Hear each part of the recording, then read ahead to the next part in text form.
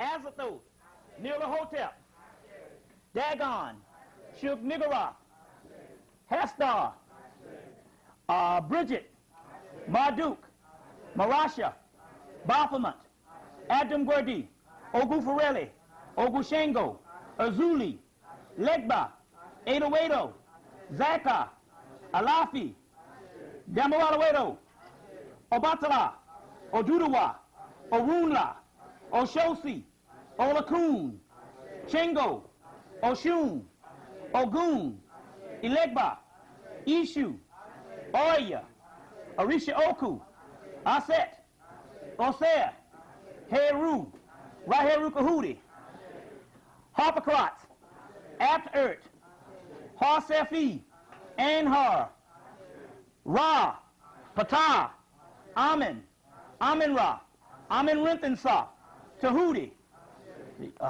Okay, let's see. Newt, Apit, Tyert, Tyik, Minivis, Muntu, Nanu, Anut, Anpu, Ananuki, Atan, Medera-Atan, Metatron, Meskinit, Minivis, Sutek, Sutnesi, Sutnubit, Marduk, Inanna, Malkuth, Dath, Keva, Bana, Chakma, Tippereth, Yased, Had, Ain, Ain-Sa'ur, Raziel, Kaziel, Samiel, Vuviel, Michael, Enoch, Anush, let's see, Kali, Shakti, Shiva, Indrasita, Sutra, let's see, Apollo, Ares, Rhea, Zeus, Hercules, Artemis, Achilles. Okay, let's see if that's official enough for, well, to all gods known and unknown. To all, okay, and I'll say the Hemmitt family, Shaw family, Davis family, all my family members. So when I count to 3, start calling out your family members. 1, 2, 3. Ashe, Ashe, Ashe, Ashe, Ashe, Ashe, Ashe, Ashe, Ashe, Ashe, Ashe, Ashe. To all gods known and unknown. To all ancestors known and unknown. Ashe. All right. To Malcolm X today. That's one that you need to put down, because this was the day of his assassination, which is more powerful than the birth. Because when you come into the earth, you should be crying, because this is the lowest realm to be on. You see them incarnated into a bag of shit. This is all it is. But when you leave the earth, that's transformation. And you should rejoice when people leave the earth, because death is good and life is bad. Remember, you got to reverse all laws. All right, and I guess I'll libate myself, so we'll give the ancestors some damn Canada Dry. Because I figure if this is what my taste bug like, then I figured that hell, they should like that too.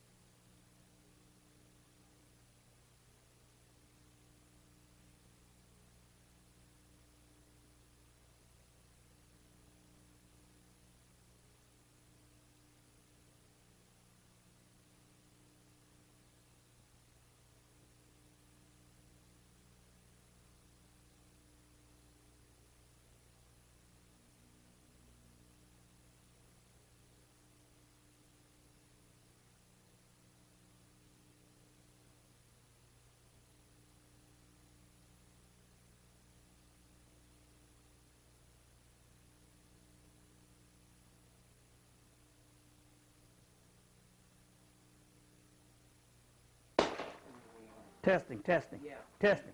There you go. All right. Now. Okay.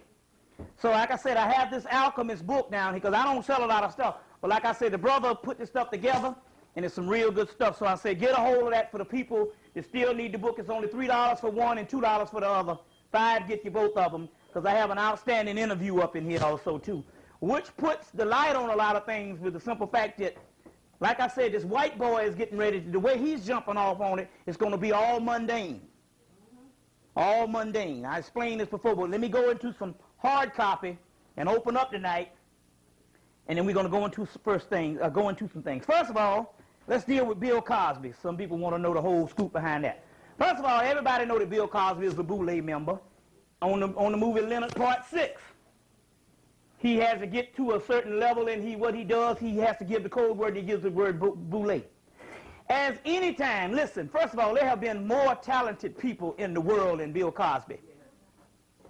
But yet, this man becomes super extraordinary rich. That is because in order to get to that particular level, you got to sacrifice something. One way or the other, you're going to have to sacrifice something in your life.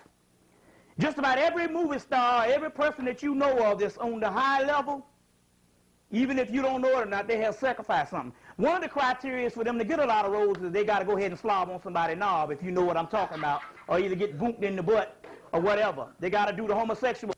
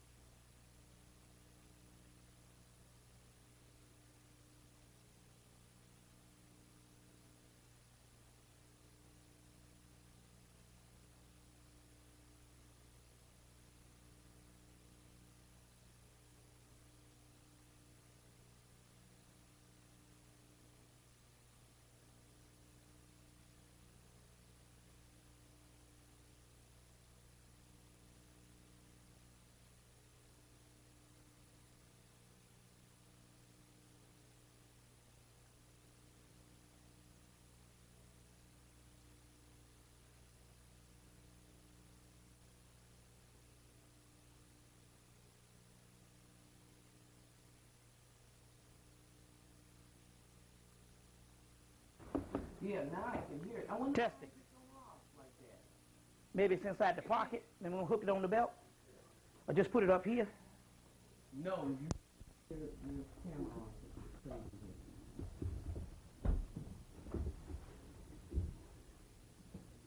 on. 1, 2, 3. Wait a minute, let me stop this. Do this. And you good to go now. Okay. So we back up and running. All right. Like I said, we was going to talk about the Bill Cosby thing. Okay. I wanted to get that on tape. And like I said, basically what's happening with Hollywood, period, just about no person you see on the TV set, movies, TV, is noble. Even Farrakhan said it back in, I think, 92. You shouldn't follow or even give a fuck about them people on that TV set. Most of just about all of them will buck dance and will sell you out to make a buck or to get before that camera. Hollywood, and as far as recording, has a history of buck dancing and selling you out. That's why Elijah Muhammad told them back in the 40s, the 50s, and the 60s, don't buck dance, don't sing for them, don't dance with them, not for $2 or $3, not even for $1 million. That is a secret society. That's an organization just like any other. First of all, everything that's functioning in this particular country is an organization. That's called a corporation. If you get the movie called Free Jack, you'll find out that everything is run by the corporation. So now everything being run by the corporation, Hollywood is a corporation, which is a doggone secret society. So therefore, they don't put a person before the camera not unless that person is checked out. If he ain't checked out, he don't stay around long, or he don't get the big roles. You see what I'm saying? He don't get the big roles. So based on that, because Bill Cosby is one of your top Negroes, you know that he's high up in it. So what the deal was, it was a sacrifice. First of all, to get that big, you have to give a sacrifice as far as you have to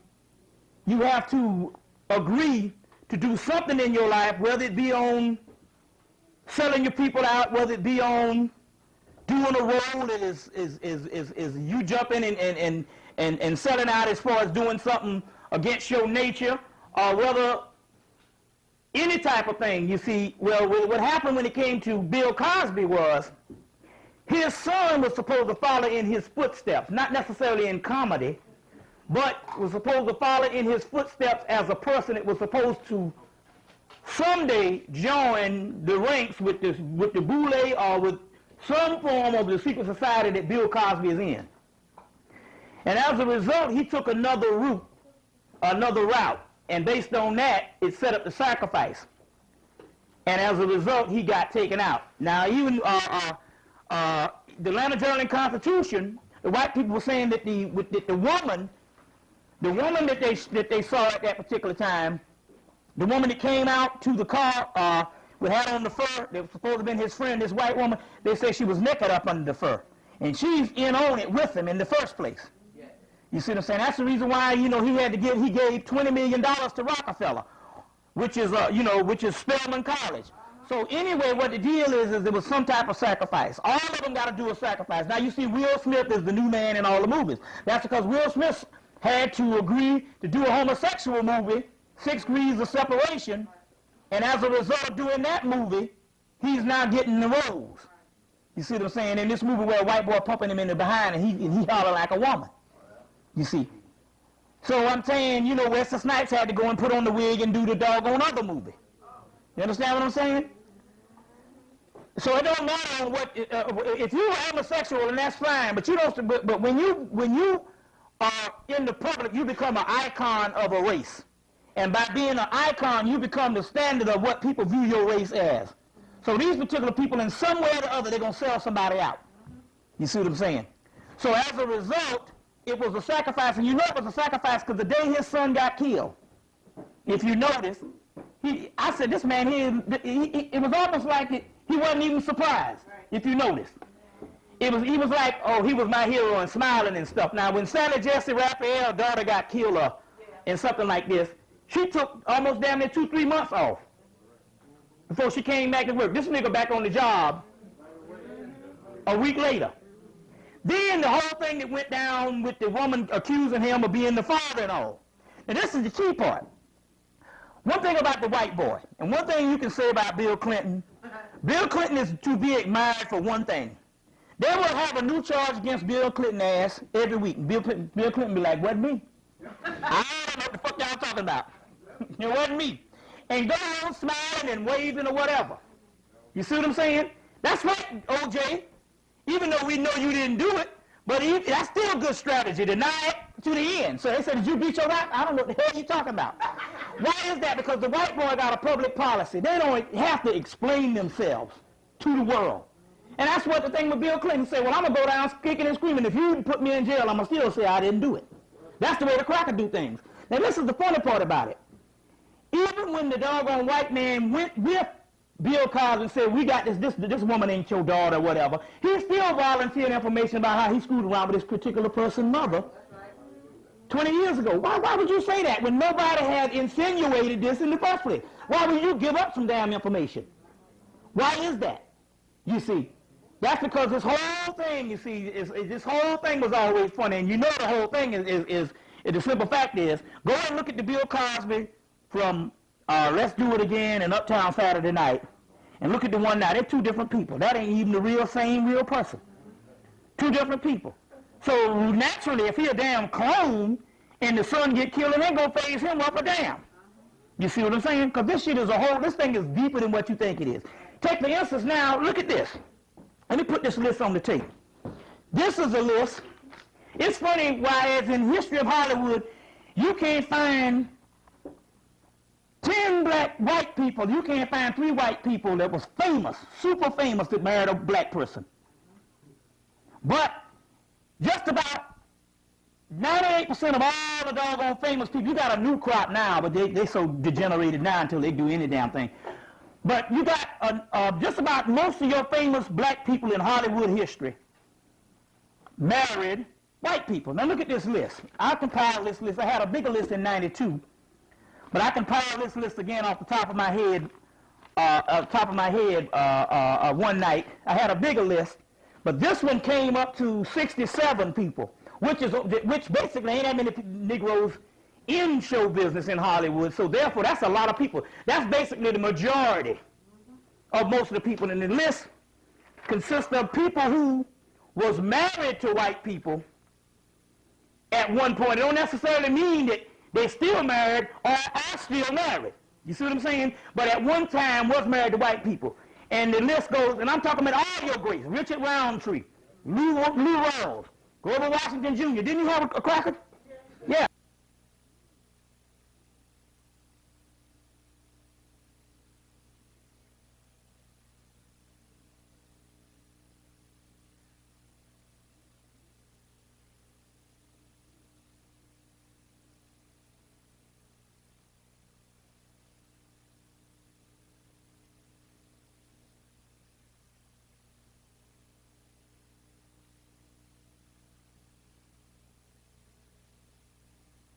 Jones, he had two crackers.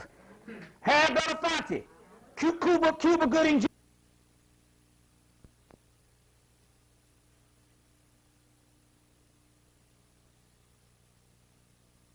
B. Williams, Sidney Poitier, Diane Carroll, Diana Ross, Shaka Khan, Linda Clifford. Remember, she was a singer back in the late 70s or whatever. Leslie Uggams, Angela Wilson, Fred Williamson, Angela Davis. Yeah, Angela Davis, that bitch. She was married to the head of the Communist Party in the mid.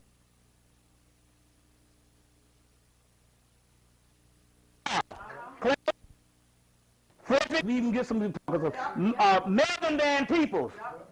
Remember, she was on Red Fox, because he had a Chinese. Sleeping White, what the hell?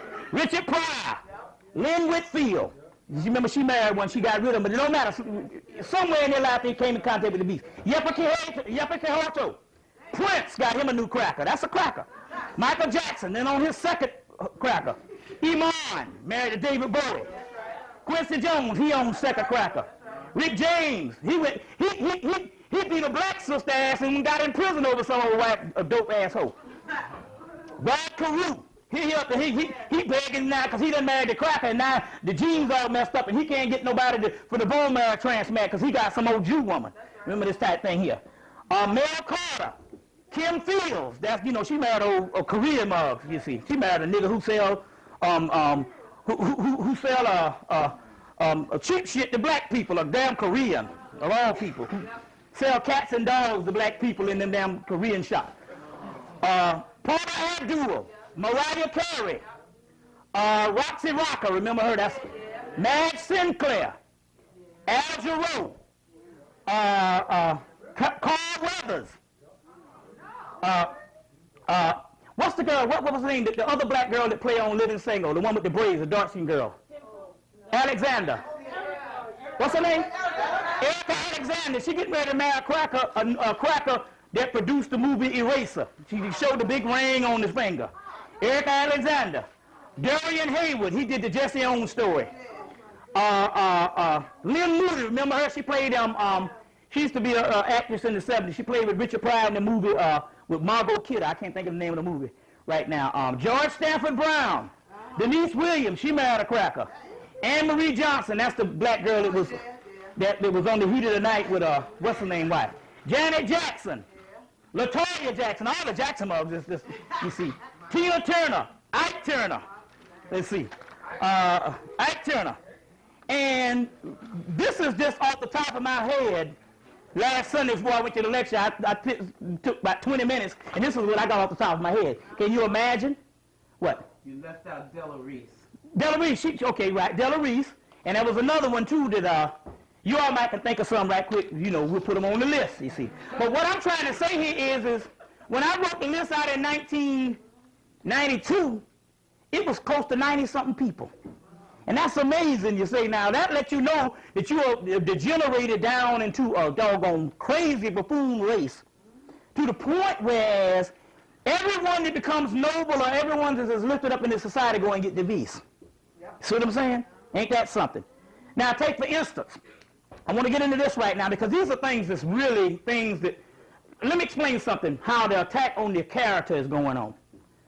First of all, coming here a few minutes ago, I went into the melanin files, and as a result, I was able to count, what was it, 71, it ended up 71 black TV shows since late 1960, from Julia Baker, because you know it was Bill Cosby with I Spy, but that was not comedy, so we're not dealing with comedy.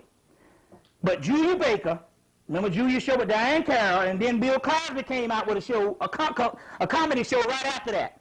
So the first two shows that we could say, well, we could put Amos and Andy as the first one. Which now Amos and Andy is some shit you need to go see. It's some real good stuff, you see. But anyway, it's still buffoonery is buffoonery. Amos and Andy being the first one. So, and then you have the late 60s. From the late 60s up to now, they've had 71 shows. From pilots, from shows that didn't make it, from shows that stayed on 2 months, from shows that stayed on a year, and to shows that was a success. They've had 71 black shows that have come on the TV set on all stations. 71 of those particular shows, all of them comedy. 19 shows are still on the tube today. Now, this doesn't include reruns, but 19 shows are still in what is called network production. But 71 shows of comedy. You see the concept? Now, you know you have your 10 o'clock slot on TV. At your 10 o'clock slot on the three major networks, NBC, CBS, and ABC, those are still your three major networks. You see what I'm saying? At 10 o'clock, they go to seriousness, cop shows, lawyer shows, ER, LAPD, whatever. That's the serious time. No comedy past 10 o'clock. But black people past 10 o'clock, they can't be on those particular slots. Because black people, in order to be on TV, it's got to be comedy and buffoonery all the damn time. Now, BET should be called Black Clown Network, BCT, Black Clown Network, at 10 o'clock. At the 10 o'clock slot, when most of Americans become serious, they have what is called Comic View. And then to add insult to injury, they had to put that old Stephen Fetchit shit in the middle of Comic View with Miss Laura and that old bullshit. You see what I'm saying? They have Comic View. So this is to show you the mentality of black people, which you know BET is run by Warner Brothers, who is all the Turner Network is Warner Brothers now because they merged. HBO, Cinemax, VH1, MTV, all that is Warner Brothers. TNT, all that, but I'm saying that's Turner, TNT, the Superstations, and all of that. But the key is this: BET they will devote an hour on motherfucking niggas showing their ass, buck dancing. But yet, the Tavis Smiley show, which he ain't shit either. Don't let nobody fool you. He get that black stuff, but to let him on the TV, he's already agreed to buck dance. Don't let nobody fool you. Ain't nobody on that damn TV you need to look at as noble. That's the white man's realm. Don't let nobody fool you. They got people right now that you don't even see on TV, period. You see what I'm saying?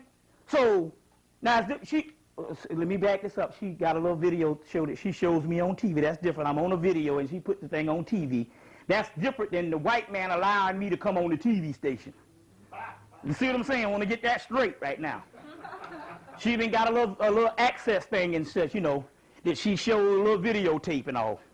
But the point on what I'm trying to say is, but even the little Tavis Smiley show, an hour before that, they devote a whole hour to buffoonery.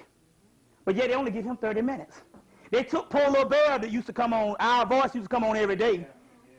First she was an hour, and they put her to 30 minutes, and now she's on Sundays, poor little thing. You see, and the white people are looking at this shit and laughing. Why? Is because they want to put the world view around the world as a doggone idiotic people. Now, let's show you science on this thing.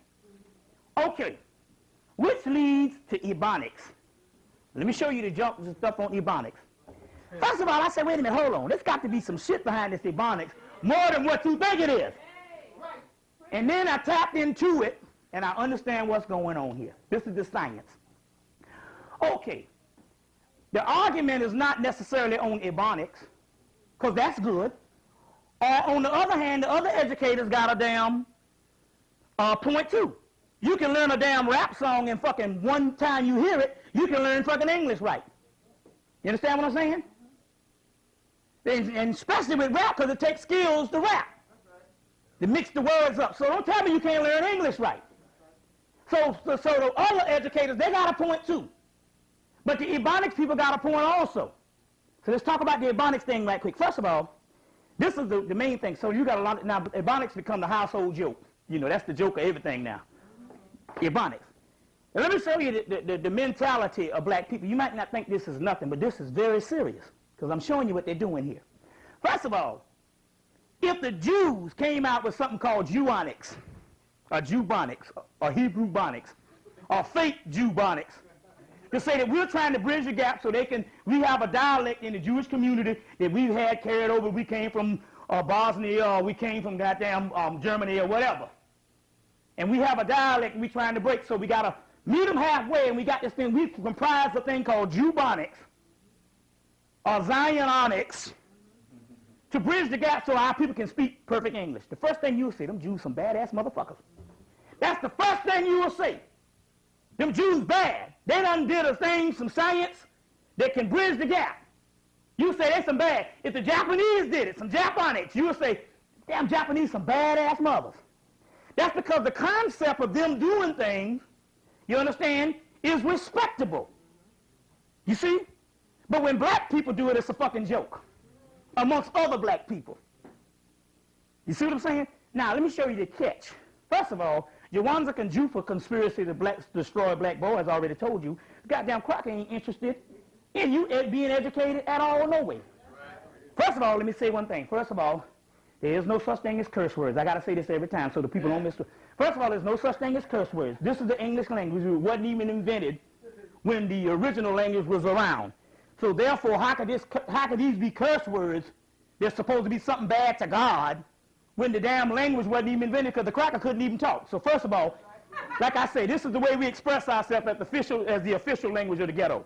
And on the other way is the reason why I started doing it, because if you hear my earlier tapes, I didn't do it, but more spiritual I got, the more and more I start talking close to the people in the street, because I'm not interested in a motherfucking cracker seeing this. You understand what I'm saying? And you might front when you come out and say, he cursed me. You say that shit in your own damn house. So fuck the hypocrite shit. Right. See what I'm saying? So since we are getting out of the stuff about cracker, and since I'm talking to the nigga in the hood, I'm talking to you in your house. Just like if I come in your house and step on your damn foot. You understand what I'm saying? So we ain't in the front. We past that now. Because no matter how brilliant you think you are, white people still hate your guts because it's their nature. Okay. Now let's deal with this. First of all, in Jawanza Kanjufa book, and you know the study that when the white boy, when they first start out in the first grade, the black boy is the first one, the black girl is number 2, and the white girl is number 3, and the white boy is number 4. By the time they end up at 12th grade, the white boy is number 1 in education, the white girl is number 2, the black girl is number 3, and the black man is last, right? And you know this. So you know that the doggone government ain't interested in teaching no black people no standard English so they can get a damn job when he cutting out the damn jobs. So I want to ask you a question here. Why does NBC, ABC, CBS, Fox, CNN, CNBC, and all of them that had shows on Ebonics, including C-SPAN, where they did the congressional show? Why is this? This is the key on what's really going. This is the science behind this shit. In the late 1980s, like 1989, 1988, 1989, and 1990, remember the cracker came out with some shit called the bell curve, which said that you were inferior and you couldn't learn, right? Okay, this is the key. This thing ain't got nothing to do with Ebonics at all. It's got something to do with the world view with you. First of all, this is the key. Number one, there is no such thing as local TV no more. They shoot stuff up in the air on a satellite. That means that they can catch this thing in New Zealand. They can catch this shit in down Madagascar. They can catch this thing in Australia. They can catch this thing in Zimbabwe. Understand where I'm coming from? Now, this is the key. This is what's happening. When both black people sit down, because black people like to get on TV to show off, show how brilliant they are. Even the Afrocentric consciousness got a little knowledge, they come right on the damn TV set. Oh, I want to come and drop on these bourgeoisie Negroes. You don't even put a bill on the cracker shit. That's right. I want to show you something here. The first thing you do is when you go and you get on the TV set, you think the crackers is in your favor. Oh, he's got a forum discussing Ebonics. The first thing happens is this. In order to even discuss Ebonics, you got to admit that you got a learning problem in the black community anyway. Both people, both the Ebonics people and the traditional educators got to admit this at first, right? That's already bearing witness to the cracker bell curve shit. Look at them niggas. There's some dumbass motherfuckers we told you in 1990. You understand? That they couldn't learn. I just want to put this in. Go ahead. You understand how that goes here? It ain't even about Ebonics. It ain't got nothing to do with that. They said in 1990, based on the bell curve, that you couldn't learn. So when the Negroes get on TV, this arguing back and forth about Ebonics and the traditional education, they don't even know the cracker ain't even into no Ebonics thing. You can just pull me right on off the stage. Well, okay. The cracker ain't even in no Ebonics. The cracker is into showing the people that black people are dumb around the earth, and they're using the Negroes on TV to do it by even discussing this shit. I want to ask you a question. You got some damn Jews with wearing little black hot-ass clothes in the summertime. Do you know any damn thing to go on in their neighborhood? You didn't even know until they put out a movie in 1992 called A Stranger Among Us that they were studying the Kabbalah, which is the esoteric advanced sciences of your shit. You didn't even know that they even were studying. You look at them old Jews there. They walk around. You just talking about them running some damn stores and them some old diamond people. You didn't even know they are studying you. You understand what I'm saying? Yep. You don't know nothing about them people. You go to Chinatown, and other than them people selling you all them little cheap stuff up there, you don't know nothing about their damn culture. That's right. Them people could be screwing dogs. That's right. And most of them be doing all kind of vile shit. But you don't know nothing about them. But see, what the cracker will do is you thinking it's about Ebonics. It ain't even about no Ebonics. The cracker want to put you on TV discussing you having a learning deficiency. That's right. That's the key. That's right. To bear witness to the bell curve. Let me do this again now. Listen. The Ebonics thing is based on media.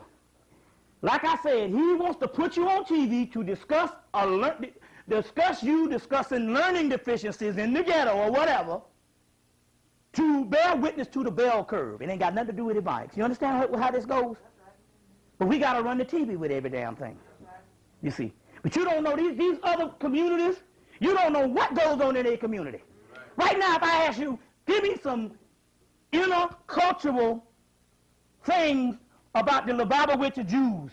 Right now, you couldn't tell me nothing but how they walk around in the summer with some hot-ass black clothes on. Something trivial. But you can't tell me nothing about how they run their family or nothing. Because they don't show the world the inside view. But like I told you before, there is no such thing as local TV. They shoot it up with a satellite and it goes all over the world. You understand where I'm coming from? So that's why you have 91 comedy shows, 71 comedy shows, or you acting like buffoons on TV since 1967. You see? You've had 71 of those shows. There's 68. I think Julia Baker, Bill Cosby, you do the math. And we're not talking about Amos and Andy. But 71 comedy shows, some that didn't make it, there's been over 71 of them in the last 30 years. All comedy. You can count the amount of serious black shows they have had on TV on one hand. Shaft was one. You know, they say detective, there's more serious things to do than shoot a person, but that's what they call serious. A person is, Detective Shaft, remember he came on TV, didn't make it, did a damn couple of months and didn't make it. Paris, remember the guy, James Earl Jones did one. A couple of, you see what I'm saying? And if there is a serious, there's always one black man with L.A. Law or whatever that's in the middle of a bunch of crackers. But the key is, I'm saying one, no, I'm not talking about that little discussion show of Tony Brown, but I'm just talking about just prime time entertainment. You see the image that they get. You see what I'm saying? Dramas and all this and suspense and all. My point is this. So they showing you always laughing like buffoons and stuff. It's beamed up to a satellite. So when the brother, what little TV that the ones do get on the continent come here, from the continent, only thing they have seen with you is fucking Huggy Bear. Because the British chancellors don't give them shit, but you acting like goddamn clowns. So when they come over here, they always say, them motherfuckers, that crazy. They don't see you with your Mercedes-Benz and how you had to work harder than anybody in your class to get the degree. They see you Negro, excuse me, as them buffoons. You understand what I'm saying? That now a Paramount Network and all those have on every night. You see what I'm saying? You see the concept? So now, this is the concept. Now, another thing too. Oh yeah, you just love rap music. Nobody can tell you shit about rap music. Now, I'm not old enough not to like rap music because rap music came out when I was my last year in high school, 1979. Right. You see what I'm saying with what's called? So, but that's not the point here. The point here is it's just as ludicrous now to only have rap music because there is no more black music. They phased all that shit out. It's done by actual music companies. It is just as ludicrous now that what you call now as entertainment, all you see is rap music. Now, I don't care what you say. You might talk all the bullshit, but first of all, listen. Let's not be funny with this, man. We can't be hypocrites. First of all, a rapper don't look like the most educated motherfucker in the world.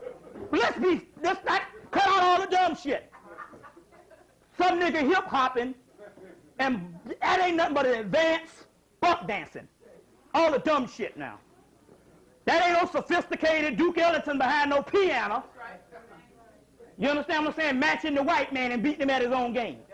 That's a doggone nigga in the doggone projects, and that's the way that people see it across seas. Now, you can argue with me all the hell you want about rap being a cultural art. I understand that rap is a cultural art. I understand the whole genius behind the rappers and all that. But that ain't what the world, this is what the world views you as. A fucking idiot with his goddamn hat turned on sideways drinking a motherfucking 40 ounce. That's right. Listen, if we gonna go on, we can't be damn sitting up here sweeping shit under the rug. That's right, LL Cool J, a motherfucker damn near 30 with his damn pants leg up like this, is a damn idiot. That's right, tell it. But yeah, he got the damn TV show. You see how this goes? And all the ones that you say conscious rap, they done sold out. Public Enemy sold out, kicked their boy off. You see what I'm saying? Sold out. Ice Cube, he done sold out. Talking about West Coast and East Coast and all this dumb stuff. You in America, catching hell on both coasts. But the people see this across the world. That's not about, yes, you can see this and say that's the sound coming out of the ghetto. You can understand the implications of a person having a voice from the projects. You understand what I'm saying?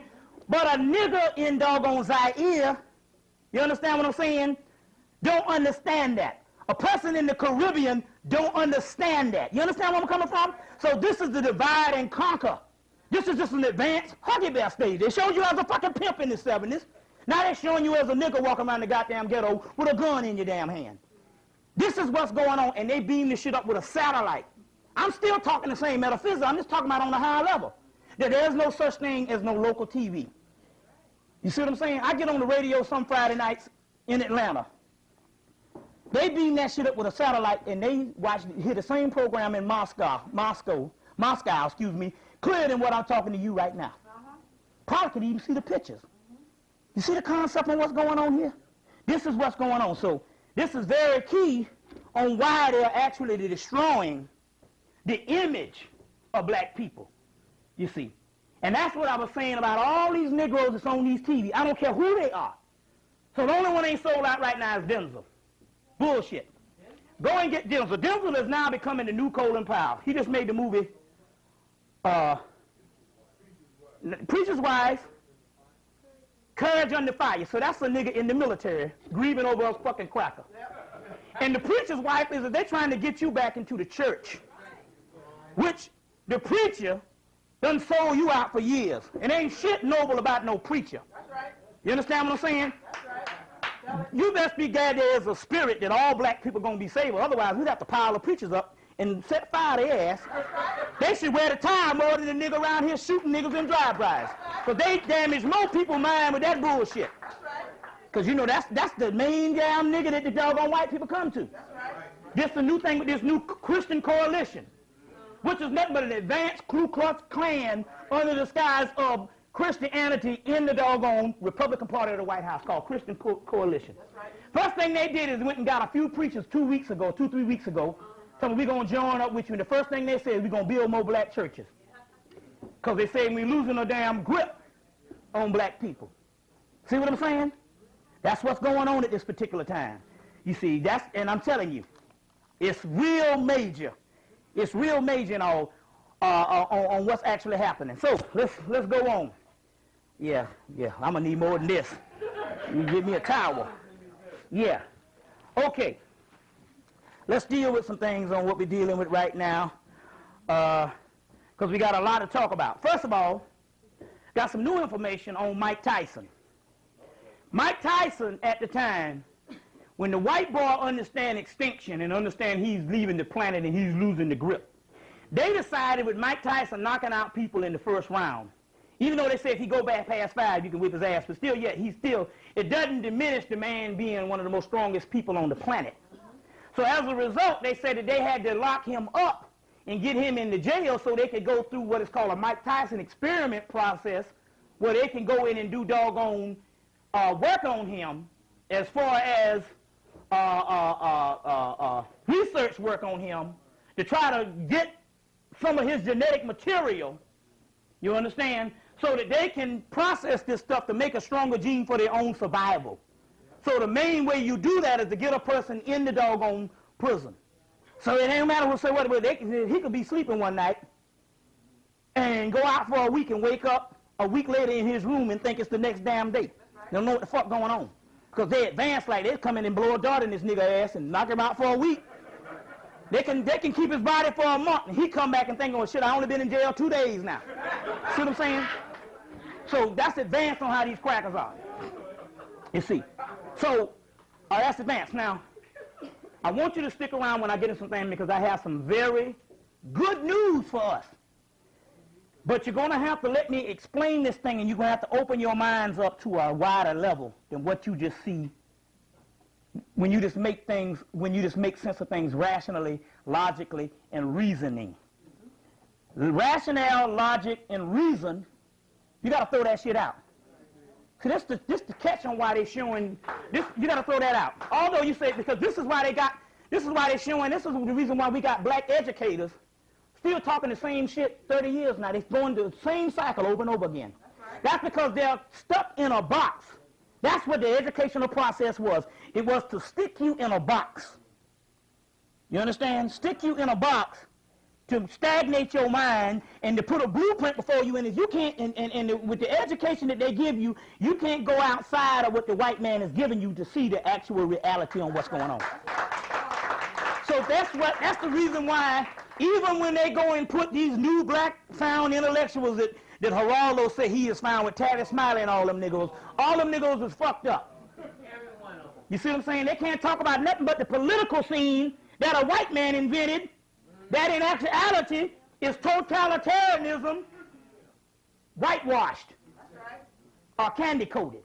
They're stuck in a box, and most educated people are stuck in a box. You understand what I'm saying? Stuck in a box. You see what I'm saying? That's when you notice and stuff, and even like I say, even when you get the book, the book in here, I got a whole section on the Afrocentric movement. If you notice, the Afrocentric movement, when it was just the straight history, they had all the school teachers and all these educated people. And then when we started going more and more into the spiritual phase and stuff, those people started dropping off because they couldn't go past that white man's education. The reason why I'm saying that is not because I'm a person from the outside looking in. I spent 8 years in the colleges, and then I realized that I went and worked for my boy Hamburger Shack for damn near 4 years, just working up in there. He's paying me good money, but I was working in a damn Hamburger Shack. And it took the 4 years to get all that shit out my mind so I can see things. When I went up in there and first, you know, the Afrocentric thing was bumping, and I was looking at everything based on the scholarly shit. And I couldn't get to the spiritual side of things, which after the 4-year period, I started speaking. But it had to take all that time to get all that out of my mind because I was raised up. My mama was a school teacher. My grandma was a school teacher. And I had 19, my great-grandmama had 19 children, and all of them went to college. All my mama generation went to college. All my brothers went to college. So I had to get all that stuff out my mind, deprogram it. You see what I'm saying? Deprogram that shit. You might say, well, I can't see how that mess you up. But it's so subtle until just the way you think is fucked up. You see what I'm saying? The way you think is fucked up. You see what I'm saying? You know, some people, you know, they get educated, they can never sleep on the floor. You see what I'm saying? Some motherfuckers ain't slept on the floor in years because it's beyond their whole reach. So this whole thing is made to put a person into a box. And them the people you got running the country, which ain't nothing but just the white man's niggas. Check? You understand what's going on here? Okay, let's deal with some stuff. So I got a good article in there on that. So the people that just came in, we got the book for $3 to get that particular article and get the article on that brother from Morehouse that also wrote some of the science and all and giving an update on the Moore science and all the other stuff like that too. So now let's go on. Let's see. So that Mike Tyson thing, very key that you understand that at this particular time. I'm just going to go through a few things to just show you how the country works, even if you're saying I'm making it. Remember I told you that I was a shoe designer. I got out of Clark College and they gave me a plane ticket and I flew to Fifth Avenue. No, that's Avenue of the Americas, up here and shit. Met with the cracker and I was the #1 pick. And at this time I thought I was making it, and it took me up until about 2 months ago to understand what was going on. I understood that they was going to be making money off me. The cracker told me, he told me in New York, he said, listen, he said, stick with me. He said, you are good, and we're going to make money off you. Don't let nobody fool you. I'm going to make some money off your ass, and in the process, you're going to get rich too. That's what the cracker told me. And I was in like Flynn. But then the cracker told me how to do the shit. And it just registered. I told this to the brothers and sisters in Philadelphia, 2 weeks ago, 3 weeks ago. And then it hit me on what they actually do this particular program. And if I would have stuck in it, I probably would have been dead. You remember you got your black designers. You had Willie Smith, and you had this guy named Patrick Kelly. Both of them dead. Now, this don't have to be in design. This can be in any business. Like Reginald Lewis, they killed his ass and all this type of stuff. Well, the cracker told me how they set a Negro up in business who don't have no money. And the science just clicked on how they kill these brothers, and I'll show you. I asked the cracker, I said, I don't have no money.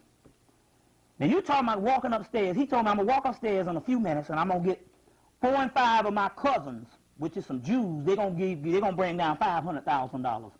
Yes, if I'm lying, my mama's a bitch with boots on. So I'm telling you, excuse me, I'm not lying to you. This is God's truth. I'm not lying to you. It was in Peachtree Perimeter Hotel in September of 1989. He said, they're going to bring this money down, and they're going to make you, and you're going to be in. And I said, wait a minute. How you going to do this and I don't have no money? He said, look, this is what you do. You're going to design for us. For the mere fact that you're a black man designing, that shit is like a novel. You the new nigga. It's like a porch monkey. White people even buy it. Oh, that's the new black designer. You know? And then black people buy it too. They put a little couple of things in ebony and essence. You understand what I'm saying? That's money. Everything is propaganda. So I was the new Negro in town because no black person was designing shoes at that time. So I was in like Flynn. So what happened was, he said, this is what you're going to do. You're going to design for us. We're going to give you a 5-year contract, or a 4-year, or a 6, it don't matter.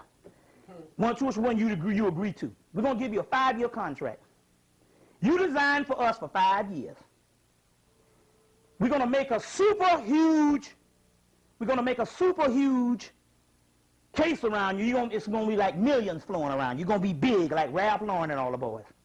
You design for us for 5 years.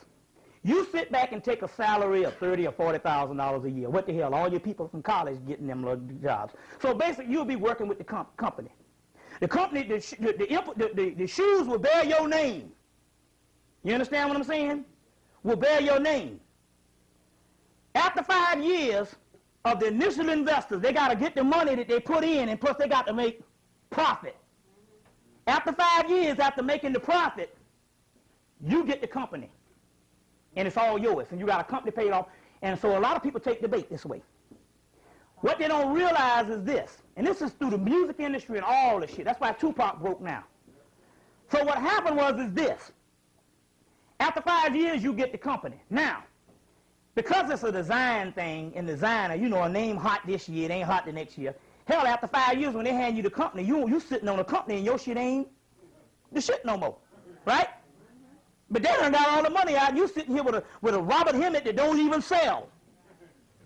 You got to change the name and try to start up. Or it can be a phenomenon or a household name that people just going to love forever because they take a quality with it. So this is the key. After the 5-year period, if your stuff don't sell, they hand you a company and you go under in like a year or so. You understand? Because it ain't hot no more. If your stuff is still selling, after the 5 year, they take your ass out.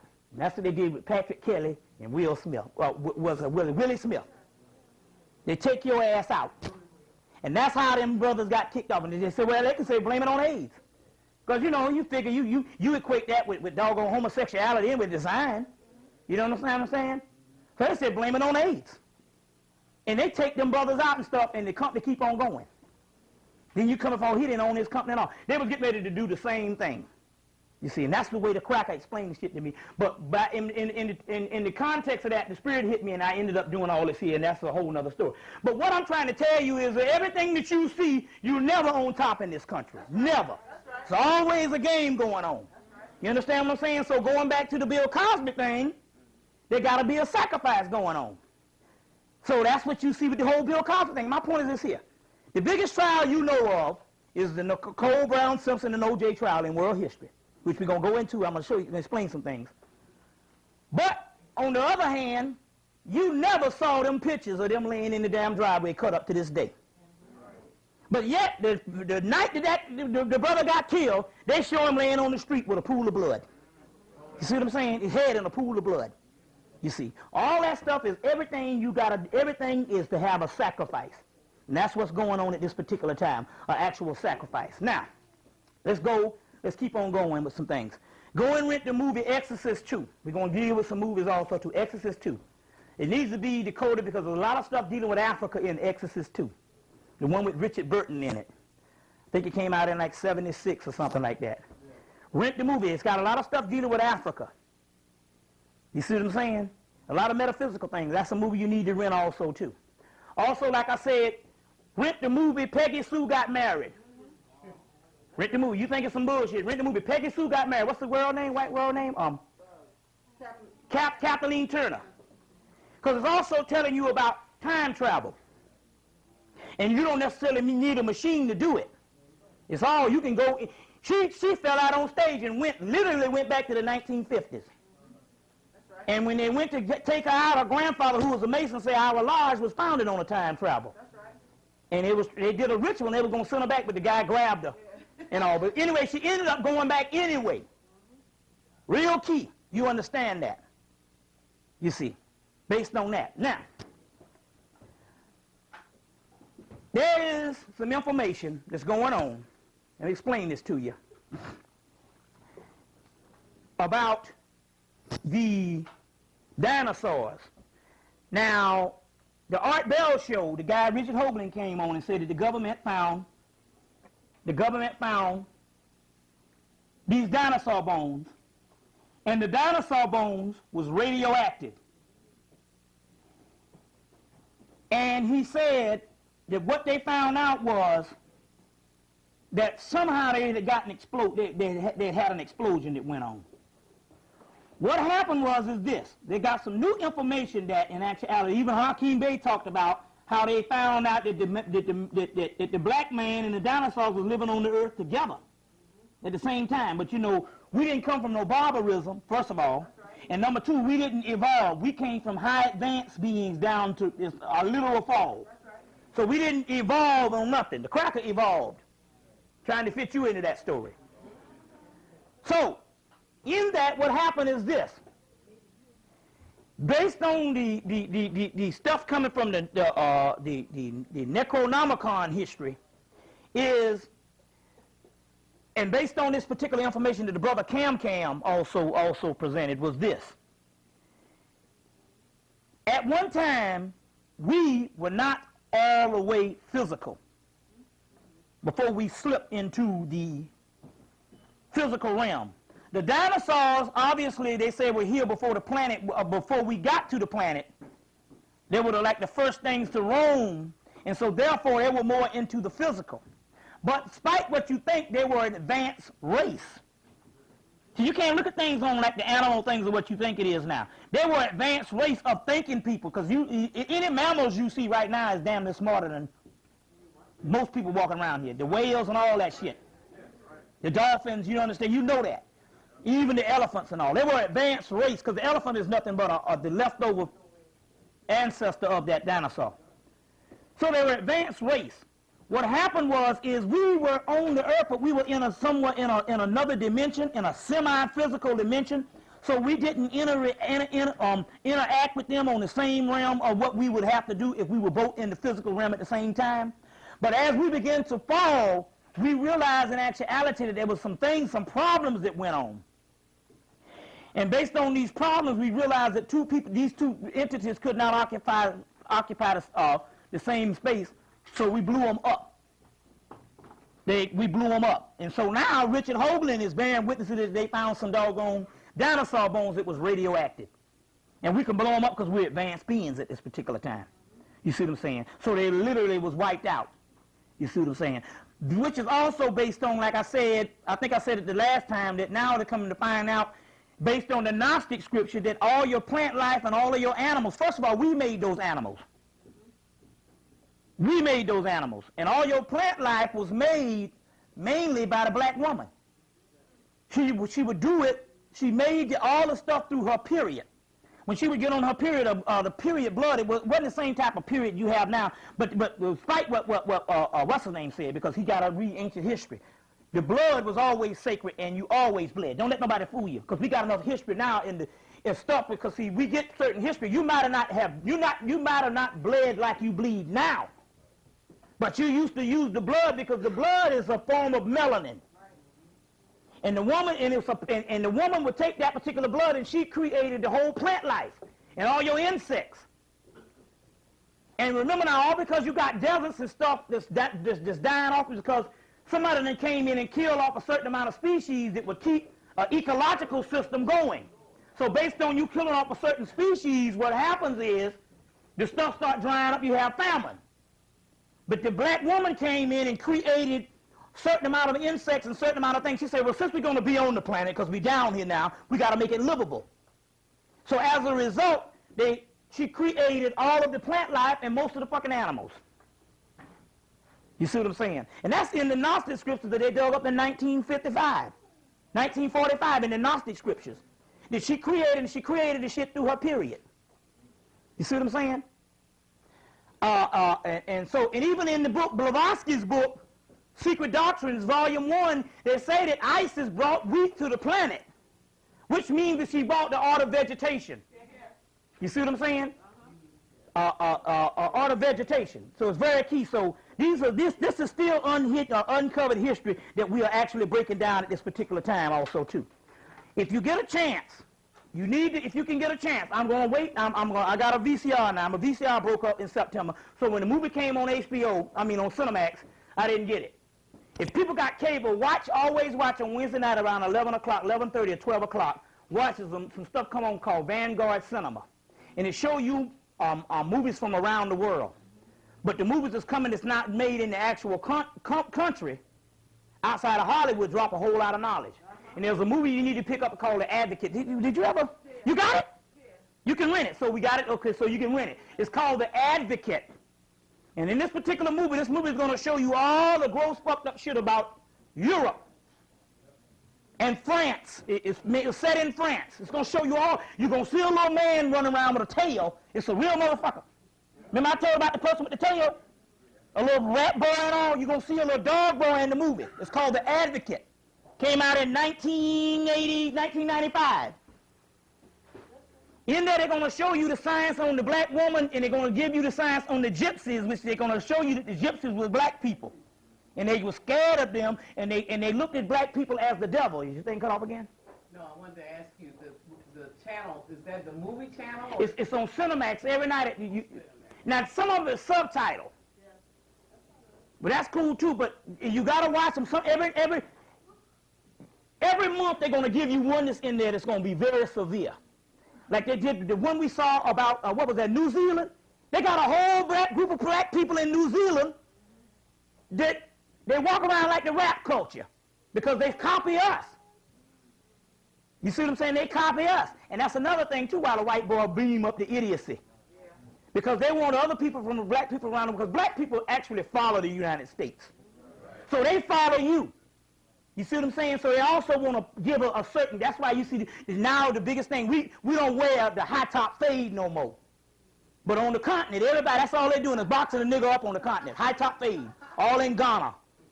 You see what I'm saying? Or Sierra Leone. You see what I'm saying? In Nigeria, the high top fade, South Africa, high top fade. But they still follow your trend. You understand where I'm coming from here? So the movie is The Advocate. In the movie, they're going to show you that the gypsies was a black person. Also, they're also going to show that the white man, if a hog kills somebody, a hog, they put the hog on trial. That's how dumb these people were. They put the mule on trial. So the whole shit was they had this gypsy girl. She had a hog, and they was trying to kill her hog because the hog ran over some child or whatever type thing. And she was telling the advocate had to come in, and he was the person that was sent out by the government to come in and stop all the crazy shit. But it's called The Advocate. Very key. We're going to go through some movies tonight, and that's very key. Because your tarot cards, they come from the gypsies, which the gypsies was nothing but the bastardized leftover children of the Moors. You see, your playing cards came from the gypsies. You see what I'm saying? And all that's what that is. And gypsy is a slang word for Egyptian. Egyptian, gypsy. You see what I'm saying? Very key. Very key that you get that particular part. Very interesting. Look at this.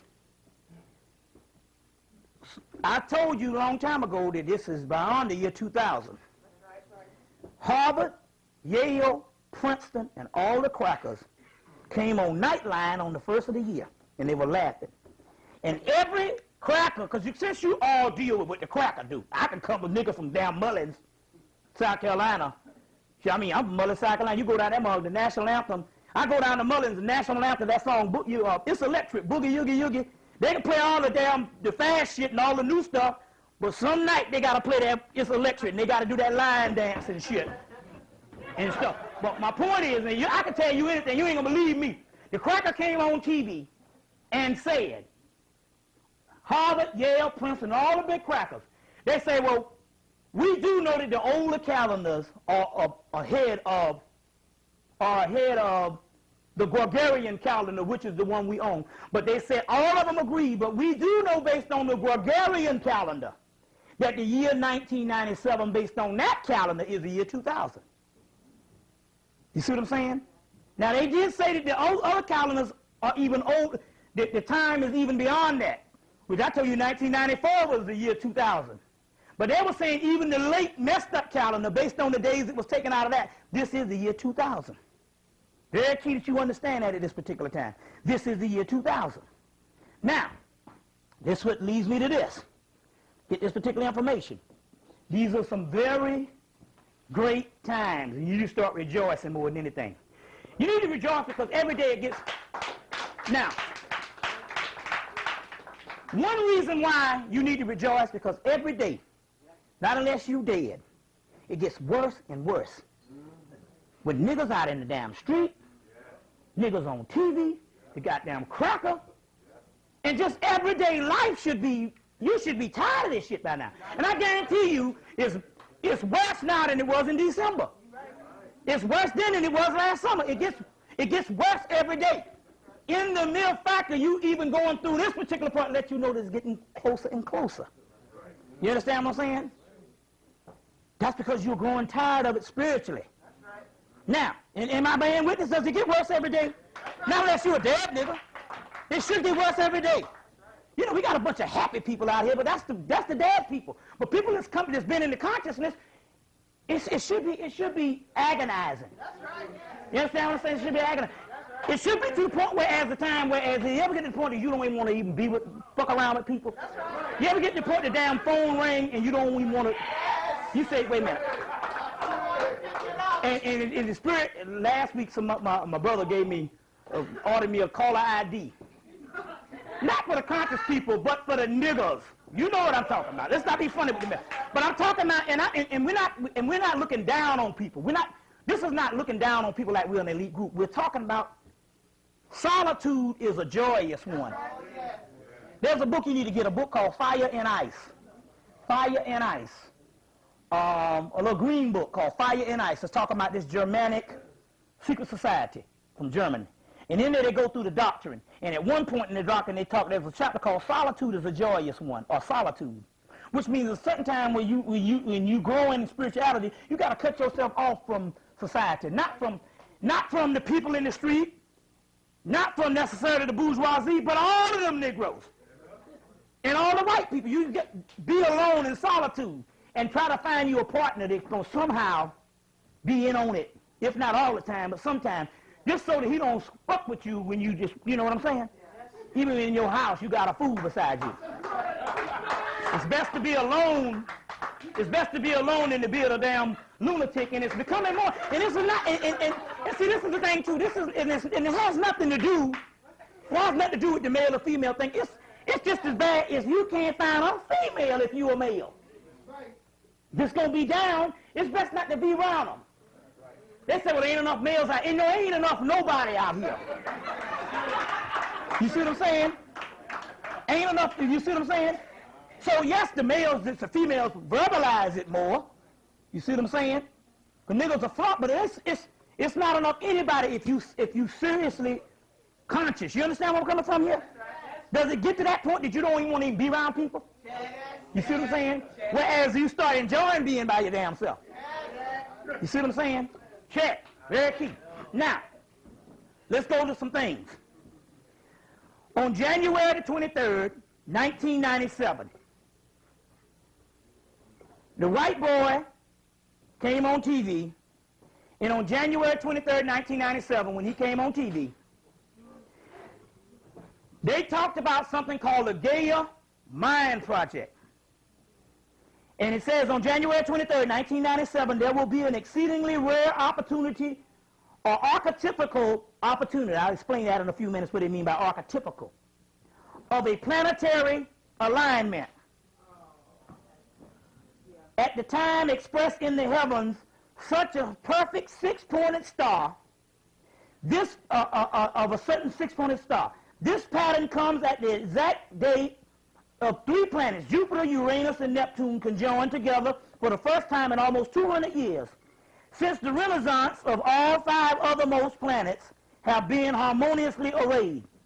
On January 23rd, the cluster of planets will center in the first degrees of Aquarius and joined by the sun, and the full moon opposite it all. Now, what they mean here is this, based on the Gaia Mind Project and based on this particular person's discovery in 1969, that when we was talking about when was the age of Aquarius, what they agreed with, what scientists agreed with all around the world, that on January 23rd of 1997, the age of Aquarius was ushered in. You understand where I'm coming from? Now, to let you know that this is authentic, you got to understand the science. On the 1st of January, when they came in and said that we now agree that this is the year 2000, or at least it is at least the year 2000, based on our calendar. Then the first thing they'll do, this is how you know the shit is right when they're telling the truth. This is how you know the science. This is how you peep the science on that. Whenever they come in and tell you that this is the year 2000, right? And immediately they'll come with a doggone expert that will come in and calm shit over. So what happened was on Nightline, they came in and they agreed that this was the year 2000. But immediately they had their scholar, their expert, or their doctor, or whatever, this particular person. He'll come in and say, yes, we agree that this is the year 2000, or beyond the year 2000, but we're trying to tell people that in actuality, it's nothing to be alarmed with. This day, this year, or the year 2000, the millennium, has nothing to do with nothing, just like any other day in 1935. Anytime they immediately follow, you understand the science with that, that lets you know the shit is real. Otherwise, they wouldn't even follow. So on the day of this conjunction that they ushered in the Aquarian age, they had the expert from NASA came in and agreed. He said, yes. The expert from NASA came in and agreed and said, yes, this is the Aquarian age. It was ushered in on this day. But this day is no different, or this year, or no other years beyond is no different than any other year. Whenever they do that, you know it's the right thing. Now, this is the science behind this. What makes this so spiritual? So this day was ushered in on January 23rd, 1997, was the Aquarian age. A day later, they had LeVar Burton on this late night. And they talked about the night that Roots aired. Okay, we all understand the Afrocentric thing that Roots was somebody plagiarization of somebody's book, and it wasn't the greatest portrayal, but still yet it was the best thing the white man gave you. Let's not be funny who we dealing with. We're dealing with the cracker. The cracker going to preempt 7 nights. To give you 7 nights in a row. They haven't done it. They said it was the first of the actual, what you call the miniseries. They said it had Rich Man, Poor Man, but it came out in 1976. But it was not. It didn't go 7 consecutive nights. The first one was Roots. Anytime the cracker stopped his shit for 7 nights to give you a somewhat even a skimpy history of slavery. That's some major shit. You got to look at things the way things are. Can't look at things with arrogance. 20 years later saying Roots ain't shit. When Roots came out, Roots not only changed the concept of white people that say, I didn't know, but most Negroes didn't know nothing about slavery. And I remember when Roots came out, my mama went to school and the crackers was coming up to my mama in the schoolhouse and saying, Miss Hemmitt, we just didn't know. We didn't know. They'll go back to their nature later on because they are programmed to forget.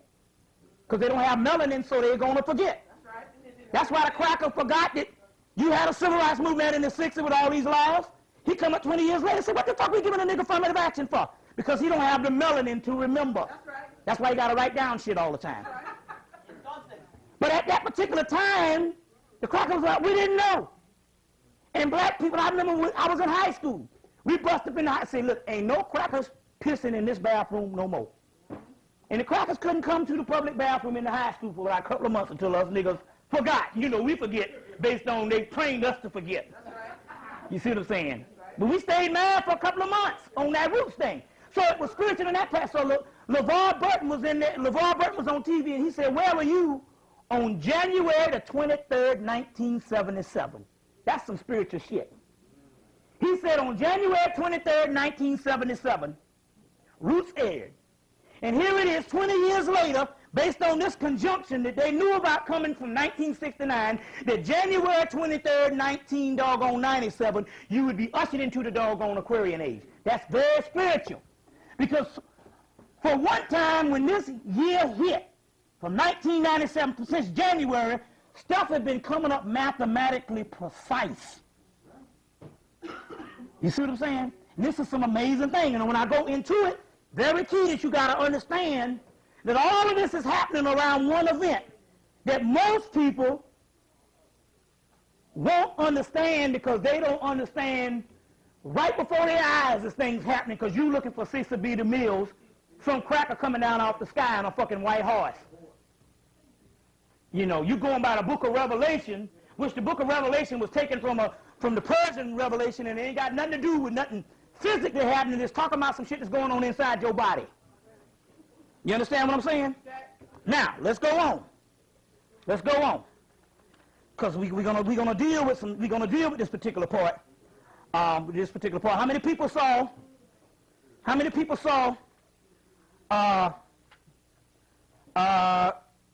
Mars Attack? Like I said, we're gonna deal with that. How many people saw Mars Attack? Okay, you up here, it don't matter. You can, if it's out of the theater, you can still get it on video. Get Mars Attack, because it's a very spiritual movie where they take the White House and put the red, black, and green flag up, and they kill everybody in the movie but the black people, which is Jim Brown was the Pharaoh, and they killed all, and the only crackers that survived was the one that Jim Brown saved. Very key that you see the movie, because the Martians was actually black people. That's what they was telling you. Very key that you see the actual movie. And even when Jim Brown went head to head with their ass, they didn't even kill him because they say you a brother. You just don't know. You see? The only Negro they killed in the movie was Paul Winfield, but he was acting as Colin Powell. He was the first nigga to die, just like Christopher Atticus was the first nigga to die in the Revolutionary War, get his ass shot off with a cracker shit. You understand how this go? Y'all all right? Am I boring you? Okay. Okay. So go see the movie. Go see the movie Mars Attack. Very key that you understand that particular part at this particular time. Now, let me get into some things. Let me get into some things right here on what the good news is, because we got a long way to go. Let me see first. Let me give a few more hard copy before we get into the good news. And let's give a few more hard copy things right now. Go and rent the movie, little cartoon movie, The Hobbit. Came out in 1977. The Hobbit. The Hobbit. Yeah, when you see the dragon in The Hobbit, that represents this government, and it represents this entity called a Dalabrath, which in actuality the dragon was very arrogant and thought he couldn't fail, because he was ruling the whole planet. But he had one little piece in his chest that had a patch gone. And the Hobbit, the little guy, Bilbo Baggins, saw that they can penetrate that, and he told the archer to shoot his doggone arrow right into that one little piece that was cracked off of that dragon's heart, and it brought down the dragon. Very key that you see the movie. But as soon as the doggone dragon was brought down, all the people of the land at this time is, you got to don't look at the colors, look at it as all black people, all indigenous people. They start fighting over the gold left. One don't want to share shit with the other. That's not like that colonization thing in Africa, and that's just like us too. You see, where the war turns in, you see what I'm saying? So, see that movie. It's very key that you see the movie, The Hobbit. Very key that you see that. Go rent the movie if you can, Relic. Relic. Because in this movie, this thing survived in eating pineal or pituitary gland, the hypothalamus region of the brain, which houses the pineal and pituitary gland. See the movie, Relic. Now, we now understand what happened in Rwanda. Rwanda, what happened? Well, how many people died in Rwanda in 1994? No, it was more than that.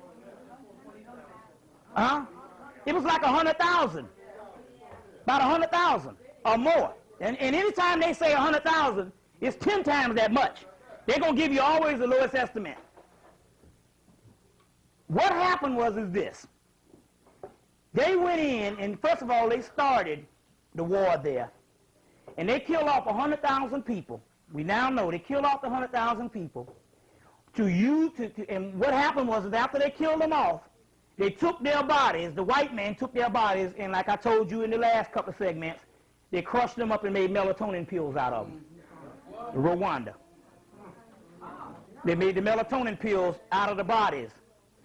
As if the 12 million black people is missing now from the projects, especially in Atlanta. They done wiped Atlanta out. Ain't no underclass damn near. Motherfuckers dead. It's for the melatonin pills. They got enough melatonin pills stacked up now to last them 1,000 years. Even I was taking the melatonin. What I was thinking this shit was they was talking about this natural melatonin. But no, all that. Come to find out that they were saying that they can make this stuff like putting the chemicals of melatonin together based on the vitamin. They call that melatonin. No, what they're saying now that they couldn't even do that. They had to go in and crush up these bodies. And all the ones in Rwanda, they crushed them up, and they crushed them up, and they got what is called melanin camps. They crush them up, and they pack those bodies together, and they condense the material, and they ship it over to Europe and America, and they make the melatonin from the pharmaceutical companies. Now the key is they made a movie documenting the shit. called Ace Ventura When Nature Calls. You thought it was some funny shit. Motherfucker Jim Carrey running around the motherfucker. In the movie, Jim Carrey tapped into an elaborate scheme against the Watusi. They just changed up the name a little bit, and another tribe, killing each other off because a sacred bat was stolen. But come to find out, it was a doggone white boy that had stolen the bat, and he was stealing this particular stuff. He had tapped into an elaborate scheme of some stuff called guano, which is called bat shit, that was supposed to act as a fertilizer. If you studied it, if you understand the esoteric symbol of the bat, it's a Vodun symbol for melanin, or the shadow. If you understand that the melanin that they talk about, also in Egypt is called a divine fertilizer, then you will understand that the movie was documenting the Rwanda massacre for melatonin pills in the movie. But you can't see it if you just look at shit literal. You got to put on the X-ray vision now. Everything ain't what it appears to be. You understand what I'm saying? So the movie Ace Ventura and Nature Calls documented the Rwanda massacre for the melatonin program. What's going on? And we ain't talking about the 12 million hitters died. And we talking about we talking about the shutdown. They done shut down half the projects in Atlanta and the people gone. My sister just got a brand new job at the Atlanta Journal-Constitution. The cracker came up to her and said, oh yeah, some cracker came on the job. She had to train the cracker, whatever, showing the ropes. And he came up and said, yeah, this summer they closed down some projects and they shipped them black people to Chattanooga. They ain't shipped them. Right, they shipped them to Chattanooga, but they didn't let them out in Chattanooga. But the niggas in Chattanooga, Tennessee, want your niggas from Atlanta. They shipped them to Chattanooga to a first holding tank to ship them to the melatonin processing plants. You see what I'm saying? But yet they pumping that damn Holocaust every day on TV. They're pumping that Holocaust. Schindler's List coming out. And here's Schindler's List now. First of all, the first time in the history of network TV they're going to show Schindler's List with no commercial interruptions on Sunday. They just had a Holocaust shit in Time magazine this past week. Every time you look, they still talking about some damn Jews getting killed in Germany. But yet they killing niggas right now today. 12 million dead in the United States alone since 1990. That ain't including AIDS, that ain't including crack, that ain't including gang warfare. We talking about on the melatonin project, period. And then they're going to make another movie called Extreme Measures that came out like this summer that told the niggas what they was doing. And the nigga who wrote the shit called Michael, what's that guy name? That wrote the, Lawrence? No, the guy that wrote Michael Palmer. Michael Palmer is a damn medical doctor who worked on the goddamn shit. This cracker was one of the doctors that worked on the melatonin project. He wrote the book Extreme Measures, and he got 4 other books out, and each one of his books explain all the messed up stuff that the doctors is doing. This cracker is one of the doctors. He wrote it, and they made it into a movie starring Gene Hackman and Hugh Grant. Check. You better recognize. You better recognize. I'm telling you. So this is the stuff that's actually going on at this particular time. Now, also, let's see. Never go. See, there's a lot of things you need to do. Go rent this movie Every Time We Say Goodbye with Tom Hanks, 1986. In the movie, the movie ain't got nothing to do with really science, but it shows how Tom Hanks is in the World War II. He's working for he's in the British Navy or Army or whatever. He goes over to Israel and he hooks up with this Jewish girl, but the family don't want him to be with him because they got a close-knit in their community. They don't even want no outsiders. So they go to the extreme measures of locking her ass in the room before this nigga can go. So what I'm trying to say is you don't necessarily have to knock a nigga in the room, but what I'm trying to say is we need to get serious about our own culture enough to take extreme measures to preserve that shit. Right. You see what I'm saying? If you can see this movie and see the extremity on what the fake Jew go through to discriminate against a white boy. Right. You see what I'm saying? Right. Check. Yeah. You see the movie. See the movie. Look. Now, I want to show you this particular information. Show you this particular information. No, I'll tell you what I'm going to do. I'll tell you what I'm going to do. Yeah, I'm going to get into this, and then I'm going to get into some other stuff that's very good news, but you got to understand this, because I'm going to break this thing down scientifically so you can understand this very key. Now, when do you want to take the break? I'm just saying. Anytime you're ready. Now, we're going to go for a while, since, you know, We did a late thing. And then we'll pump something. We're going to wait till, You got another hour and 15 Okay, cool. We're going to do an hour and 15 minutes. And then we can worry about that now. Okay. Like I said, I can go 7 and 8. Like the sister from Eleola Coon is up in here. I did, 7.5 at your place. And all that was a smoker. I'm telling you, I was seeing you back there and all, So now. Yeah. So now listen, let's deal with this. This particular part here is dealing with some stuff that I told you of before I talked about the clones, which I also, in the book The Alchemist, those people that just came need to get the book before I leave. It also talks about the clones. But in here, this is talking about the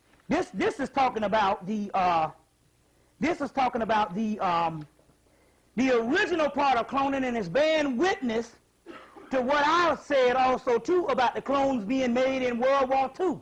Now in here, this is some stuff coming from the Honorable Elijah Muhammad that was written somewhere in the 60s or whatever. And this is what it says. Who and what has specially prepared a woman that the wise white scientists intend to bring into the black nation or bring the damn black nation down with. Now, at first they said that they created this particular woman. This ain't got nothing to do with black women per se. When they go into this, they're going to show you what this woman is. And from this is what you have now. But this is from the 1960s. The messenger teaches that some wise scientists in Germany, and I said, oh, you dead to right when you said this shit here. I said, because why is it the damn Matrix books going to come out with the same shit 30 years later? Some wise scientists in Germany who developed a biological plan in turn will help to destroy the black man. At that particular time, they was going after the black man. Now, this don't have nothing to do with you black women. You out of this. This is another program that's going to destroy the black man at this particular time, but it ain't got nothing to do with you. You understand what I'm saying? I want to get this straight. The scientific plan is constructed along with the lines of biological manipulation and so-called hybrid being. Now, I go back, it was the X-Files that came on last year, and it talked about how World War II, Germany, World War II, Hitler made some what is called alien human hybrids. Hybrid just means false or, or a genetic mutation of something else. Now, these hybrid beings, which in this case is totally new type of woman, but one who could and does have the appearances and the similarities to the black woman. This created woman has some color and body structure of that the black woman has. The messenger teaches that this particular woman, in order for her to direct her, in order for one to detect her, one would have to be able to observe the coloring of the roots of the hair. And now at this particular time, we're talking about both male and female in the 90s. This is with the incubation period of this thing. This is about 30-year-old thing, or maybe close to 30, 35, 36-year-old thing here. The color, and it says the coloring in the roots of the hair will appear to be a greenish color at the roots. This color is due to the chemical makeup of her body. This color may even in some of this color appear within the eyes. Some other biological maladjustments include the irregularity of the menstrual cycle and the obsessing craving for sexual act.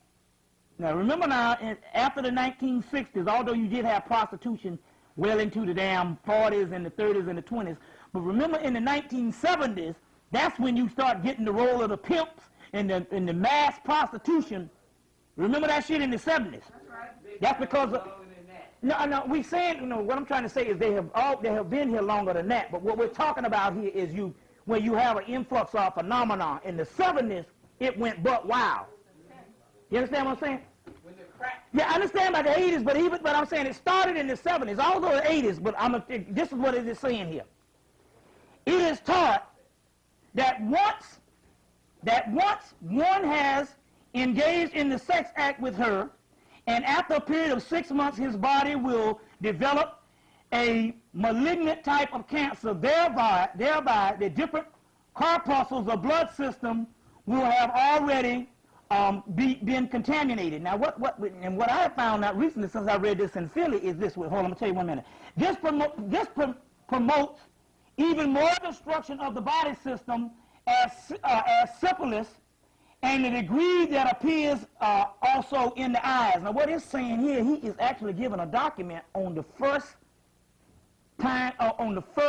beginning stages of AIDS over 30 years ago, over 35 years ago. So what I'm saying is now, and I can explain this thing. Now, this is what it says.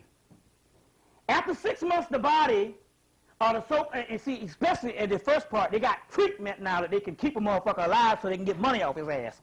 But if you don't go undetected, you can be dead in 6 months. Hell, with Easy-E, that shit was like a damn week. You better recognize. After 6 months, the body has become unable to function and maintain maintenance for constituting life, and all body cells will cease to accord themselves and thereby produce death. Now, this is what it says. This is the point what I want to get into right now. This is the key. The creation of this woman in the experiments has taken place since 1959 within the remote villages of the country of Angola. They started it in the 40s with Hitler. And from the information from Hitler, they restarted it in 1959 in the remote country of Angola, and the project financed by the government of the United States, Germany, Portugal, and as a major finance benefactor. The development and the creation of these women consists of the transmutation of grafting black pigments from the body of a black woman into the body of a white woman. The capillary systems thereby, over a period of time, alters the entire color of the white body, and this type of treatment, all along with the high specialized biological perceptions with the range of the minor surgery.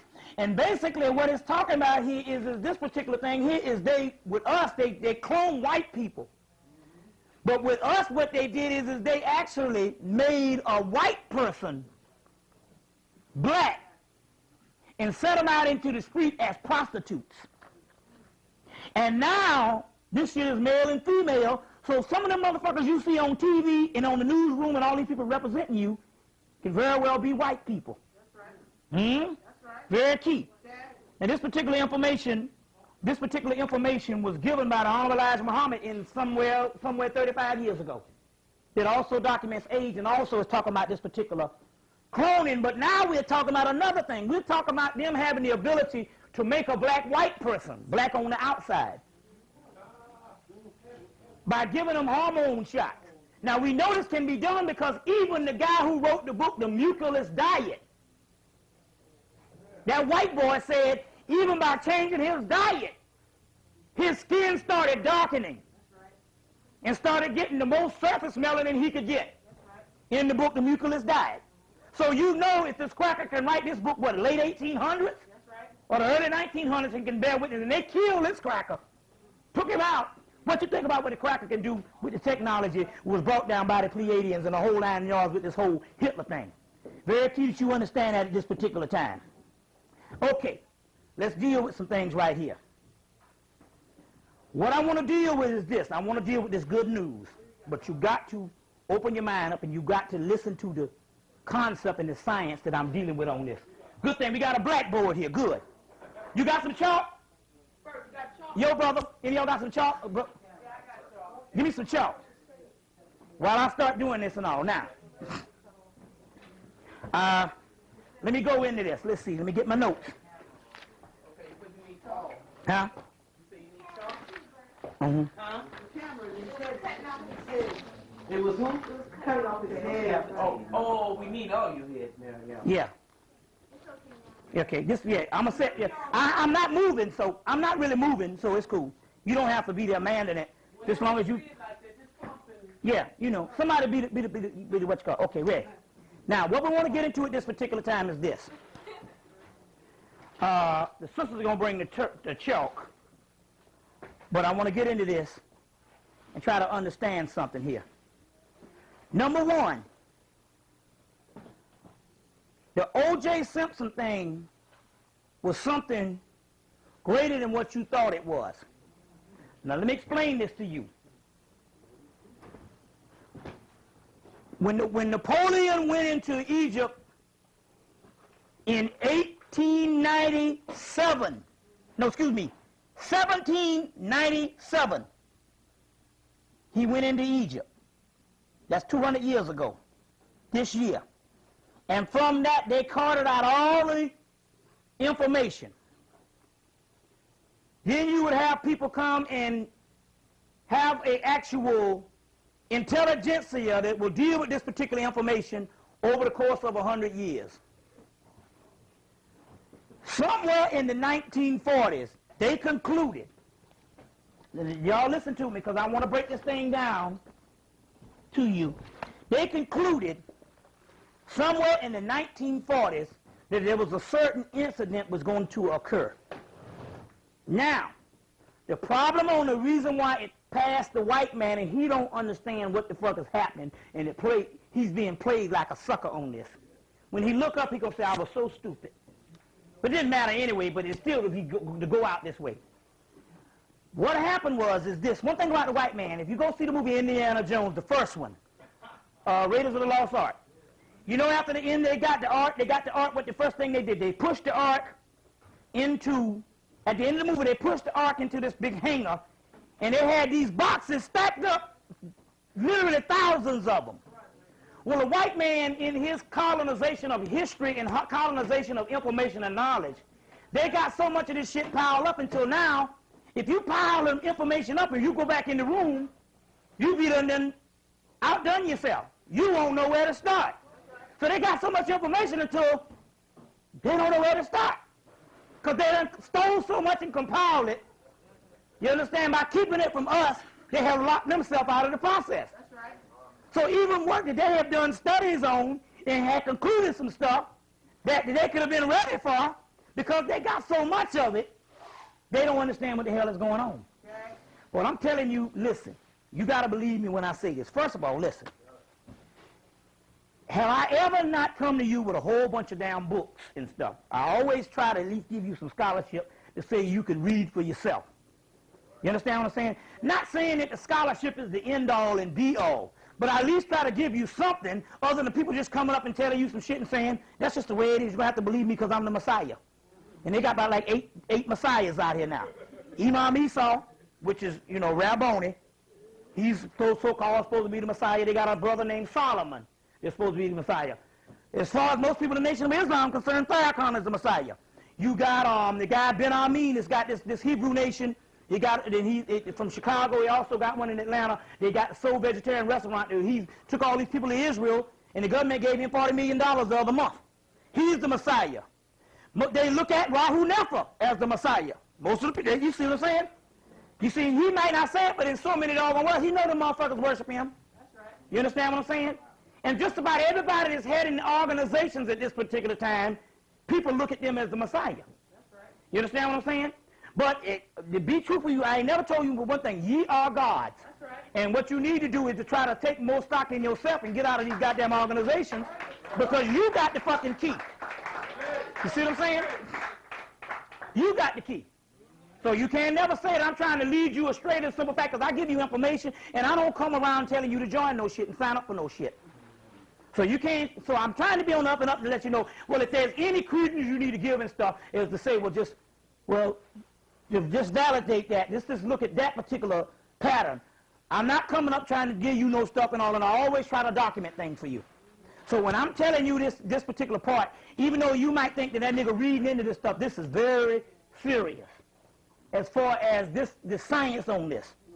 Now, let's deal with this particular stuff at this particular time.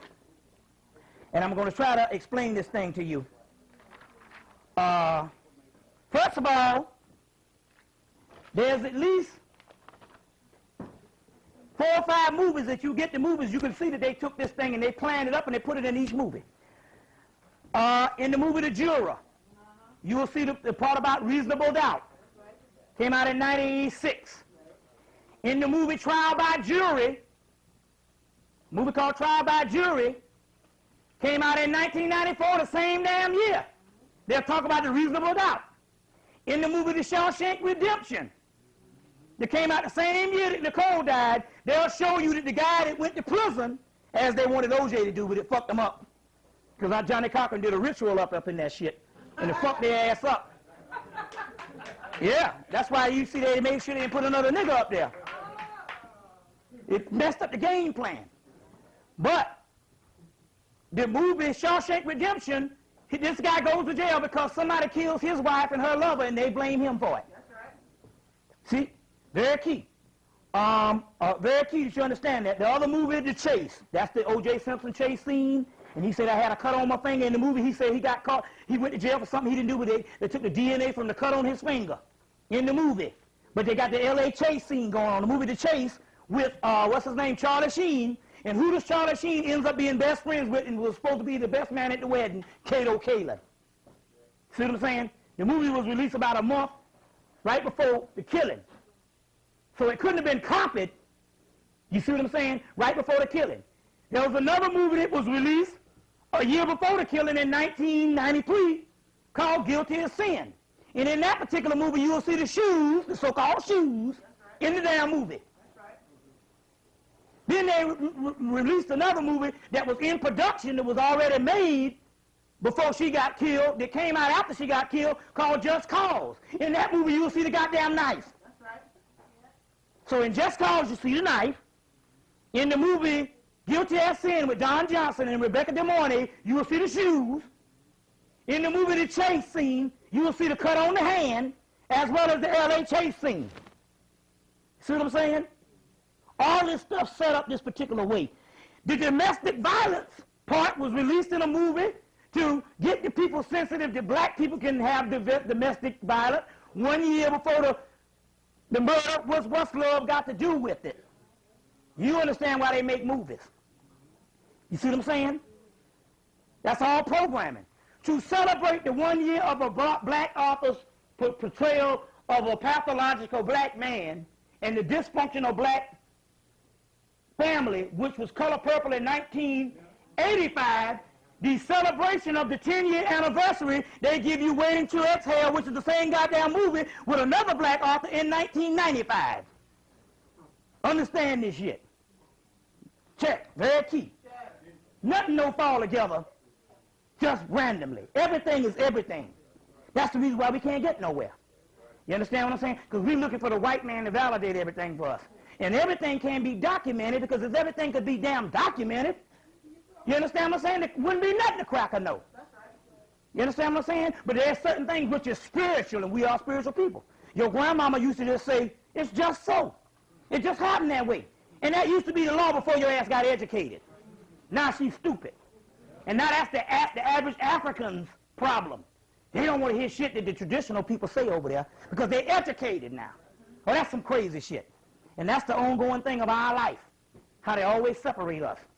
Because he says, I am what is valid, and I got the doggone power to say something and make it stick, and have the whole world believing it in his way. Check? Check. All right. Listen. I'm going to show you this. They're talking here about a judgment trial. Now, the book you're going to get is just get Burge's book, Osiris Resurrection, Volume 1 and 2. You get that, but look at Volume 1, the green book. There's a whole chapter on the judgment trial. On the judgment trial.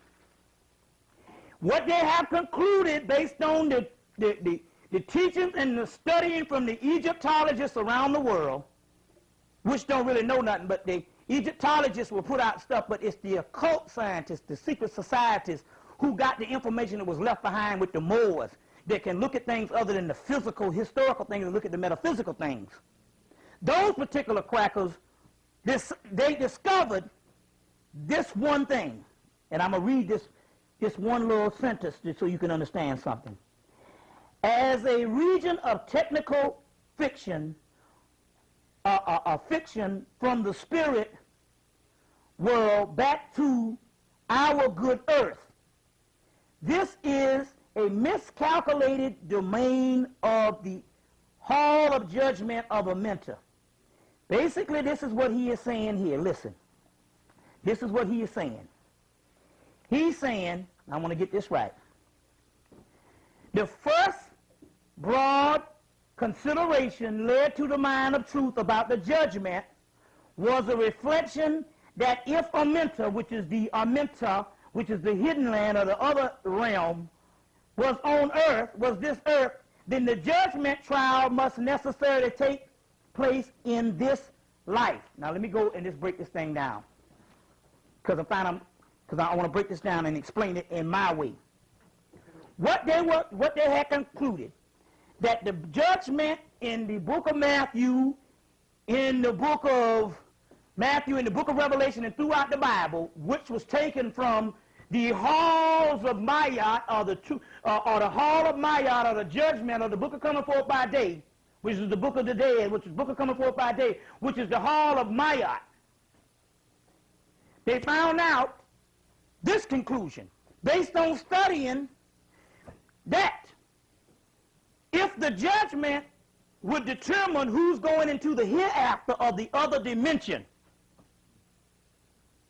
if this is the indication or to determine who is going into the other dimension, the judgment,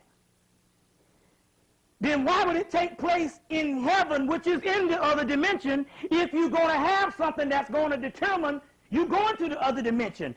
In other words, the judgment has to come on earth in our time. And based on the conclusion from 1940, based on the secret societies, and they forgot this information because they suppress shit, so they don't know what to look for.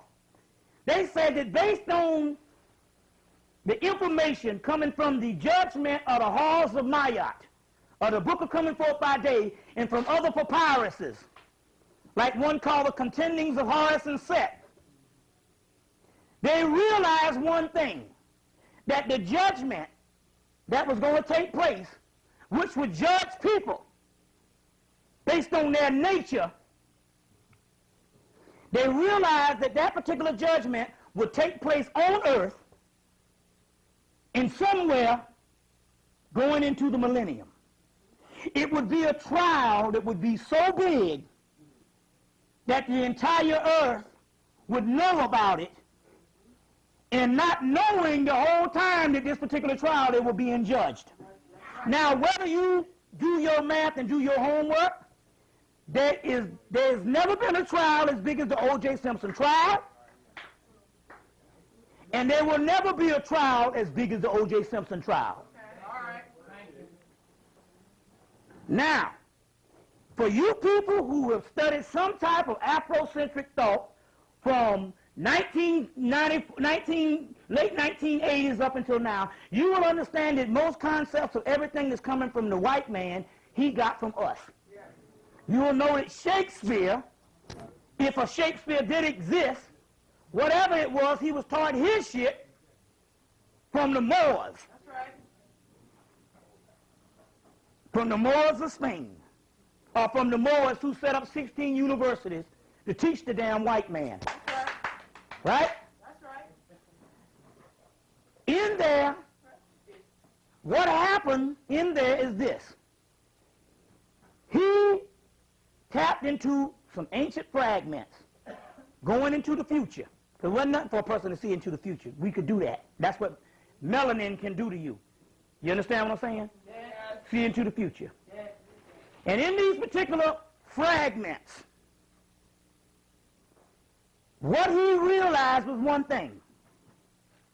He tapped into something of a man that was married to a white woman that would be tried, or what happened would end up, some murder would go down. And based on any time they're looking into the future, now he either did it one way, because if you go back and get the movie, we got to study on all parts to understand this. Y'all all right? Yeah. Let me explain this thing to you. If you can't understand it, go get the tape after I leave and just study it. You see what I'm saying? But I'm not saying, I'm telling you to be happy about this shit, because when I go into it now, I'm just on the edge of it. This is some beautiful shit I'm dealing with here. If God is my witness. You see what I'm saying? Now y'all just bear with me and hear this damn good news. Now, This is the deal. Somebody give me something to wipe my face with. Give me some of them paper napkins back there. And listen to this.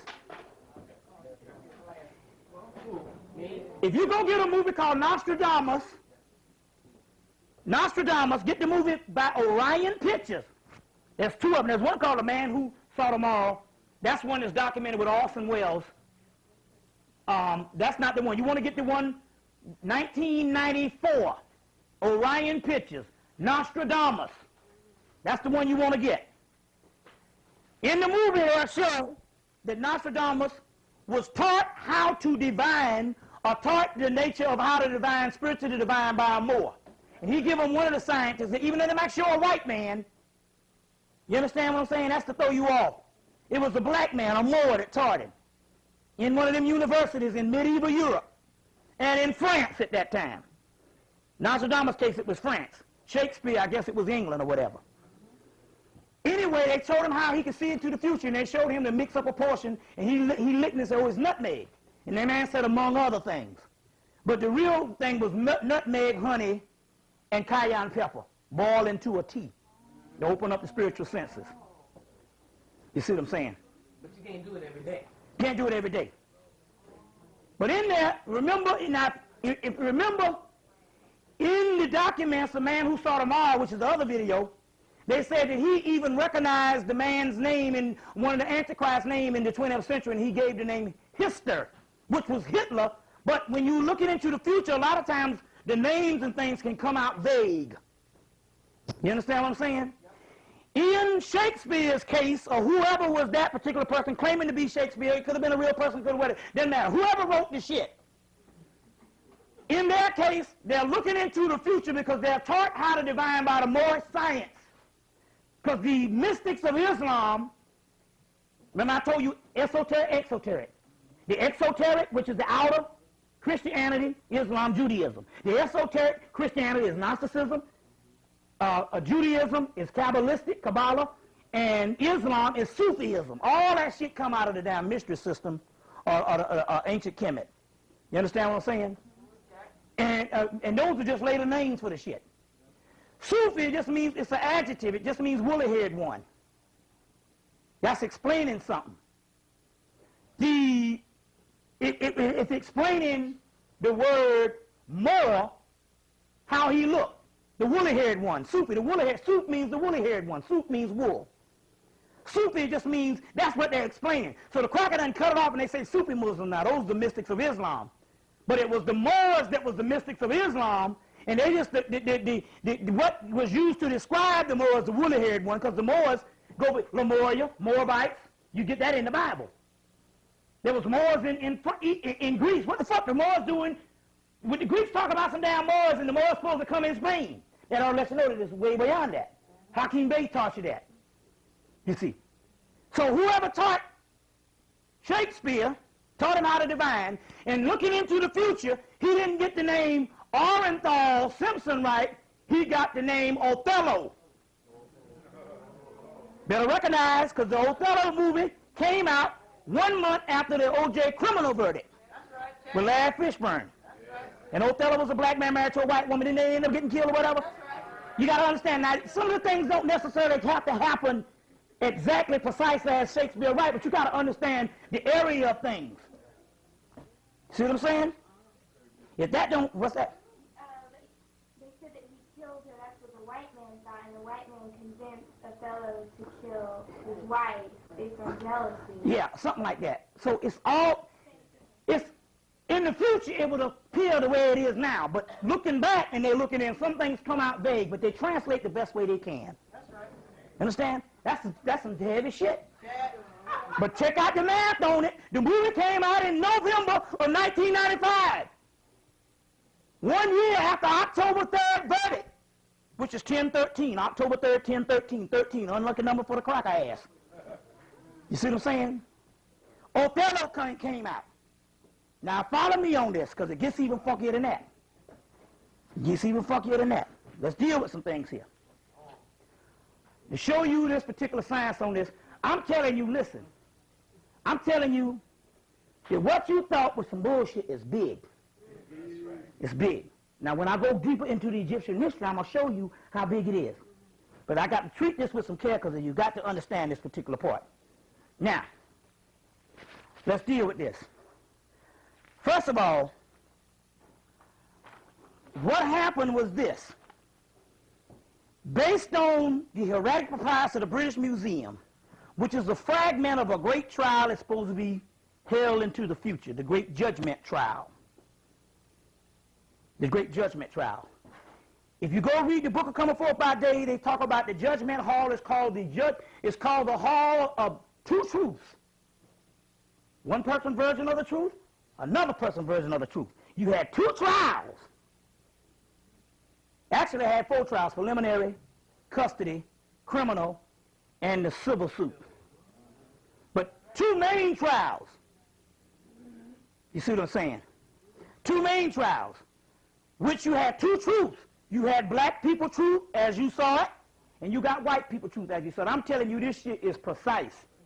When I start tapping into this, and I'm telling you, I've studied, but I'm telling you, the stuff was coming so beautifully, and so it was so laid out. Now, I'm going to give you the bibliography on it. You might be able to tap into it, but it depends on how much you can go into things other than just reading what you see. That's why, reading the educational process of the left brain is so fucked up anyway. So let your spirit tell you. Because that's how I get through all this shit. I don't get through this shit by reading no damn books and coming and talking to you. I get this stuff because the spirit tell me what I'm reading. That's how I do it. Okay. Now, let's go on. In the Hieratic Papyrus of the British Museum, or in the Chesapeake Papyrus, they talk about the judgment trial. And in the judgment trial, you sister didn't find the chalk, did you? No, they ain't got none. Don't matter. I'll talk it out. In the judgment trial, I can draw. Hell, let me get a pencil. In the judgment trial, well, while you getting that, I'll be doing this or whatever.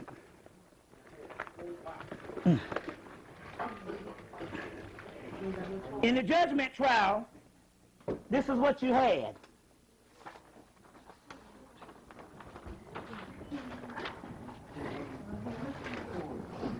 When the Egyptologists studied the judgment trial, in information that came out in 1967 in books that they didn't present to the public, in this particular book, now, I knew I was missing something, but hold on 1 minute. I got it right here. Do you know that, do you have any idea that the doggone white man didn't realize that the Egyptians wrote some stuff, which you wrote some stuff. You were the people that lived back then. All the people you read about ain't nothing but your ass. And mainly you in the United States incarnated in here because you're the one that's privy to the knowledge. That's why you incarnated in here. That's why, and also too, it's special because you got to realize this particular part too. You was the one that lost everything totally. That's right. They say in order to pull the universal laws off, to break down the old universe, they had to create a new person inside and out. You are a new creature, newer than anything in the universe. You are even newer than the people that's left on the continent of Africa and even in the Caribbean, because they were able to keep some remnants of their culture. If you even look at the Caribbean, they still have some glimpses of Africa, even in the colors and everything. You see what I'm saying? And if you go to Africa, they still got, even though they're colonized, they still understand some glimpses of that. Plus also those other places like the Caribbean and all those particular things, they don't see the same concept of the white man as you do because it's all black. That's all they see is black people. So they don't have the same contrast of you being in a world where it's majority white. You understand what I'm saying? There is a fundamental difference in the actual, your situation. Plus also you was the person that was turned inside out, so they had to make a new human being. So in order so you couldn't carry any of this dimension with you, but don't worry about that. You are the key and the spark for all black people. So you got to understand this. This is the difference of what I'm saying and what all followers are not saying. As far as most people head in organizations, I guarantee you, you go to any organization, I don't give a damn who it is. You go to any organization, any fundamentalist religion organization, any Afrocentric conscious organization that's claiming to be the one that's going to lead people in there, they'll all tell you that the people that's not the people that's going to make it is the people that's going to bear witness with their ideology. You understand what I'm saying? Okay. All of them will say that. You understand what I'm saying? Now my point is this here: if the spiritual wave was coming to clean us up, why the hell I'm going to come back to save a damn one organization of people and then wipe out the rest of the people on the planet? That's right. You understand what I'm saying? It is also prophesied that you would be sick. Because if you wasn't sick and out of your mind, wouldn't be no need for nobody to come clean up nothing. So how in the hell I'm supposed to be sent spiritually? I'm talking about not me, but I'm talking about the spirit.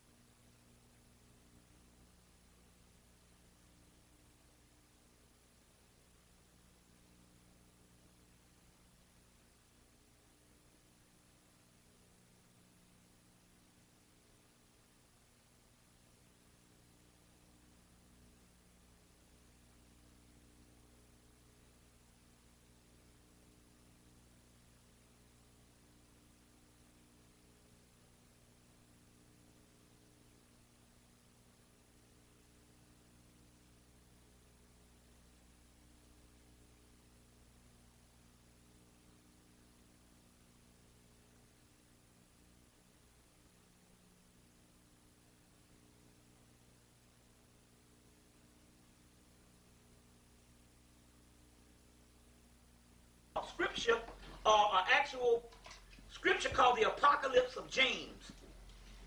And in there it's talking about in the future. This particular person is talking with Christ. So he's talking to his own higher self. And he's talking to the higher realm also, which is a form of his own higher self. And he's called James the brother of Christ, which means the brother of Jesus. But Jesus Christ means the spirit inside you. Jesus means the physical body. That's what died on the cross. This is the Jesus. Got nothing to do with no man or no 2,000 years ago. That's old fake shit. You see what I'm saying? This is the Jesus, and the Christ is the son, is the Christ inside of you, which is the black dot melanin. The Christos, the anointed one. Anointed with melanin, oil, olive oil, black and green olives. From the black and green olives, you get melanin. It's black and green. Because melanin is in the plant life. It's in the blackness of the carbon. Carbon. 6 protons, 6 neutrons, 6 electrons. 666 carbon. Olive oil. Crude oil. Blackness, crude. Melanin. Christos, anointed one. You're anointed in the crown chakra. This is the Jesus. So James is the brother of Jesus, which means he's a brother in the race of the Jesus race, which is, Jesus is Osiris or Osar in Egypt, or the Osirian race, which means just the Christ race. In this particular papyrus of the Gnostic scripture dug up in 1945, yeah, you got it going on now. Dug up in 1945, it tells you that this particular person is talking, and the Christ tells him, this is in the future now, this is going on now. It says that the whole enemy, they're going to turn against you. And you're going to have the whole weight of the world of these enemies in the end days going to hate this one man called James. But the Spirit say, they're not hating you. They're hating the Christ, and they're hating all of the Christ race, because we are all one. They're just taking the object of their hatred of all black people and putting it on you. Because clearly a white motherfucker killed more than 2 people before in their life. You would think that no white person ever killed nobody in their life the way they treated this one black man. Clearly that's racism. You understand where I'm coming from? So in the apocalypse they say, but don't worry about it. They say, because in the end you will win. And even when they think they got you down, they're actually judging themselves. Now, based on the trial, they say we had 2 trials. One trial, which he lost. And based on the papyrus, Typhon lost that trial, and he begged for a new one. And they gave him another trial. In the other trial, he lost again too. But this is what happened. When the verdict came down, it sided for Ron Goldman and so-called Nicole Brown Simpson, right?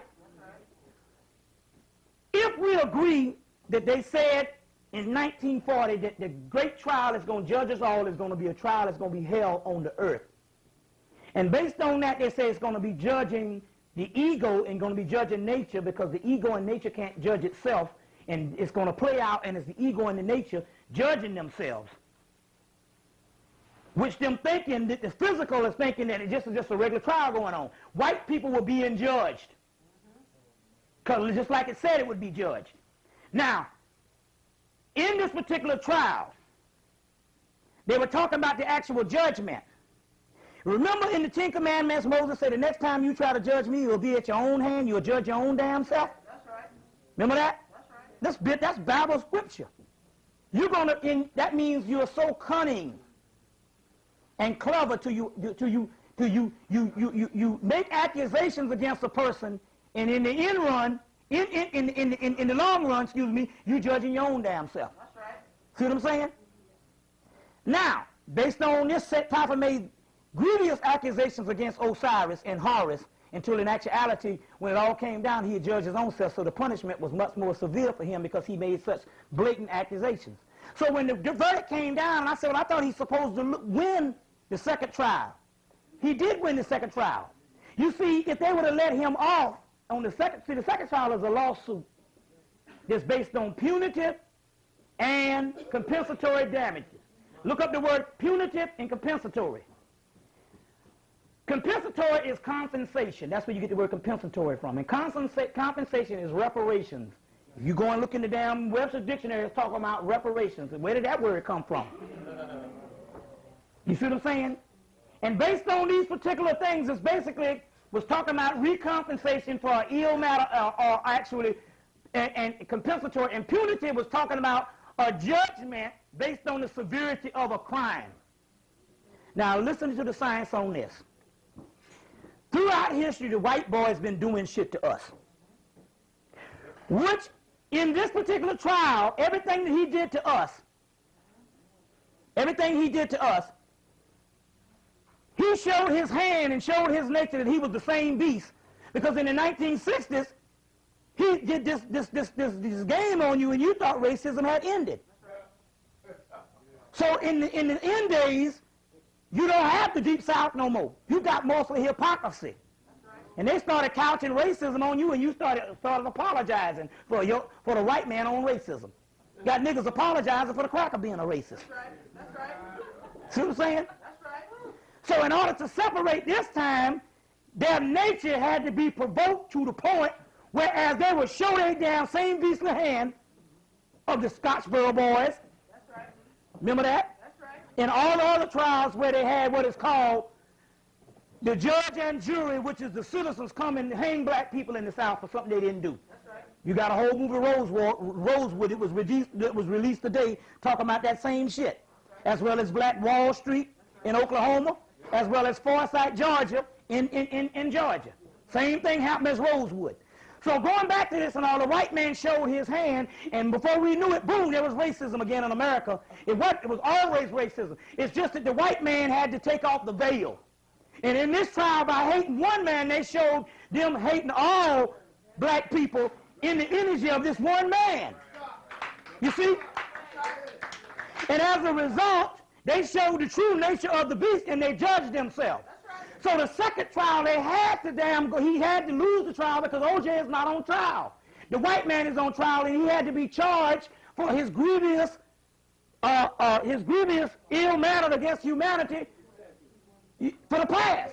So therefore, there had to have been a compensatory charges and goddamn punitive damages, which is not punitive damages for O.J. Simpson. It's compensatory charges and punitive damages for all the shit they have done to us over the years. That's right. And when I figured it out, I said, oh, wait a minute, he had to lose this one because he ain't on trial. White people are on trial. And therefore, it's got to be a charge and a judgment and also not a verdict, but after you found guilty, they have to come in and they have to give you the sentence. And they gave the sentence. The first one was what? 8.5. All right now. Now, let me break this shit down. Number one is 13, which is an unlucky number for them. Same 13 they lost from on the criminal trial, October 3rd. Now, this is the good news. Based on the Egyptian letters of the dead and the contendings of Horus and Set, after the trial is over, the trial of Horus versus Set, which is nature here they're talking about. In this thing, Set Typhon represents the white man. Horus or Heru represents black people. The lawsuit in this particular trial was for the sovereignty of Egypt. Egypt here is looked down on the whole earth, called Cam. Egypt is what they call it, but it was Cam, which just meant black land. At one time, the earth was one landmass and had one people. It was not only black for the land, but for the people also. So it was called Cam. See what I'm saying? So now, also what you got here is this. The lawsuit was for the sovereignty of Egypt. Sovereignty means, in actuality, you regain back the kingdom. Because it's talking about the sovereignty of black people. After he loses the second time, because he's being judged, a funny, peculiar thing happens. In the papyrus, after he loses, Tahuti steps in. And Tahuti steps in, and Tahuti rewards, hold on 1 minute. Hootie rewards Horus. Horus represents the Christ spirit and represents the black race. Tahuti rewards Horus or Heru. He gives him back his third eye. In the Gnostic scripture, they say heaven is all around you, but you can't see it. Because your third eye has been stolen from you. Spiritually, it means it's been shut down. But this was a trial based on alchemical natures of two people. And based on the nature of two people, Tahuti steps in and rewards and gives him back the third eye. Tahuti represents the number 8. You do the math and understand. Tahuti represents the number 8. Get Kabbalistic 777, Alistair Crawley Kabbalistic 777. They got a breakdown, a numerical breakdown of the gods in there, based on what they got from a Greek papyrus. And the Greek got it from the Egypt, but the original Greeks was black, called the Etruscans. They ain't telling you that shit. In here, Tahuti represents the number 8. Tahuti rewards Heru back the third eye, which you are the number Heru, which represents Mars, which is the warrior god in you, and the number to Heru is represented of the number 5, 8.5. It's breaking down to the damn T. Now, this whole trial is called the double trial of Amenta, or the trial of the double halls of Mayat, or the trial of the double tree of judgment. When the Cole Brown Simpson family and Fred Goldman, when they won the last trial, they had rented rooms in a hotel right across the street, and they walked across the street to a hotel called the Double Tree Hotel. Ain't that a bitch? And that's where they had the press conference, called the Double Tree Hotel. And the champagne.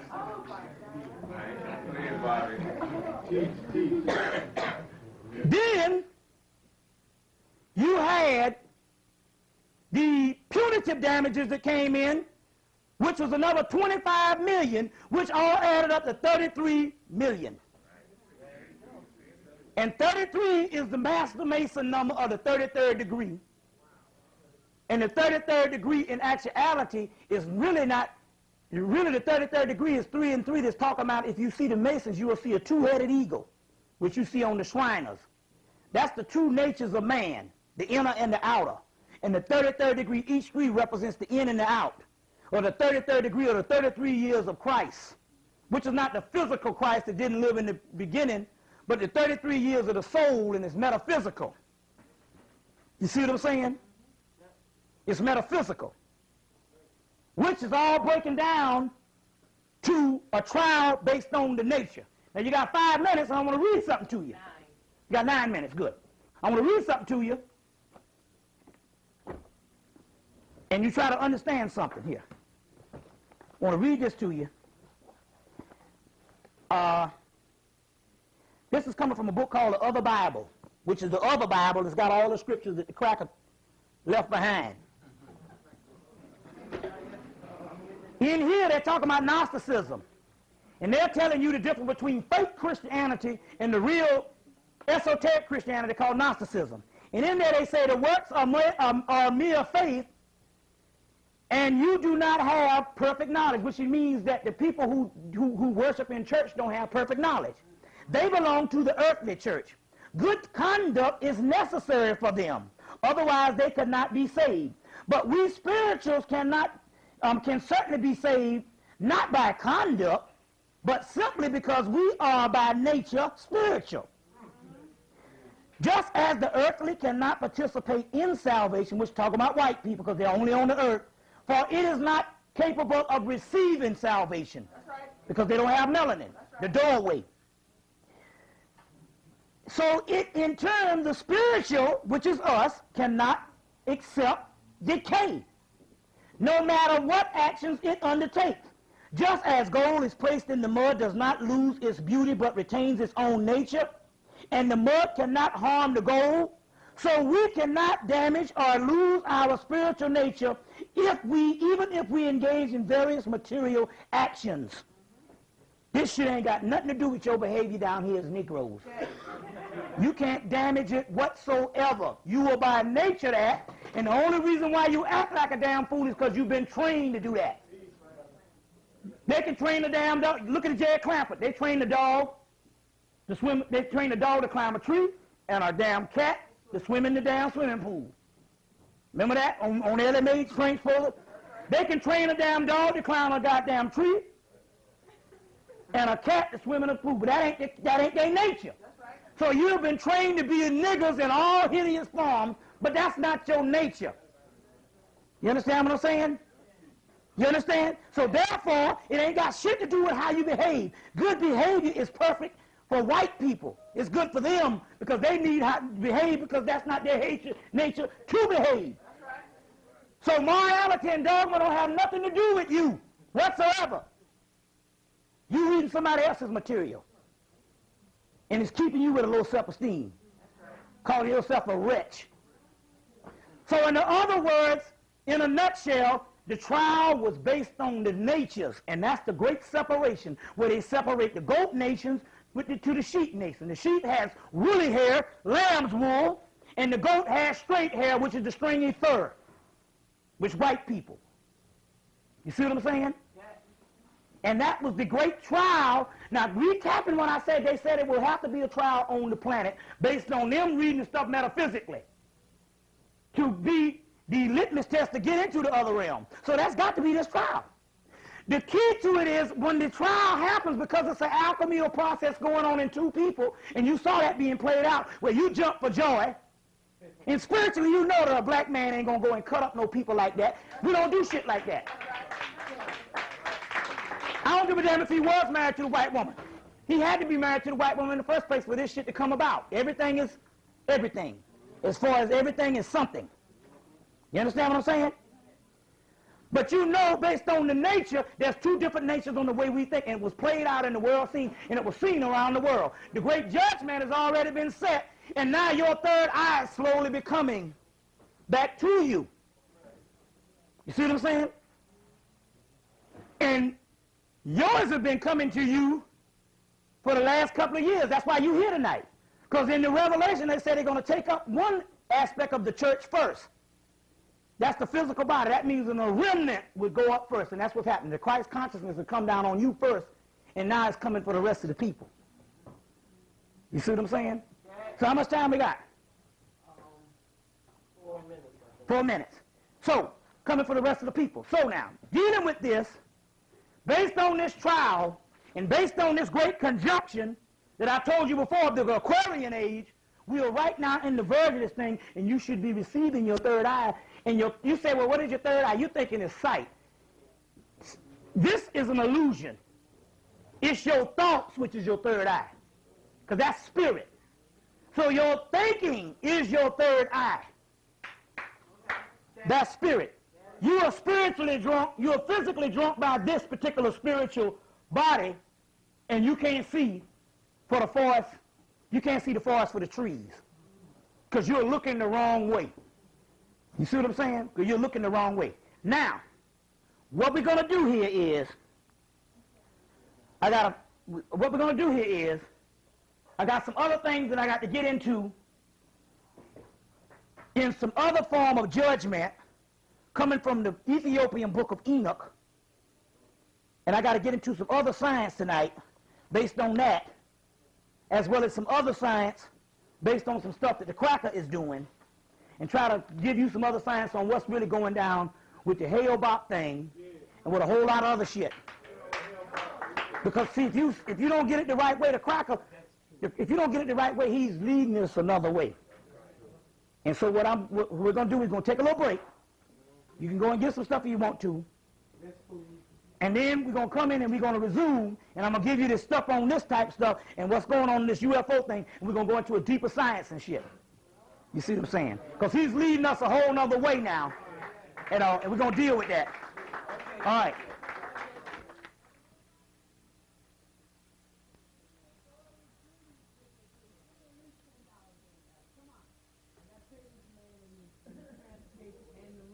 So you better get a hat man at the door. That's the first thing you do. Get the hat man at the door. Here we go. We got Brother Bob CC.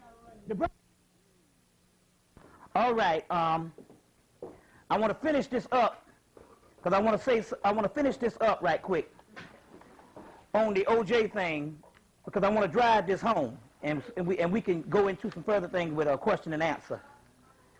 With question and answer. And what's happening here is this.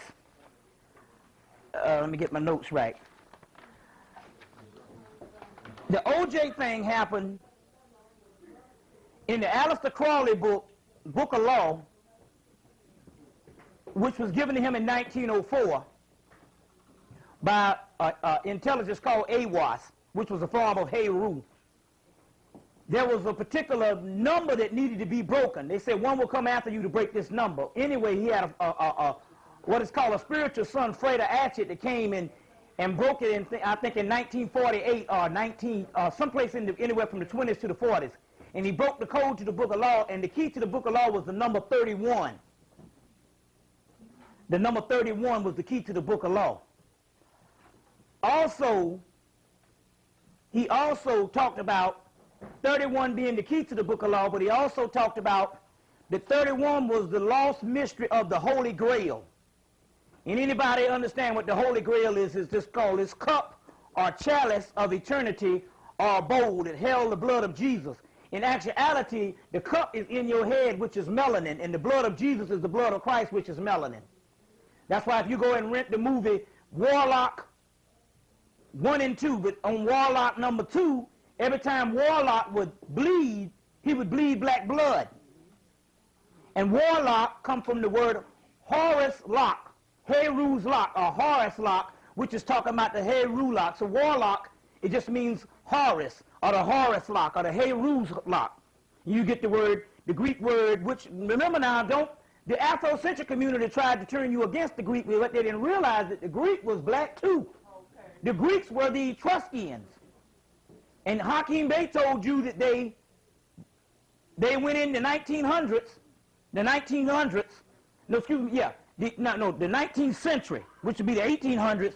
They went in and like the late 19th century, late 1800s, they knocked down all the black statues and put new white statues up and fabricated the history. Well, on the Discovery Channel about a month ago, they came on TV and they said that they found a statue over in Greece up under the sea. A big, huge statue. When they went back and carbon dated the statue, they found out the damn statue was made in 1970. So these crackers made a statue in 1970 and went and buried it up under the sea near Greece, still trying to fabricate history. So Horus or Heru is the Egyptian or the Etruscan form of the Christ. In the missing pages of Egyptian mythology, you need to go and read Greek mythology because it's not white people. White people didn't invent nothing. White people were cave people. They didn't invent no goddamn language. They couldn't even speak. Count Born in Ruins of Empire told you that. Now how a person that can't speak gonna come in and invent a damn language? You see what I'm saying? They were the beasts. You see what I'm saying? So they didn't invent no Greek language or advanced language like Greek or Hebrew. All of those are ancient African languages. You see what I'm saying? But the first inhabitants of Greece and Rome was the Etruscans, who the later invading Europeans killed them off. Just like you got the inhabitants was the Native Americans and black people over here that was killed off, and now you think that white people would be the origin of America. What's the same thing happened in Greece also too? Were the Etruscans. You understand the key on that? So going back to on Warlock, they bled the black blood. Now, the cup of eternity, which is the Holy Grail, which is melanin. One of the keys to the mission of the Holy Grail or the cup of eternity is the number 31. And the number 31 is the key to the Book of Law. It was 1931 when this so-called person named Masrur Muhammad revealed his information to Honorable Elijah Muhammad. And in the 1930s, you had Noble Drew Ali, Elijah Muhammad, and a whole bunch of people rising up. You see what I'm saying? So that was, so the key was 31. 3 times 31 is 93. 93 is a number in the Book of Law. 93. One of the spiritual numbers to the great work, which is melanin, is 13. 31 backwards is 13. 3 times 31 is 93. You see what I'm saying? is 93. You see. So now, 31 being the key, but it's also the key to the Holy Grail, and the Holy Grail is the cup, the chalice, or the bowl of eternity. So spiritually, you got a cup, you got a chalice, you got a bowl that comes right after the conjunction of January 23rd, 1997. You had what is called Super Bowl 31, which is the bowl, chalice, cup. All these things lining up. You see what I'm saying? Lining up. Well, if you get the magical child version of the Book of the Dead, excuse me, of the Book of the Law, Awas explains to Crawley. Crawley said, give me a bit of prophecy so I know you're real. He said, and this was in 1904. He said, in the future, man is nothing but a child. And the number one thing that is very serious would be his national pastime would be sports. And man, being a child, will fill these huge stadiums or these bowls to play childish games in the future. And the Super Bowl is the biggest thing we have annually. You see? Which all came in that same conjunction. Super Bowl 31.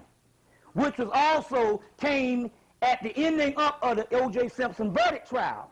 The O.J. Simpson trial, also in Albert Churchward's book, Evolution, Origin of Religion. He said, in a mentor, the passage through the twat, which is also, the mentor is also the hidden land, is also the deepest part of your subconscious. So we're talking about inner mysteries.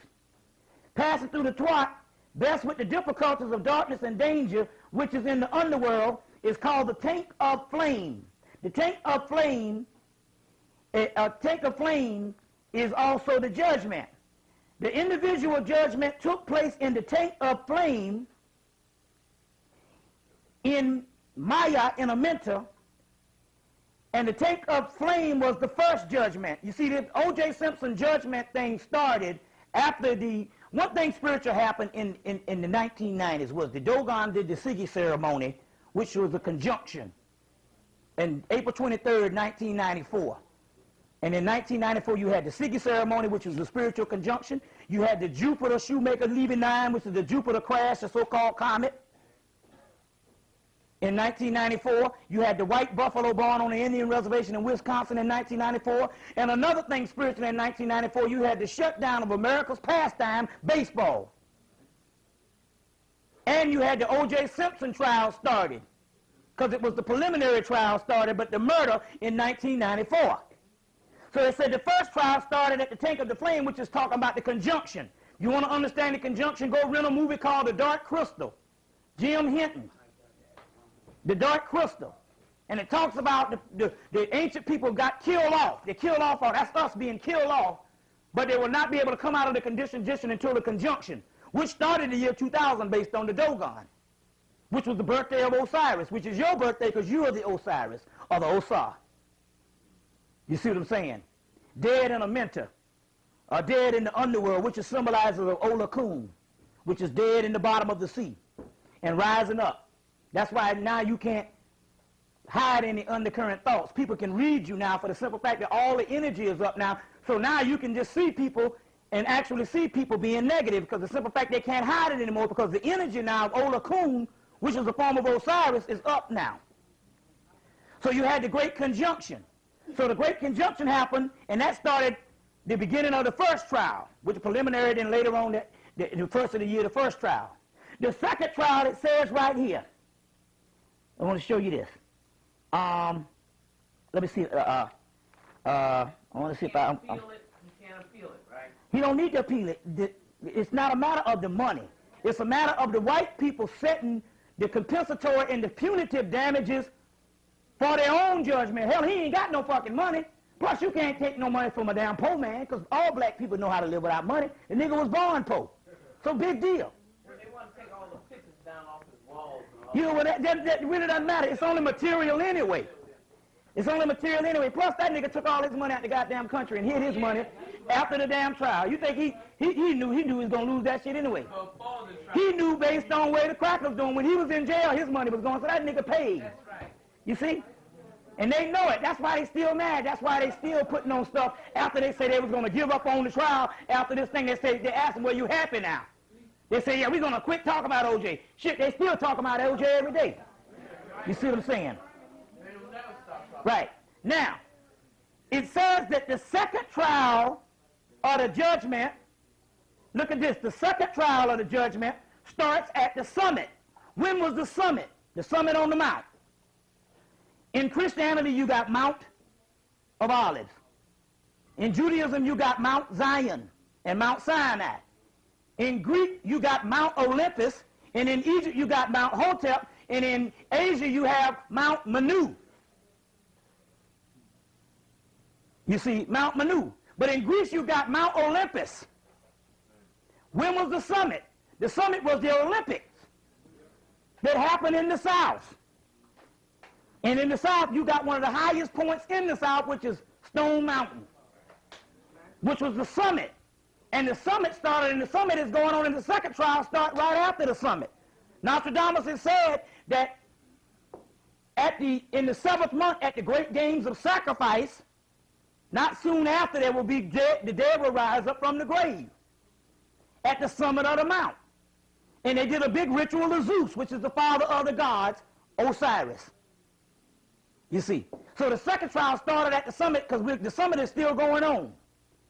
You see what I'm saying? It's still going on, which all breaks down mathematically that this particular trial and stuff is the actual judgment that's actually going on. So how much time we got on that one?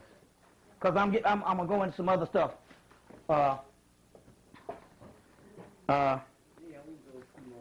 Okay, well, let me deal with some things here. First of all, you got to realize the concept of what's going on here. You never existed as a person. You are an entity that had many, many incarnations. There's like many roles you were played throughout life. But to process on the roles, hell, you had these roles before, you lose the concept of what your real soul and real spirit is. So the concept is don't worry about Bobby Hemmitt. So now since I realize that I only exist spiritually and on the inside, and I'm on the inside talking out, I don't need to worry about what a motherfucker tell me. I get mad at a goddamn nigga for telling me some shit and make me mad. I realize this is all an illusion anyway. And as long as you stick up in there, a nigga will make you mad until the day you die and still be on the corner making another nigga mad. You see what I'm saying? So on the other hand, it's the same thing with the white boy. He's only a part of the process. He's only a part of the illusion, and he's put in the actual story, just as the adversary. But the best way to combat the adversary is just to understand that he's the adversary, and he's supposed to be that way. You can't get mad at a dog for being a dog. You see what I'm saying? And don't say I hate white people because the simple fact that hatred ain't in your nature. Hatred ain't in your nature. What I'm trying to say, deeply, you got a hatred for black people because that's a part of the conditioning that they did. But ultimately, that's not a part of your nature. Certainly, like Khaled said, certainly if you don't hate the white man for all he has done to you all these years, certainly I can't come with a few words before you and make you change your mind. But then again, that's not your nature. You said one time, black people can never be racist, never were, never will. So we don't have to even try to go tit for tat on how devious we can be with the beast because that's his nature. You see what I'm saying? Because we ain't worried about the hologram. Check? Do you understand the concept on what I'm dealing with here? You see what I'm saying? So you never existed. See, as the human race became more and more addicted to the world of senses and appearances, the inner celestial vision of the world, which is the divine body, from which the divine human soul faded. The loss of the inner visual is a kind of spiritual amnesia, can be said to have led back to the dismembering of the Lord's body. Lord's body is merely the natural consciousness of mankind, Eden. So what happened was that sometimes you slipped into this particular physical realm and you became spiritually drunk. And you were thinking that this spiritual realm is you. It's only a costume. Go back and rent the 2-volume set at Blockbuster, Gulliver's Travel. Ted Danson and Mary Steenburgen just came on last year. That's a story that came out of ancient Egypt and came out of ancient Kemet. Later on through the Hebrew myths and the Gulliver And when he was made to feel stupid, when he went to these particular horses that was ruling, because that was black people, and they was ruling over these yahoos, which are these white cave people. And he said, why do you need clothes for? He said, well, they make me feel important, make me feel. And see, that's the thing right now. We're talking about trinkets of materialism that is used to keep you thinking outer. You see what I'm saying? And other than inner. He who makes you mad is your master. You see? You got a mastery over you. If a motherfucker upset you, that's your master. It doesn't exist. And especially Negroes, they don't exist. A nigger is something that's, God made us black people and the white man made us niggers. But my point is we're talking about breaking the concept of the spiritual, the physical realm, which you are immersed in. So what's happening? The Afrocentric movement, as well as now this new form spiritual movement, you want to have spiritual evolution and spiritual attainment, but you want to have America along with this motherfucker. You want to have comfort zone with this shit. So half of our battle is not necessarily bearing witness to the spirit realm and bearing witness to what I'm talking about. Half of our battle is you still want to live such and such this type of way and also have this with it. And you can't have, you understand, the degeneration process that you think is beauty, which is an illusion, and have real spirituality also. So it's not a matter to tell you to throw your TV out your house and throw all the shit that you already bought, but it's just to devalue that. To devalue that. You understand what I'm saying? I had a friend one time got in a car wreck. He had his mama bring. It was back in the 70s. Had his aunts, his older sister. He's in high school with me. Had his oldest sister, brand new Trans Am, and hit the back of a damn old pickup truck with a big steel bump on it, and it shattered the fiberglass. This shit looked like a disaster. But the pickup truck wasn't even damaged. And he sat there and he cried like it was outside a local club that all the teenagers hung out. And he cried like a baby in front of the whole goddamn schoolhouse that night, because we would all go to the football game and go to the club after this little club and everybody hung out. He cried like a baby. And when his mama came, and when his sister came, he couldn't even talk to her for crying. And he was thinking that he had damaged her pride and joy. And she looked at him and said, motherfucker, I'm more embarrassed for you being upset, and I'm more upset that you upset than I am this piece of goddamn car. It's just a damn car that the cracker made. So what we're talking about here, you understand the concept. So you understand the concept to devalue that, you see, which I'm getting into, which I'm getting into what I need to get into in a few minutes. But how much time we got on that tape there? Because I want to, how much time we got on that tape, you know?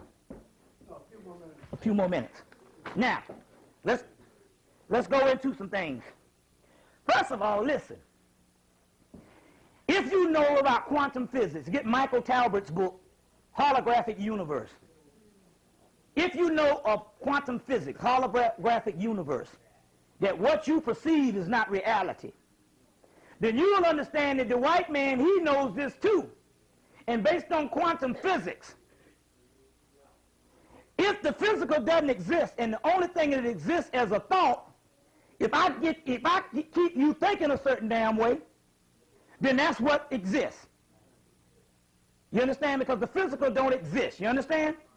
Now, on the other hand, if I want to have a war against you, the new war is not to have in the physical. The new war is to have in the mental mind or the spiritual. So therefore, the white man putting out 3 trilogies called Star Wars, to have the same effect. You see what I'm saying? But where he screwed up is the Star Wars was taken from ancient mythology, the movie Clash of the Titans, the movie Excalibur, which is the Holy Grail mystery, just updated into a modern version of Star Wars. So in actuality, the Star Wars is the Osirian drama. Luke Skywalker is Heru, that avenges his father who got killed by Darth Vader. You see what I'm saying? But Luke Skywalker, like all heroes, if you get Clash of the Titans, if you get Excalibur, Parzival is the hero in Excalibur. Clash of the Titans, Perseus is the hero in in Clash of the Titans. And Luke Skywalker is the hero in Star Wars, but they got one thing in common. They are always born and raised outside of the city. In this case, not talking about New York City, but outside of normal civilization, where the ego don't develop, and you go through puberty, where you get this identity that I'm goddamn Bobby Hemmitt now. I'm grown. You see what I'm saying? But when you was a kid, you didn't have to deal with all that shit. What you thought was what was real to you. And you see what I'm saying? So the mystery is to go back through life, go back to childhood, because you must throw off all baggages of intellectualism to get through this. It is intellectualism that spawns ego. And it is ego that keeps you on the lower level. That's why the Christian, the major world religion, because they all have their mystical counterpart. But Christianity, Islam, and Judaism, which is major world religions, they deal with basically physical history and physical moralism that keeps you on the lower level of spirituality. You understand what I'm saying? Because you are too busy functioning on how to behave towards the illusion. You see what I'm saying? You get the concept? That keeps you initiated on the lower level. That's why the white man build more churches. It keeps a person locked in. Or build more schools. Whereas at one time in Atlantis, you all thought as a unit instead of individuals. Now the cracker tell you that America is the expression of my individual freedom. An individual is a fucking egomaniac. They said it. In the ancient world, there was no such thing as individuals. We didn't get individualism until Hebrewism came into the deal. Or what we would say white Christianity and Hebrew and white Islam, where you had individuals.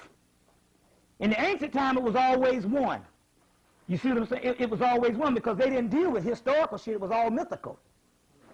You see. Which talked about the spiritual nature, because the physical shit doesn't really matter. It's only an illusion. You get where I'm coming from here? It's when the individual history of individualism come in that everybody say, I must aspire to be the best person I can be, which is ego. Or you go and give a damn bum a fucking quarter or a dollar just to make you feel good. In actuality, to be more spiritual, don't get a motherfucking shit, because it really don't matter. Well, how can that be? Oh, you only damn picking off the symptoms. You want to do real good, raise yourself up spiritually. Not giving a bomb or giving something to charity. That's the white man's way to do that. The biggest egomaniac.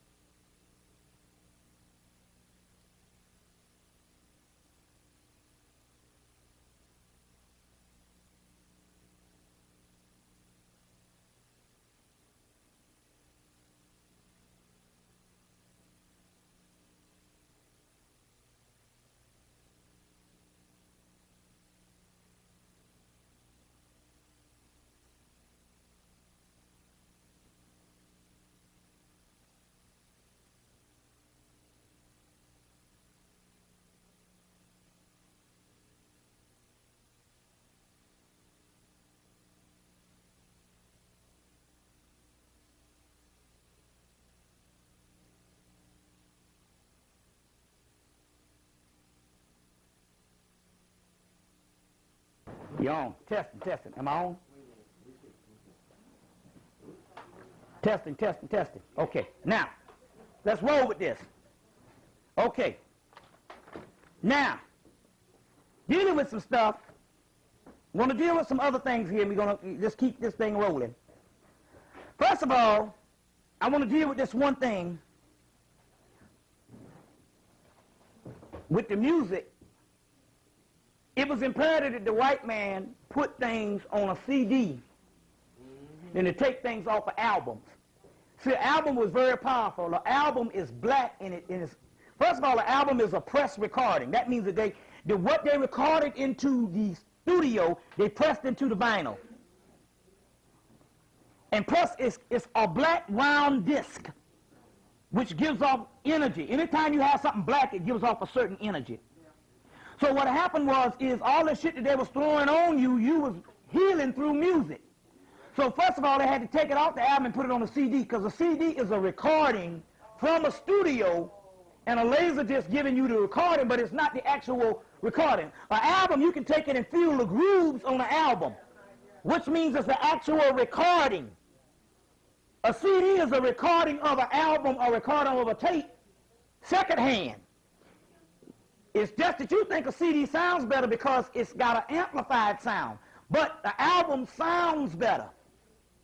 Any DJ that dealt with albums will tell you that the album sounds better than the CD. The reason why I know is because I can buy a CD and I can listen to it about a week when I do get around, and I can't take the music anymore, but I used to buy albums and wear the grooves off of them. That's because a diamond head needle is sticking in the groove and you actually have the same recording as in the studio. Plus it's a black disc. And basically the energy-wise was healing you. So they had to get rid of the albums because of that. Any DJ will tell you that an album sounds 3 times better than a CD. Anybody. If you go to that's where they say America was blinded with science. That's why in Europe they still have albums. They couldn't fool them.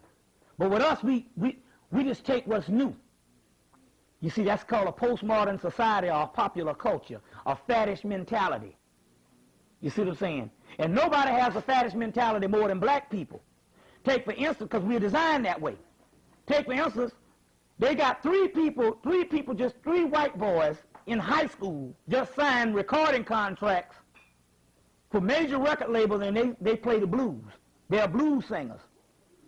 And they say, well, why they can't find no black people? They say, well, just face it, there ain't no more B.B. Kings and Bobby Blue Blands out there. And these white boys doing, and so what's happening is all of our particular classics we abandon, and they pick up. But that's not so bad anyway. We abandon those classics. We made jazz, we abandoned that. We made blues, we abandoned that. We abandon everything. That's not so bad, because inwardly, our longing for new stuff is because we're longing for another dimension. Been there, done that. You see what I'm saying? So it's spiritual on one hand, but on the other hand, it's the postmodern society that's actually dealing with with some certain things also too. So now let's go on. Let's go on with some other things right now. See what we got here. I want to deal with this right now. Can you play a video? Can you play an audio? You got a tape recorder out here, right? Yeah. Does it play? Oh, she's recording from it. So if she's recording from it, forget it. Don't worry about it. I don't want to miss it recording. I can speak it verbatim. Oh, does it? Yeah, okay. Does it work? This is what you want to play? Yeah. I want to play something for the people to hear.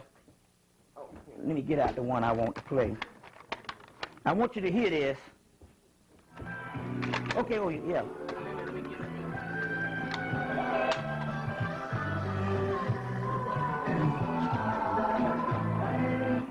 Oh, we got the real sound. Party immediately after the lecture. Okay. Okay, hold on. Hold on. Now let's see if I can get the right one. The right side.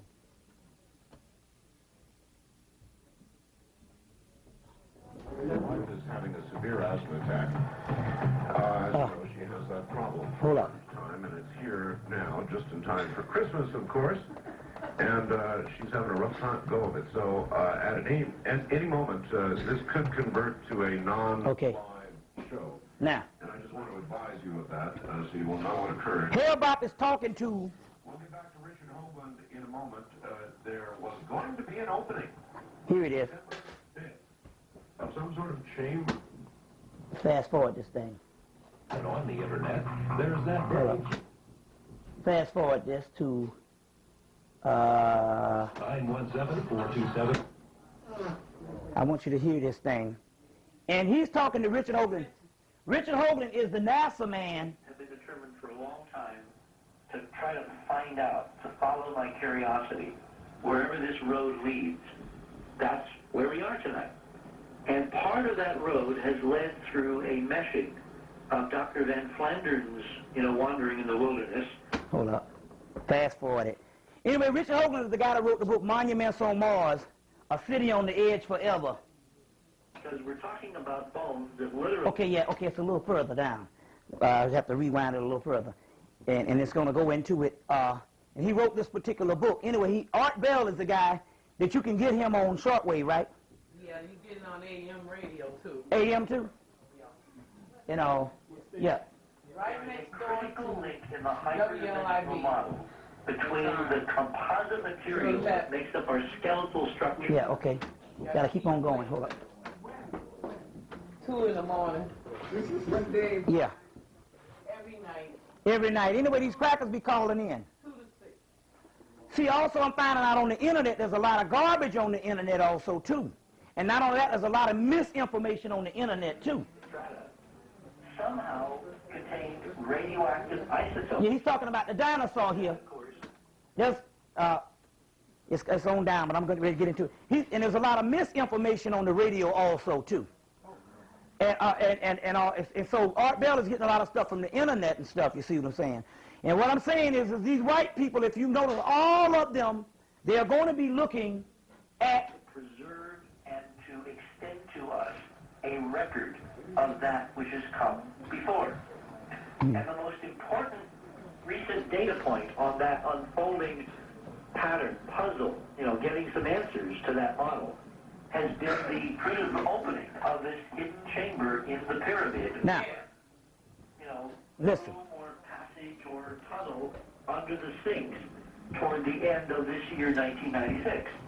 And as you know, I had an emissary, a kind of a Enterprise mission surrogate, go to Egypt and lurk in wait with cameras and video equipment and other means of recording events that were to happen on or around December 5th, which our calculations said was when they had to have opened the door to that shaft leading up from the Queen's Chamber in the pyramid toward the star Sirius, just to the southwest of Orion. What was opened? What was in it?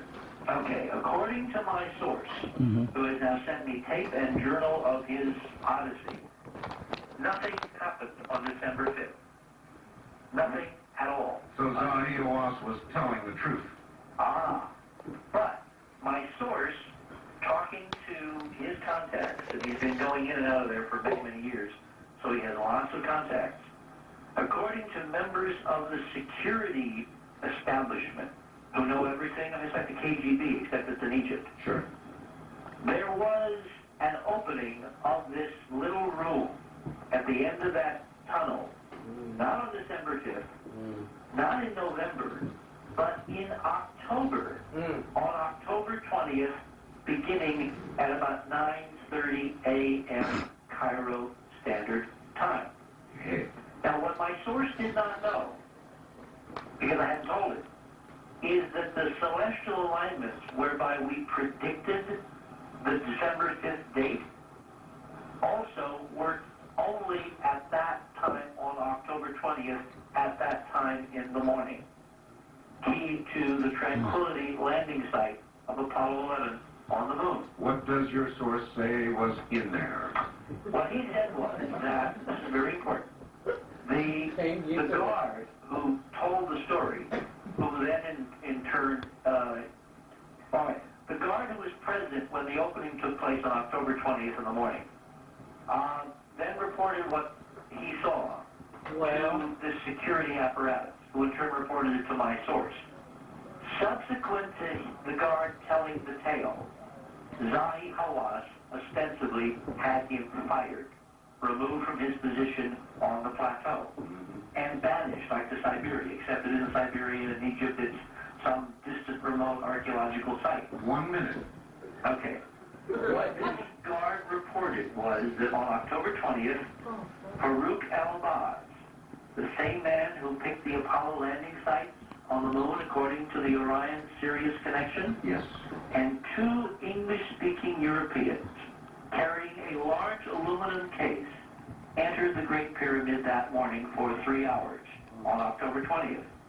They proceeded to put a robot up the shaft and a camera with a fiber optic connection under the crack in the door. They proceeded to look through to find what was inside a chamber, and there is a chamber back there, according to the story, which is about 3 meters by 2.5 meters in size. Yes. There is a statue in this room of a black man, A black man. seated, looking up the shaft toward the star Sirius at the meridian crossing. Wow. Whoa. All right, well, you did it, so I don't have to give out your last 4 digits. Everybody sit back. No. Statue of a black man. No. Wow. You're listening to CBC Back now to Richard C. Hoagland. Richard, what an incredible revelation. A statue of a black man.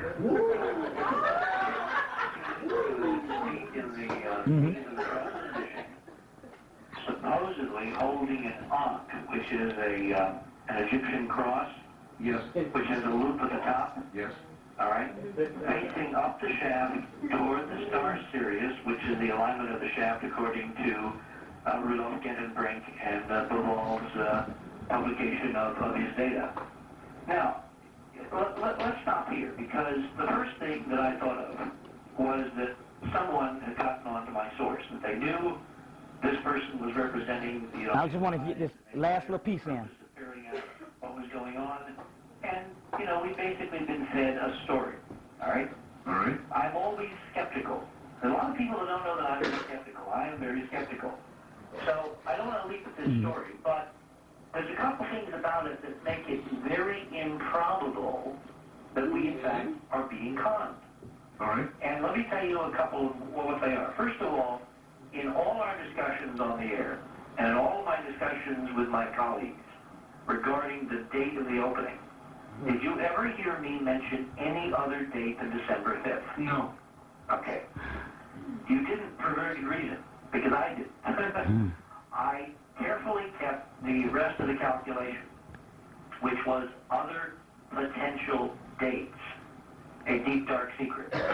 I didn't even mention, 2 others, which were between the time we did the calculation and the end of the year, to anybody, because my feeling was that the other 2 dates were irrelevant for reasons that we don't have to get into. One having to do with the time required to get ready to do something interesting, and the other having to do with the Joe Shore expedition to Egypt, to Cairo, and the coming and going of that particular set of events and personnel and cameras and all that. So I focused exclusively on the December date, so no one knew that I want to hear this one last little part. Cairo time. Hold up. Exactly. So no one knew. Hold up. Was kind of the man on earth when it comes to all things Egypt. Hold up. All right. Robert said, I returned to England on the... Hold up. I want to get this one last little piece in. Speculate about what's in his monuments. Well, he's nasty to a lot of people. Yeah. I can say that. It's your show, yes. You can say anything you want. Now. Robert says, to our surprise and excitement, when asked what might be behind the door, remember, the German institute that funded Gentenbrink denied when this all came out there even was a door. All right? Well, that's a little silly. We've seen the photo. Well, but this was in 91. All right. Zahi Hawass denied there was a door. Figures. Okay? So Dr. Edwards, who is like the living legend, I mean, he was much older, but he was kind of like, it is, the Sagan of Egyptology. as Carl would be to the search for extraterrestrial life, not a world's expert to go to? Right. Robert says, to our surprise and excitement, when asked what might be behind the door, Edwards said he thought there might be a statue of the king gazing out at the constellation of Orion. Okay. Wow.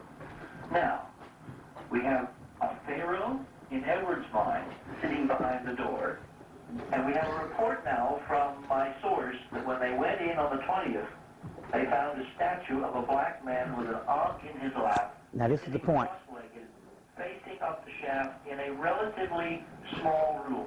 2 meters, 2.5 meters by 3 meters is basically 6 feet by 4 feet, all right? Gazing up the shaft, which is not toward Orion, it's toward Sirius. Right. Question.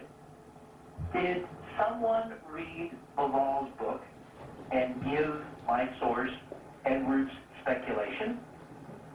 Or did Edwards have access to information from the Egyptians and the 100 years of the English Rape of the Nile, that's the title of a well-known book on Egypt archaeology, and plundered, such that the keeper of antiquities at the British Museum might have access? Hold up. Was figured out on our computer. Hold up. I want to get to this. It's coming right now. He is not a reporter. Hold up. I don't, because he's just talking about this particular opening of this day. Has published today. Yeah. In the latest issue, it's called The New Millennium, a journal for times of change and transformation. Ancient Egypt Rises, published bi-monthly by the Association for Research and Enlightenment and the Edgar Casey Foundation. And this is the December 96, January 97 issue. Just came in today. All right? Yes. It says in the opening, I've got to find out where this is. It, by the way, includes a section of pyramids. Hold up. The hell with that. Hold up. I'll make the case that what might be behind Hold up. of 1997. He's saying they're going to go back in there on March of 1997. That's a conjunction point for a lot of things. Richard, I've got a fact. Here it is. A little impertinent. Listen. But I'm going to ask it anyway. No, excuse me, email.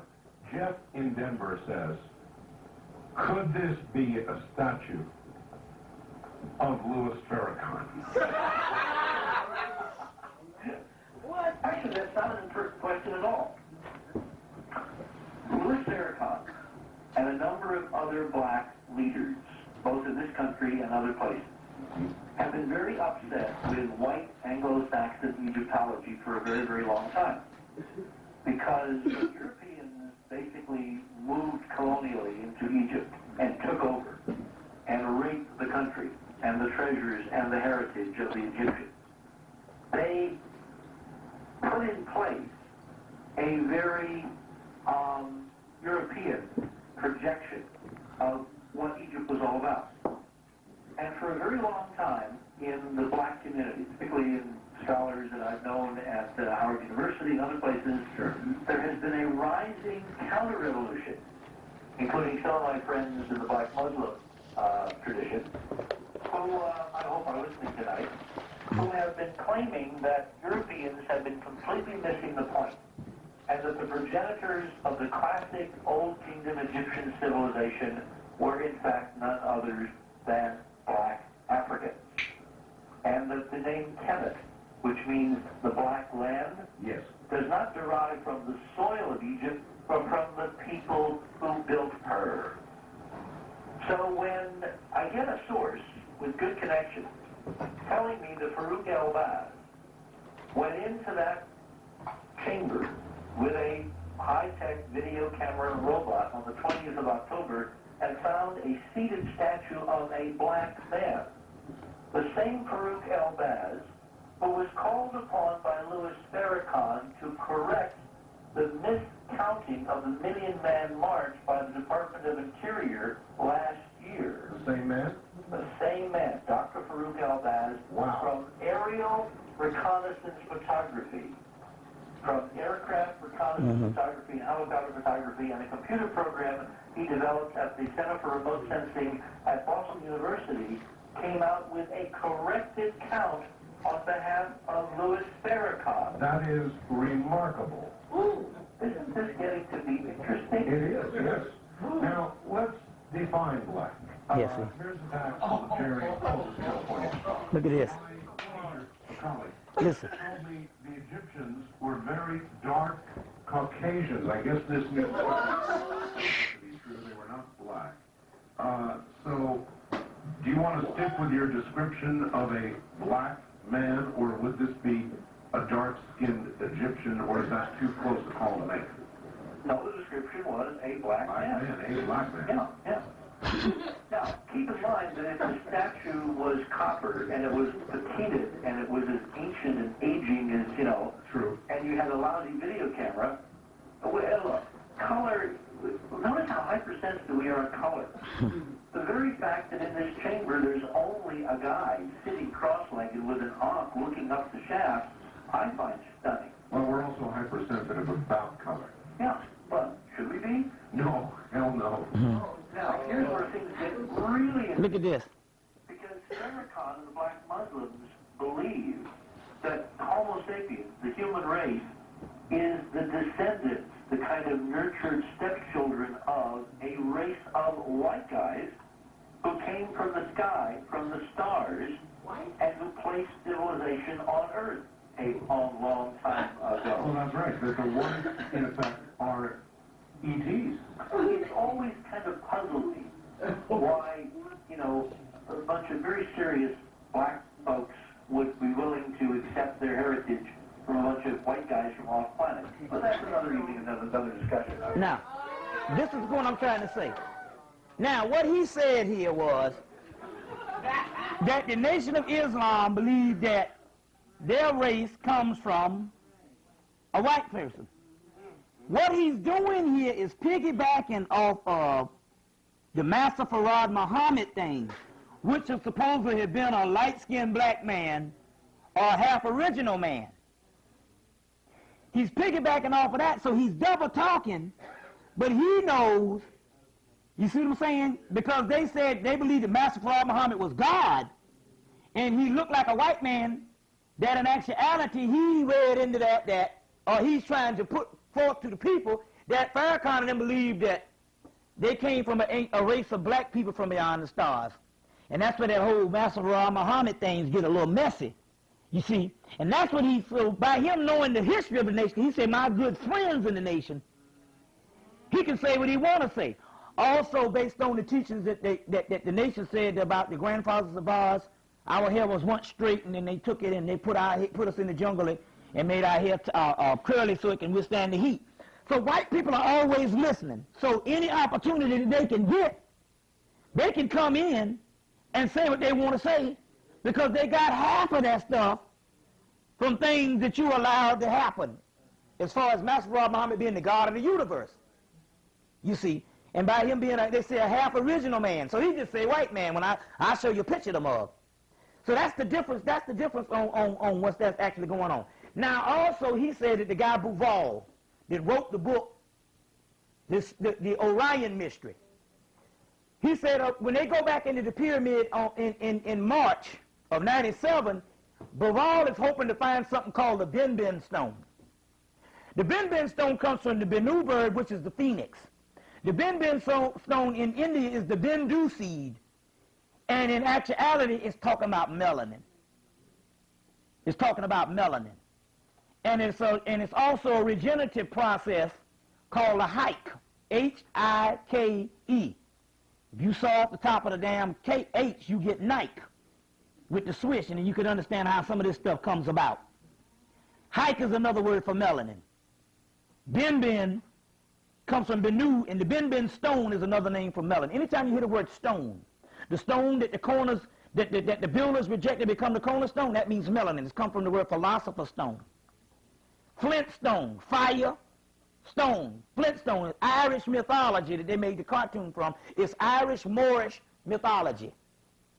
You see, Flintstone, bedrock, bed, seed, rock, stone. Anytime you hear bedrock, Flintstone, shamrock. Sham comes from the word ham, shamrock, the black rock. Anytime you hear the word stone in any spiritual stuff, they're talking about melanin, philosopher's stone.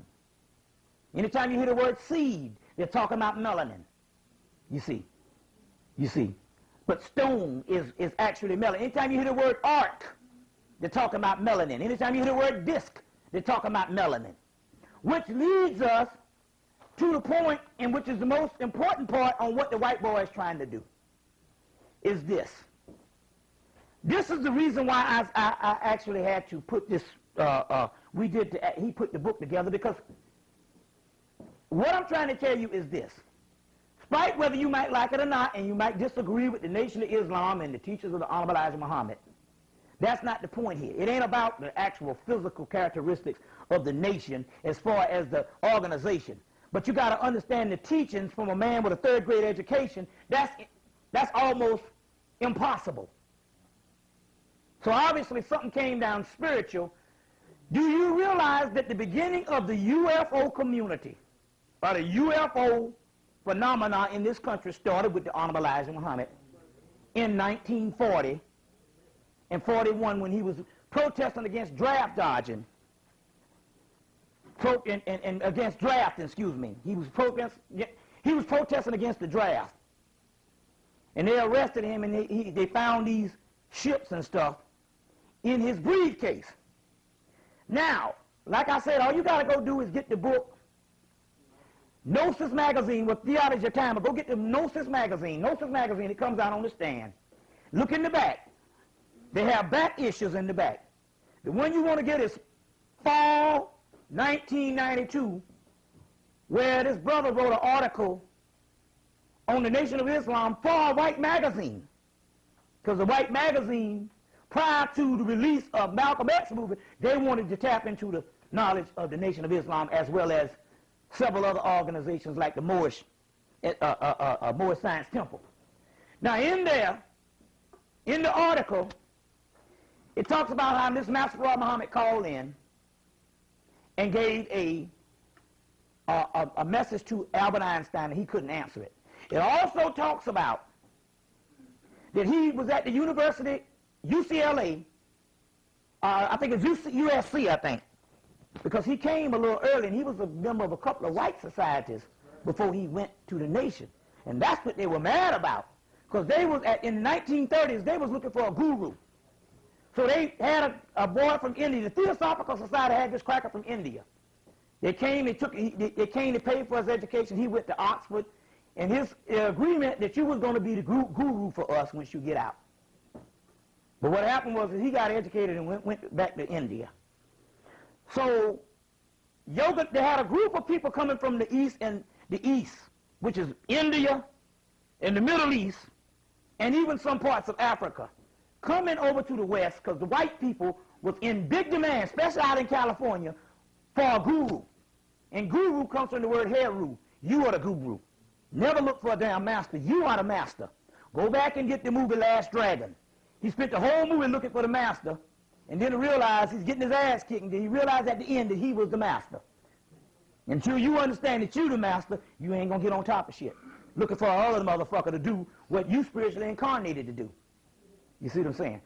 So guru is the Indian form of heru. You see.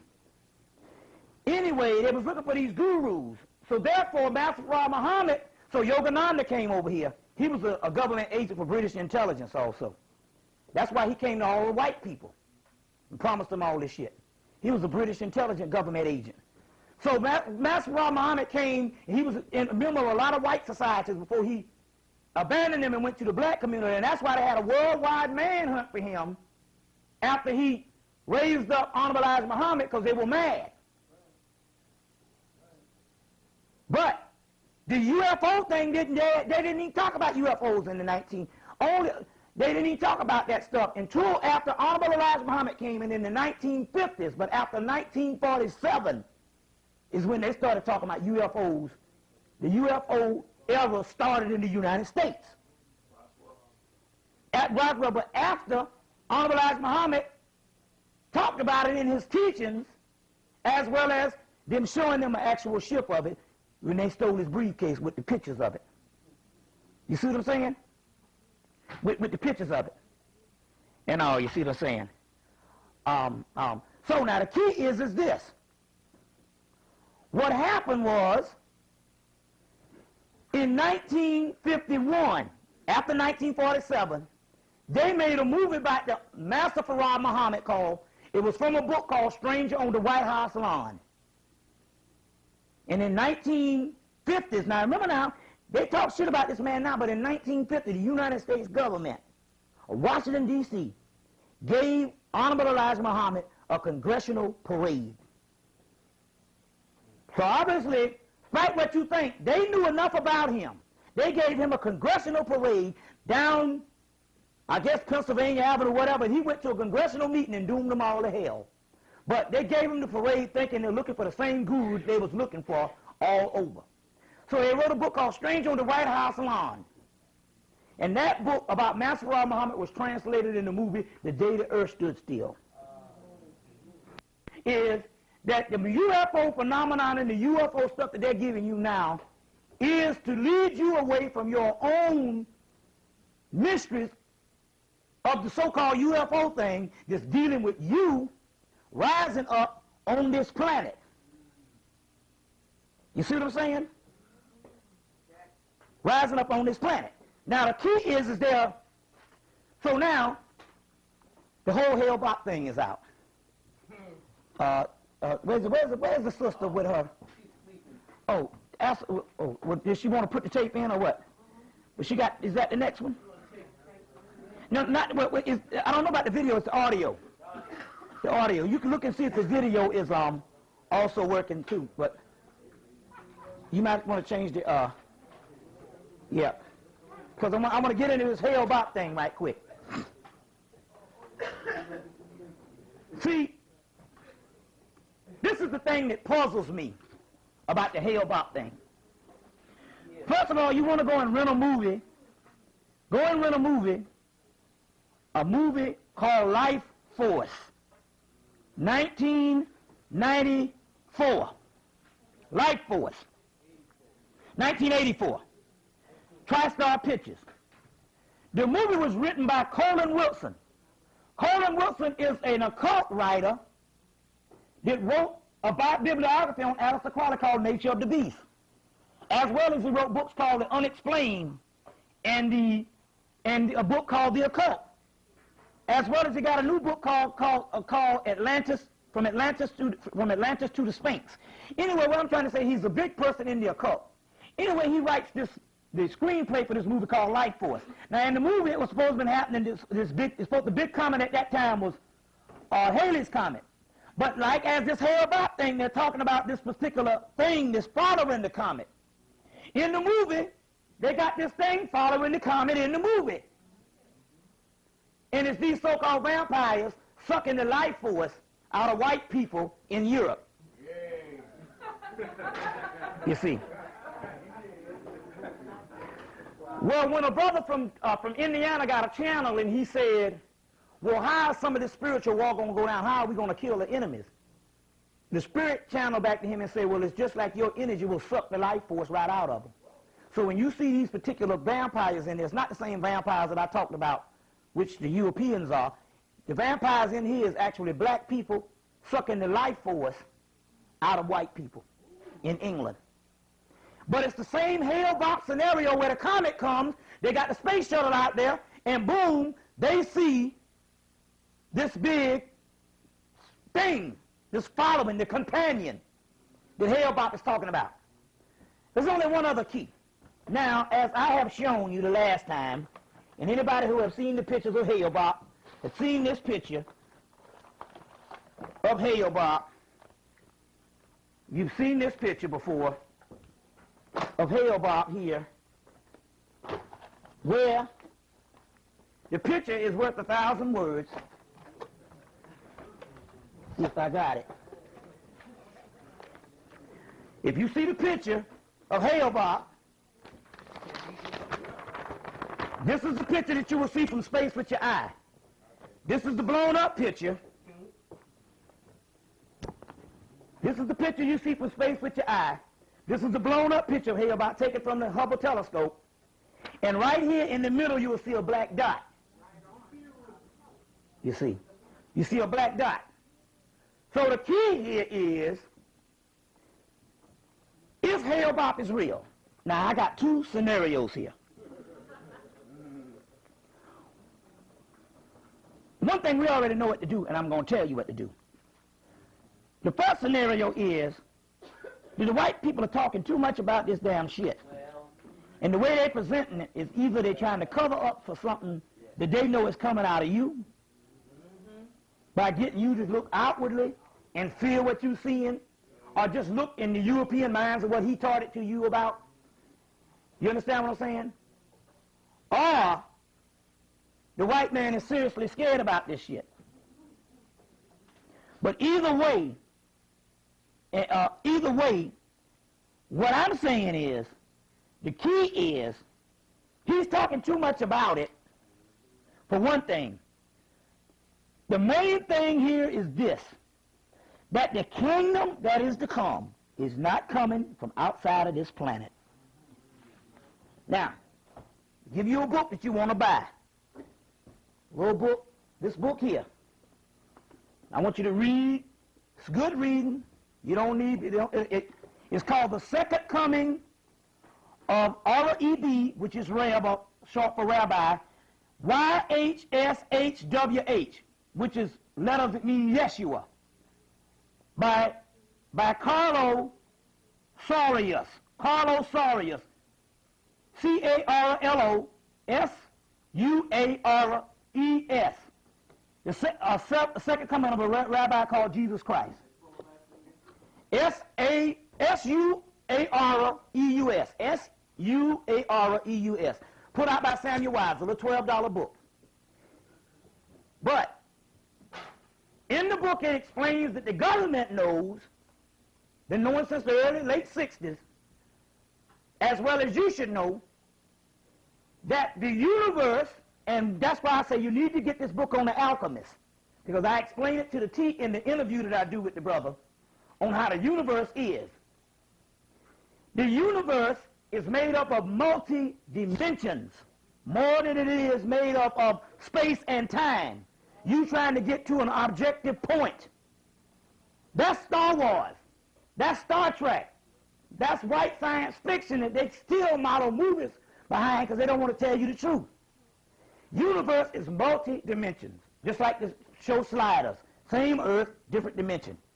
But it's not necessarily physical. But it's the same Earth that your kingdom is around you right now. You see? The key is this. The kingdom being right here is because your third eye is not open, or you are still stuck in this illusionary phase that you don't see that all the dead people that's went on and all the other aliens are right here. And in this book it explains that there can be multi-dimensions passing through each other just as air passing through your body can go right through you. See what I'm saying? That's when you see the movie Ghost. He's a spirit, but he stands before the train and the train passed through him. That's talking about multi-dimensions. Now, listen to the concept here of space to teach you about space. The Egyptians and the Dogon tell you about the star Sirius. They tell you that Sirius B is as big as the planet Earth. But they also tell you that Osiris is Greek for Sirius. And Osiris is in the underworld here on Earth. Or you are the underworld. You are the Osiris.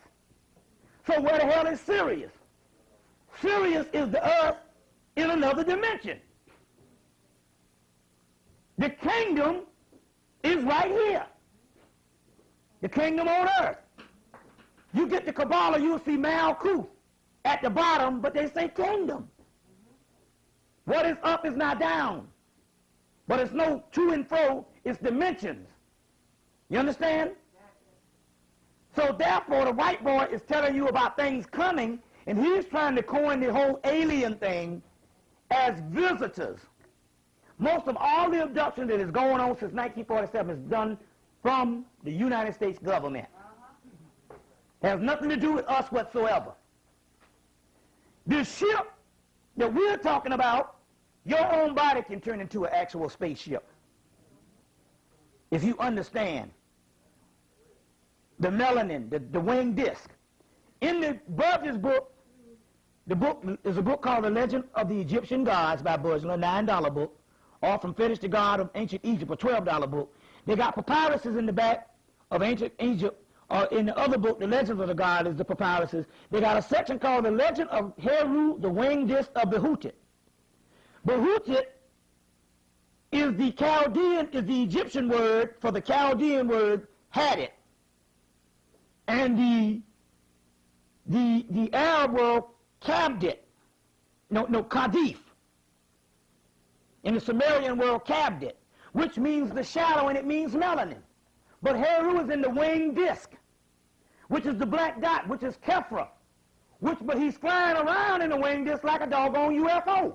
So what are the UFOs but cosmic entities of an angelic proportion? The physical shit is what he's making it out at Area 51. That has nothing to do with ours. You see. Ours can appear to be that way, but it's much more advanced. You see where I'm coming from here? So we're talking about another form of melanin. Even Pat Robertson said when he went to view, and his old damn racist cracker ass, but he said one thing that was true. When he went to go view Independence Day, he said they are ETs, but they're angels. But the angel, what we're talking about another cosmic brotherhood, which you are a part of. Now, there is no such thing as no up and down. The brotherhood is now merged on this plane, and you are a part of it. It's just inside of your body. But you are the damn masters. You over the other goddamn angels from the other dimensions. Because you're the last one. Which is not a matter of you better than them.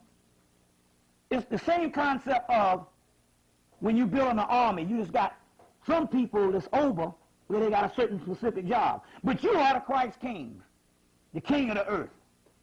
And that's the concept on what we're getting here when we're talking about this particular energy which is actually going on and the way he's fashioning this whole Hale-Bopp thing. You see what I'm saying? So now you got conferences, you got people who want to set up these Hale-Bopp conferences, and now you got black people acting on this shit. But what they don't realize is, in actuality, they're only talking about us.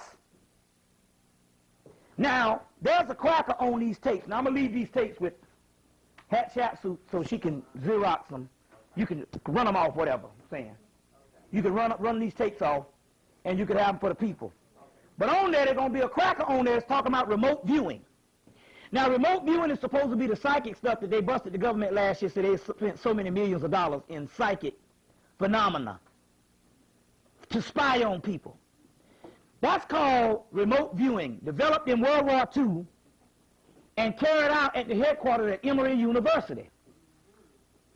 Now, on here, they got a cracker on, they got a book out on remote viewing. They got a cracker on here talking about that he's the head of this shit over Emory University. Now, I'm on the damn tape listening to this cracker, but I remember when we first started rolling in the metaphysical thing, around 1994, a sister got a channel and she said, we need to be careful because there's some witches at Emory that's they're spying on us and doing rituals on us. And I'm listening to this cracker talking about remote viewing and how he spies for the government. And I say, that's the same cracker that was spying on us in the black community and trying to put rituals. And he messed up a lot of people too, that group over at Emory. So we're going to do some rituals and fuck them up. Because we got this cracker name, it's on the damn tape. So whenever you get the tapes and listen to this cracker name, do some ritual to put it on his ass, you see, to fuck him on up. And all, you know. And if you don't know about some ritual, go to a motherfucker who do roots and say, no, this is the cracker I want you to fuck up. You see, because he done screwed up a lot of black people down there. Anyway, but he says when they did the remote viewing on this Hale-Bopp, the thing behind the Hale-Bopp was some sort of brotherhood or council. The council that's coming is no council from outside. The council that's coming is us.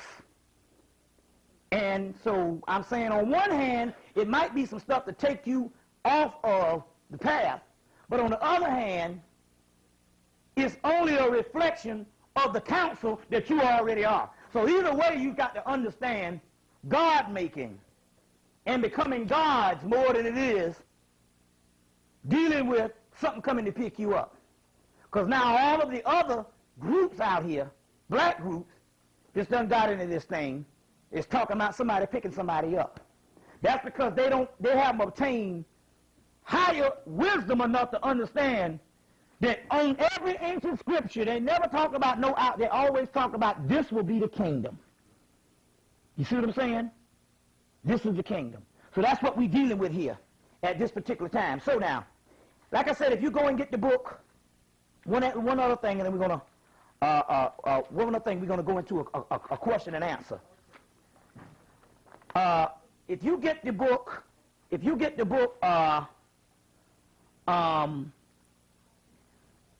Swatter de Lubit's book, Sacred Science, and in the end of the chapter, you will see there's something called the Battle of Kadesh, or Kadesh.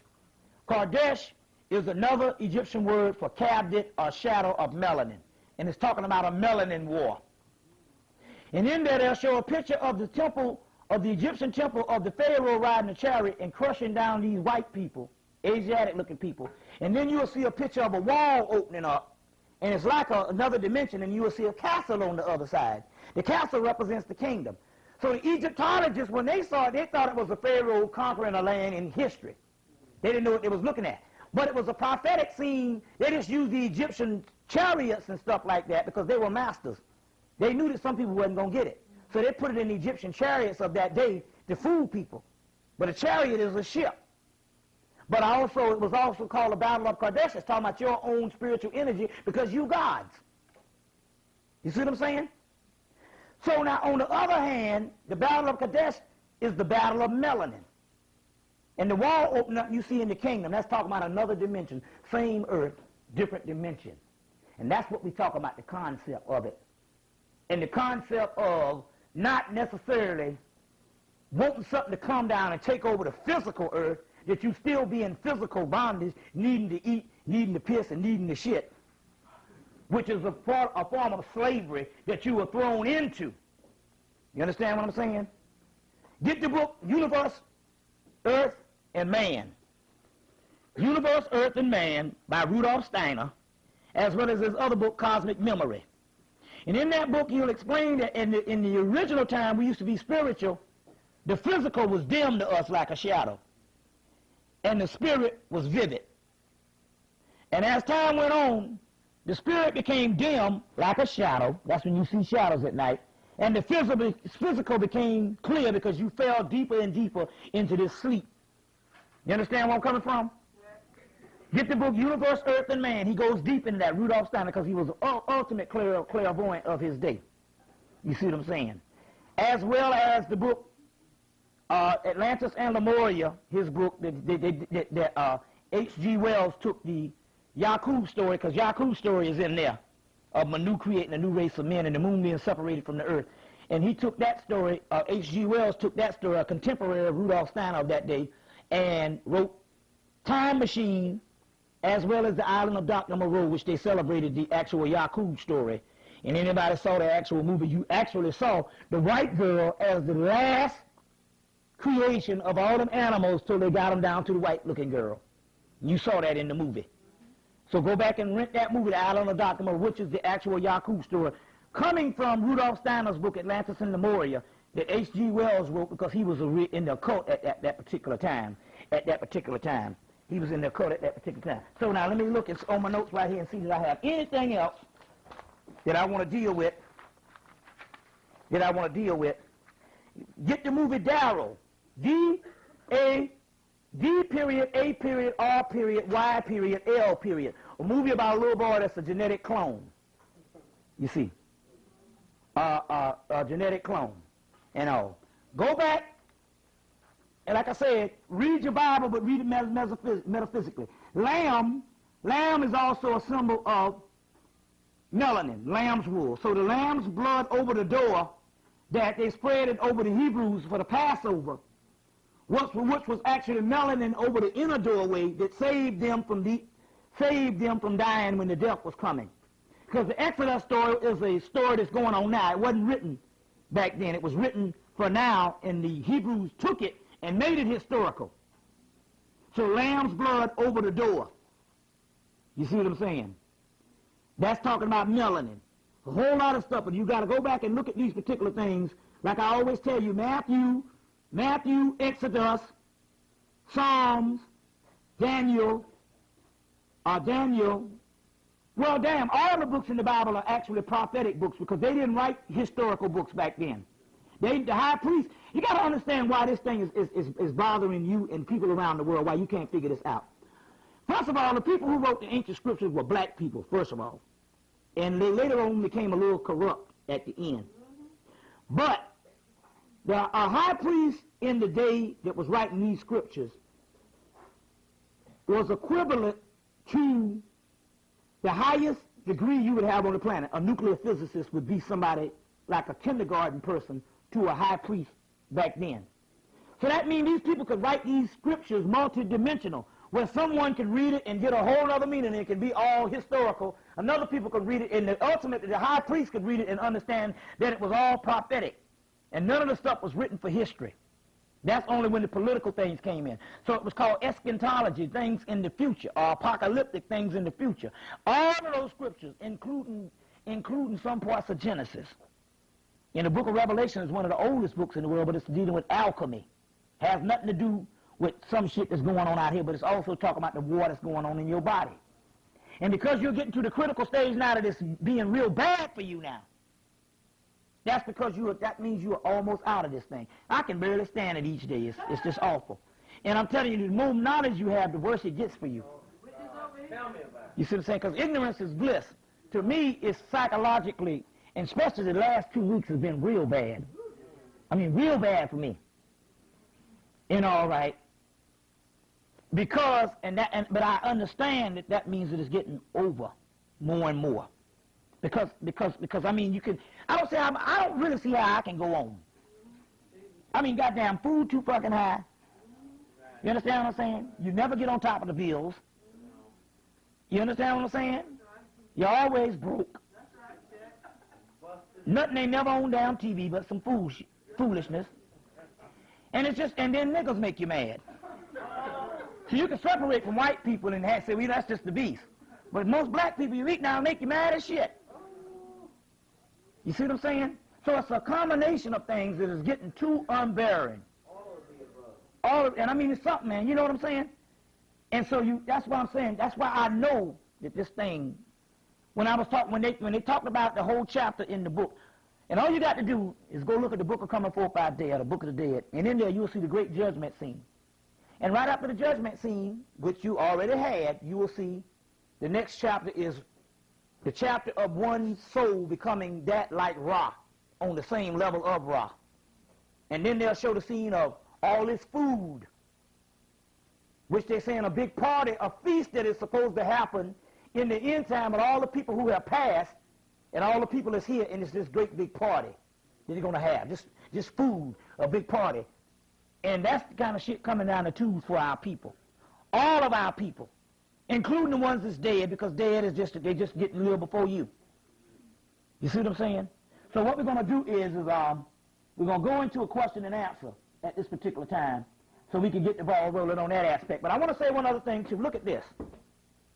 You know it's the last... Oh, shit. Oh, damn. Oh, man. Man. Turn the other way. Okay, I got it. Boy, I tell you, I get...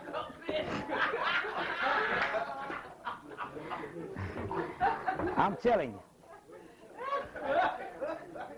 Walk right up. You know it's the last days when the Jew come out and start telling the truth.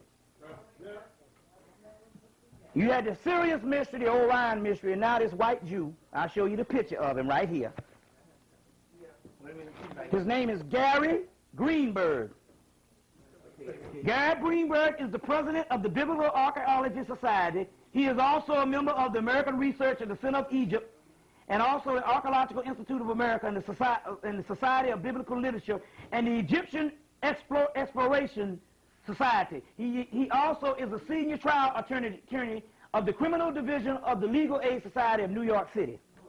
Now, here's this white boy that wrote a book called The Moses Mystery, the African Origins of the Jewish People.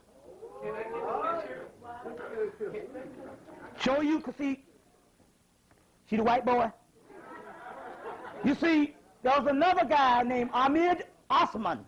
Ahmed Osman wrote a book called Moses, the Pharaoh of Egypt. Came out in 1990, but he black, so if the white man say, oh, y'all just trying to make a political thing for yourself, you will be believing that.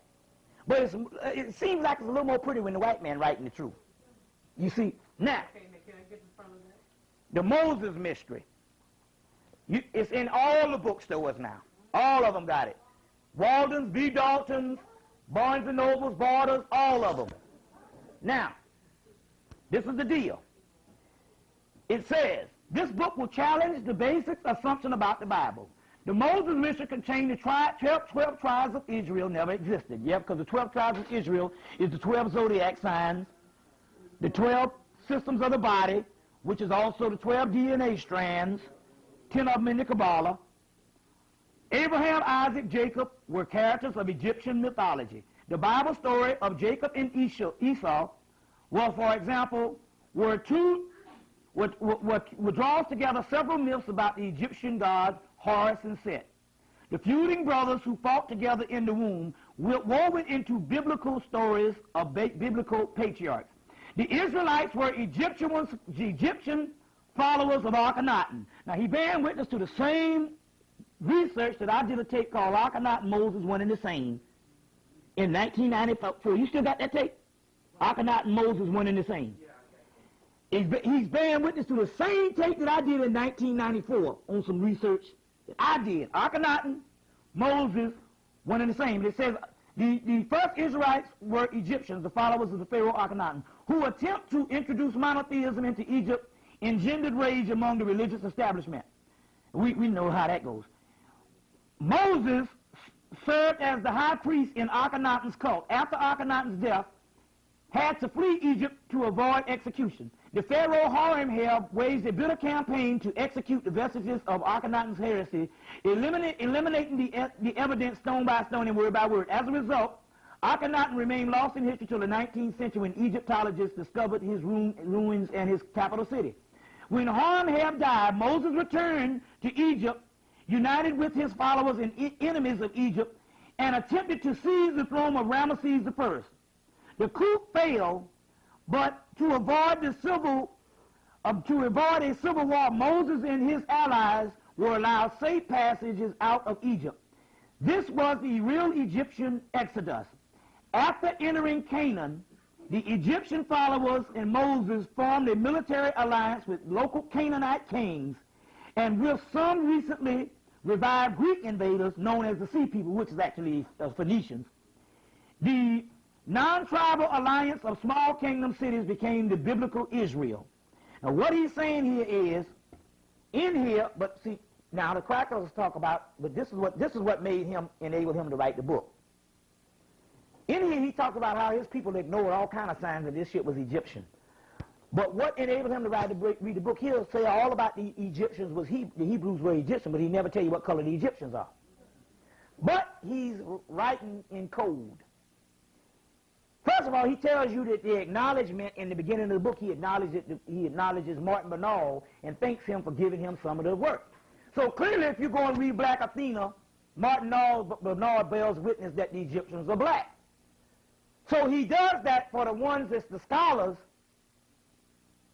and to read between the lines, but he also does it so he don't get too much ass kicking from his damn white Jewish people, because the Jews would want to be Egyptians too. You see what I'm saying? So, but I'm still saying, for the mere fact that the cracker would write the truth, let you know that it's over. Because in the book of Enoch it says that the cracker will lie and write lies about you, but one day he'll start writing the truth, a few of them. Take that truth, because we're writing that truth through him for you. And that's what's been happening with the resurgence of the Afrocentric community and the metaphysical community that we have now come, which birthed out of the Afrocentric community. The Afrocentric community set up this. You couldn't get this now, not unless you had somebody come before and lay down the ground pipes. and do the groundwork. And that's what the Afrocentric community was good for.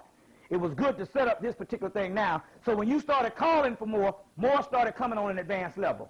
So now, let's go into a question and answer period right now. And we'll resume some more of this Sunday. So, Can I just say this? What you just said just now about coming out of the Afrocentric. Back in the 80s, they did have those psychic programs. I don't know how many went to those. yeah, And they had like Dr. John Moore was in there. yeah. Lester Lovin, and they knew Lester Lovin was deep, but they didn't know what he was talking about. Because he was talking about serious and all that. Yeah, but if you notice, Lester Lovin, Dr. Johnny Moore, even Raoul Neff for one thing, while the Afrocentric movement was real strong, they were still seen as somewhat outsiders. Although they were a part of it, they weren't a part of that scholar list of what you call it. So they were in the hedges waiting to be Bert, and that's what happened. They came to the forefront. After that, they laid the actual groundwork, for that. And all. Even Daoud was back in Yeah, and see, Daoud was one like that. No, unfortunately, what happened is they based so much around Dr. Ben and John Henry Clark until when they got old, the movement kind of died down. I'm not talking about these people that I'm speaking of. No, I'm not talking about the Afro. Those were actually the metaphysicians waiting for their time in the sun. Right. Because like Daoud was way before his time to do this in 1988. Yes. You see what I'm saying? 80s, you know, like that. No. So. Loving all of them, they were out Right. ahead of time. And stuff. It was way before ahead of time and stuff like that. No. That's one reason that the Nation of Islam and the Moors always were seen as crazy people, because they was dealing with a science that was way before the head of the time. Now, for somebody talking something metaphysical, the object would not be that you're crazy now. It would just be your take on it. You got different concepts. But then again, on the other hand, ultimately, there is no such thing as truth. Because that's too much of an absolute. You understand what I'm saying? And the African built mistakes into the mythology as a form of the chaos, which is the way melanin is. And which is the way black people are. Black people are a whole bunch of contradictions, which makes us perfect. Anything that's laid out straight is too structured in a box, and that's more of man-made. A, B, C, that's how the cracker is. But contradictions, you understand what I'm saying, is what makes us great. Contradictions. And Negroes is full of some damn contradictions. But that's what makes us God. Just God, just look at your people, even in their ignorant state, they're gods. Taking something, taking nothing, and making something out of it. Even taking a damn argument, or something that was a mountain, a molehill, and making that motherfucker a mountain. Taking nothing and making out, the next thing you know, you heated in an argument and don't know how you got in that shit. You understand what I'm saying? Black people are amazing in their degeneration. They do that shit with style like nobody else.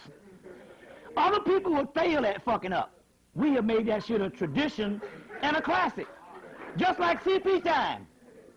You see? It's like the other day I was on the subway, and there were, I think, 3 or 4 people. It was a brother with locked, and these 2 sisters on there. One had straight hair, the other one had whatever.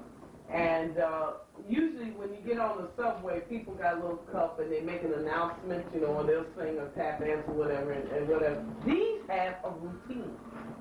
This one would speak, and then the other one would speak, and the other one would catch it. I said, now we're doing it all now. I've seen it all. Trying to raise up some money, and they was all doing their little thing. I'm telling you. And when you think you've seen it all with black people, here come another nigga around the block. He's gonna do something so original that you ain't never seen that before. So original. Even in the messed up stuff. So I'm saying we are gods at that particular part. We are definitely God. But I got one other thing I want to read to you. You want to get a book called Hans Jonas, The Alien God. Hans Jonas in the message is called the Gnostic Religion.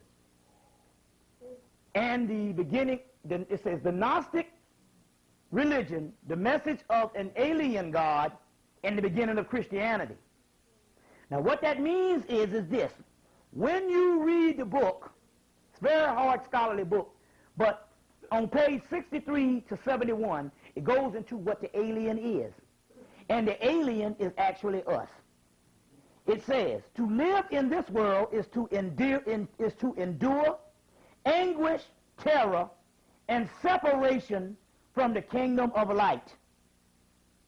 So to live in this world is always hardship for us. God knows we catch more hell. The very creation of the world and human life is dispersed, is dispersed particles of light into darkness and matter. You are particles of light wandering around in the wilderness, dead. Salvation lies in gathering in the dispersed light and restoring it to its original unity. Life is falling into darkness, and the inhabitants of the earthly bodies who fall long and homesick for another life, because you fell into the physical body. And you say, how shall I sink within all these worlds? Who has carried me, from the household of my parents who have brought me up. Now let's go back to this. This is a spirit talking that they have captured in the historical time. So this particular voice you were hearing is a person probably a couple of million years ago that fell into this shit. And they recorded this particular stuff up to now. Or they were even when they got this material, a person could actually go into the past and actually hear this voice talking. It what it says. Wait a minute. How shall I sink within these worlds? Who has carried me into captivity away from the place of my abode? From the house of my mothers and parents who brought me up. They're talking about this other dimension of the spiritual realm. Why did you carry me away from my abode into captivity and cast me into a stinking body, the physical body, which is nothing but a package of shit carrier that you so in love with? You see, therefore, life as Jonas points it, which is Hans Jonas, the guy who wrote the book, is a numbness or sleep and a drunkenness of oblivion. You see, of oblivion. Our ignorance is a form of unconsciousness and infection of the darkness from which we are awakened or called. Knowledge saves us. Knowledge protects the spirit against the sexual love and sensational pleasures of seduction of this world, as Jonas writes. What he means by that is he's just talking about basically the comfort zone and the pleasures that you are so longing to get, longing for something else that you don't know about until you get the knowledge and find out that the shit that you wanted, all this stuff, ain't shit, but something created by the damn white man to keep you down here fighting over some bullshit and asking for reparations, money, welfare, affirmative action, and the right to be recognized by the other beasts around the damn planet who know who the fuck you are, just as you don't know who the hell you are. Got it? You see, ignorance of drunkenness is the soul is ignorant of itself and its origins and its situation in an alien world. That's you. You see what I'm saying? In an alien world, it is precisely the awareness of the alienness in which the intoxication is meant to suppress man down into a whirlpool and made oblivious into his true being, of his true being is to be made a children of this world, is to be a person that is held in oblivion and don't know the knowledge of who the hell he's supposed to be. That's the real alien that they're talking about, and that's you. You see what I'm saying? That's why the campaign now is to fight against the alien. So now Will Smith has now got out the movie Men in Black, where they are detectives fighting against aliens, and they talking about cleaning up the scum of the universe. Ain't that a bitch? Scum down here can't get along with animals and talk about other people from other planets or either other dimensions. It's damn scum. That's the cracker. Even cursing something that he don't even have experience with. You see? But that's the role of the actual beast. So now, Let me say a couple other things. Let me get these couple other points out here. Look at this. I'm going to get these couple other things out here. There's a book called The Legends of the Egyptian Gods by Budge. The Legends of the Egyptian Gods by Budge. A little $7 book. In the book, they'll have a chapter in there called The Legend of Khonsu, and Khonsu is the Nubian form of the Christ. The Legend of Khonsu and the 7 years of famine. Now, if you count from 1990 to 1997, you've had 7 years of famine. Although it started somewhere in the 80s, but if you want to put a number to it, as millennial thinking, from 1990 to 1997 is 7 years of famine, and they talk about that in this particular book. But after that, they talk about a rising up. You see what I'm saying? So now we're talking about being on the verge of this particular aspect of our life and all, because now we are even being bombarded by the supernatural, by the cracker. So obviously he knows there's something out there. He can't keep quiet about it, but he's trying to turn you around and steer you the other way. And he's doing that with the masses. But it doesn't matter because our nature is spiritual. So now going back to this, you must understand, no matter how black people express themselves, all of them will be saved. Because saving a person is not necessarily saving the physical body. And because we have a spirit, and that spirit is the same spirit of the Most High Creator, there's no way that that particular spirit can be damaged. That means if you think of yourself as God, but you'll also think about a creator that's over you. That's wrong thinking. What happened is the creator, the original creator, the Most High, who has a mother, but the original creator, which is a he, but he has a mother, which is the triple blackness of space that he came from, but he's the original creator of this universe beyond his mother. He just, what is the created part of the universe, he created. In order to save you, he broke himself up into millions of crystals and came down in the earth and rested into your human body so he can raise you up from the inside out other than the outside in. So in actuality, you are the original creator because you have a piece of the original creator in you, which is the original creator. So a part of our therapy in Niggers Anonymous is we have to get out of thinking that there's a God over us when the God that is over us is within us. You get it? You get the concept? So you got, ye are gods, but not only are ye gods, you are the divine creator who broke itself up into millions of pieces and settled in each one of you called jewel of light, called melanin. You see what I'm saying? As above, so below. There is no time and space. We're talking about right here and now, the unity.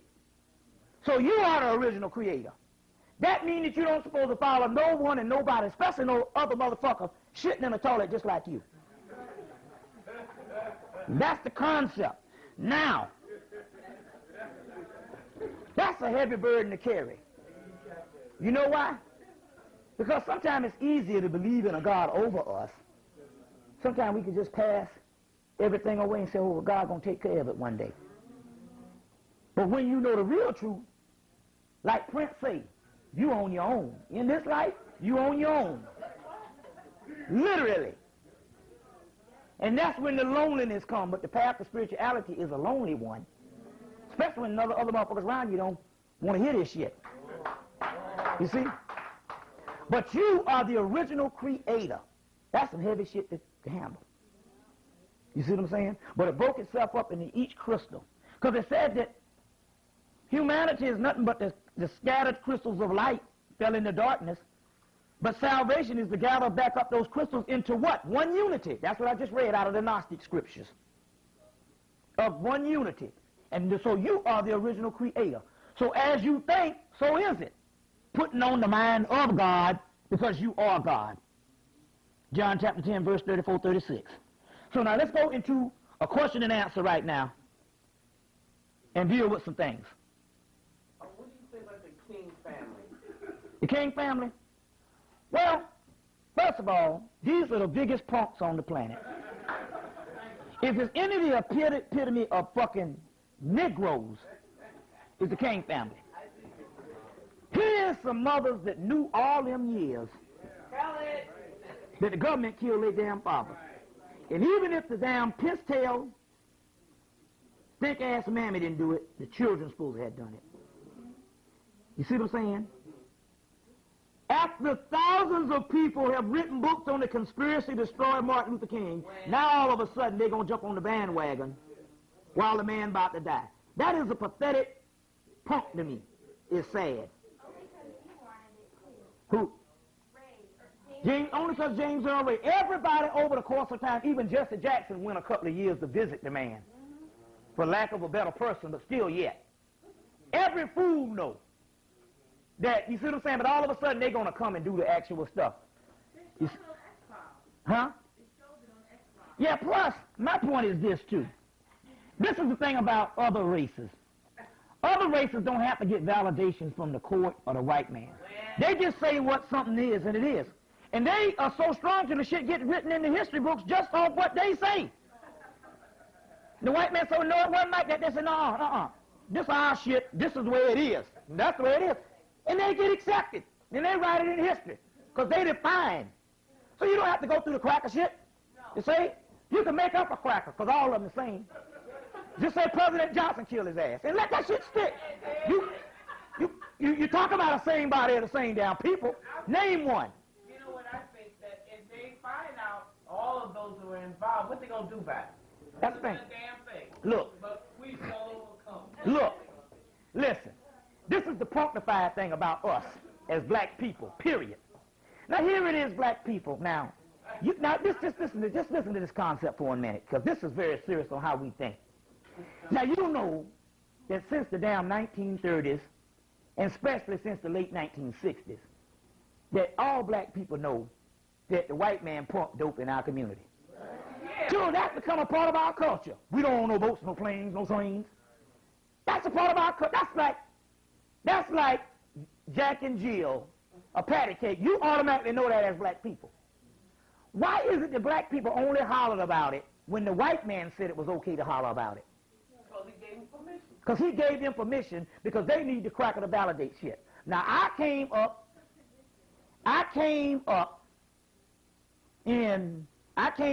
last summer and told you that the white man has taken out of these projects 12 million black people. And it's interesting. When I went to visit you, the two young brothers you had, when I went to speak for you, was talking.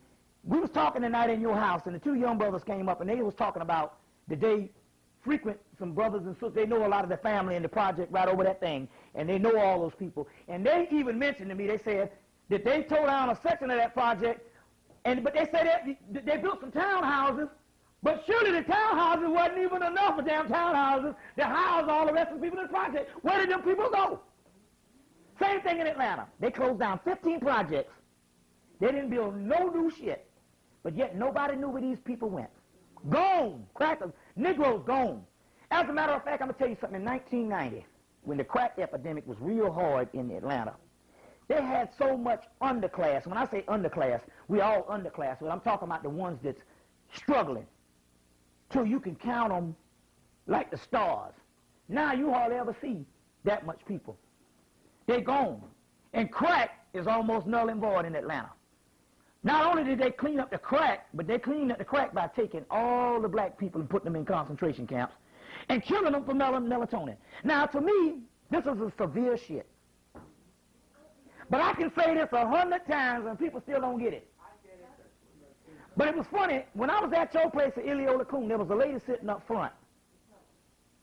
And I told her that one time, and that woman said, hold on. Halfway into the lecture, she said, no, fuck that shit.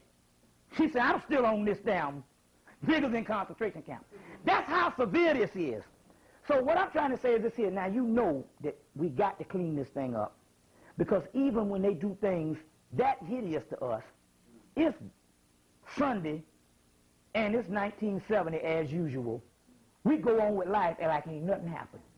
Even though we have some inkling. My brother came up here in 1992, and all around Port Authority was bombs. Came up in 1994, 2 years later, and all of them gone. When I'm at Reverend Valentine's place, a sister approached me and said, I was there the day they came and picked up these people and put them in these trucks and hauled them off. See what I'm saying?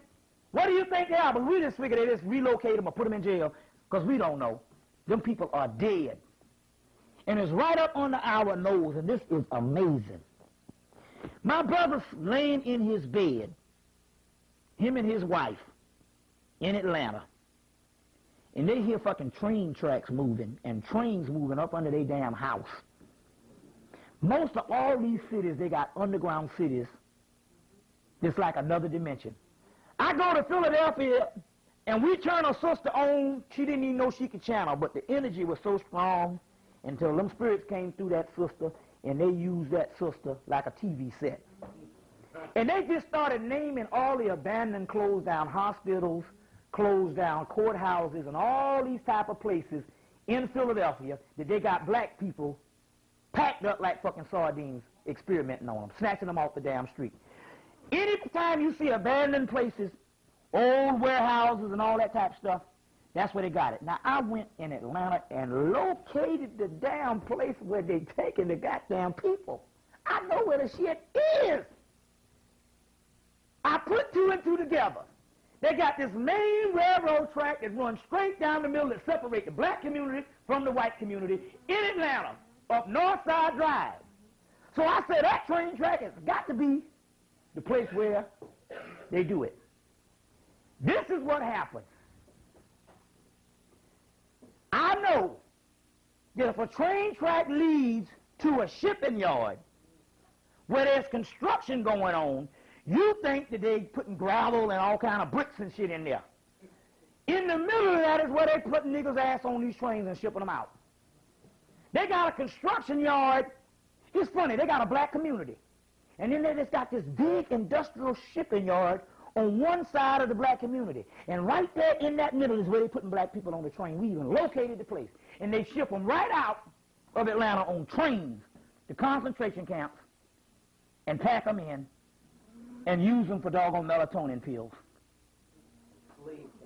And slave camps and all the other shit like that too. You see, that's some amazing shit. Give me some questions. What's that, brother? Are you familiar with what's happening in South Africa with the Truth and Reconciliation Council, where the black government is forgiving all of the white people who committed atrocities? Right. What? I'm familiar with it. First of all, we didn't know who Mandela was until they gave us Mandela. First of all, most people didn't know who Mandela was, black people, until 1985 when they started having all of these particular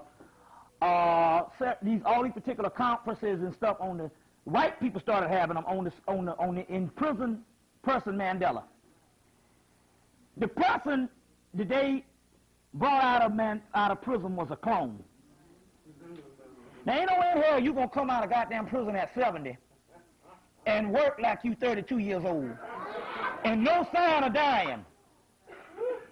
But his wife knew that that wasn't the same person, so therefore they had to get her out of the picture. He's a clone. Now this is what happened. They put him there knowing when they started discussing that he was going to be, they started discussing him as far as Mandela or Sling and gave us the information. And we rallied behind that nigga, and that nigga came over here and said, your problem is not my problem. Well, he sure did. They knew then that he was a clone, first of all. They had cloned him, but they knew that they was going to they knew 10, 15 years ago that they was going to take him, bring him out, and make him run for president. And they would have a white person, the same person, over the presidency with a black face, based on clone. Now, the reason why I know that is this. Any famous person, they name Bill, Berg, you understand what I'm saying? Who would they name certain things out? If you go get the movie Running Man, Arnold Schwarzenegger, 1987, in there when he's going through the airport at the beginning of the movie, they said, they'll say things like, planes leaving to Johannesburg, Mandelaville. Now wait a minute, what the fuck? Mandela is still in prison at this time. How would you know that he's going to come out of prison and run for a noble office that you got to name a ville or a bird after him if they didn't have some shit set up? It was all a plan. Remember now, Africa was cut off, South Africa was cut off from most of Africa. So when they dropped the AIDS in Africa, and despite what you know, they have basically cleaned most of the continent off. There's hardly nobody living on the continent. I'm going to tell you, let me go into this shit. Most of the African continent is dead. Now, let me go into this. You don't have to worry about that because death is actually life. So in them killing them, and actually they make them live. But South Africa was cut off from Africa. But Africa was dumped all its AIDS in the 1980s. Killed millions of people. So how is it that South Africa, after 2 years of Mandela winning the presidency, become the #1 AIDS recipient in Africa? See what I'm saying? So they got him in there, and now they're killing them off with AIDS, injecting them with AIDS. Now, out of all the so-called AIDS thing in Africa, South Africa is #1 on the shit. And so the whole thing of giving all this type of stuff, Mandela and all of them is a part of that because that's a clone government. It's a ghost government. It's a clone government. And that's the reason you ain't going to have no black man running shit. You think they're going to have a black man run for president over here? Well, goddamn, you think they're going to have one of all them diamonds in South Africa? And these crackers is 3 times... No, wait a minute, hold on. Let's use our head here now. Wait a minute. Hold the fuck up. Let's just reason here. Although we got the cracker over here, that's a racist. But he is not a severe racist as the cracker in South Africa, which is a overt racist. But yet the overt racist is going to elect a man a president? Come on, man. Are we fucking idiots or what? Shit. So that whole thing is set up that way. But what I'm saying is this here. The entire continent of Africa, if you just go and look, just look at National Geographic, they'll go and be months showing the animals, and you don't see a black person in sight. Now, shit, if it was a regular populated place, you bound to see some motherfucking people. If you just had months of people, you see some damn people come in America. You don't, man, he can be out there in the damn little old Jeep for months filming. You don't see a nigga nowhere. Because they're all wiped up, they're all dead. Now, some people say, now, I go to Africa. No. Fuck that shit. You a motherfucking nigga from goddamn America. You can't even buy goddamn toilet paper. Let's make that shit. You go to Africa, you go to the same old tired-ass fucking cities. Plus, Africa is set up to you can't travel it like you can travel here. You see what I'm saying?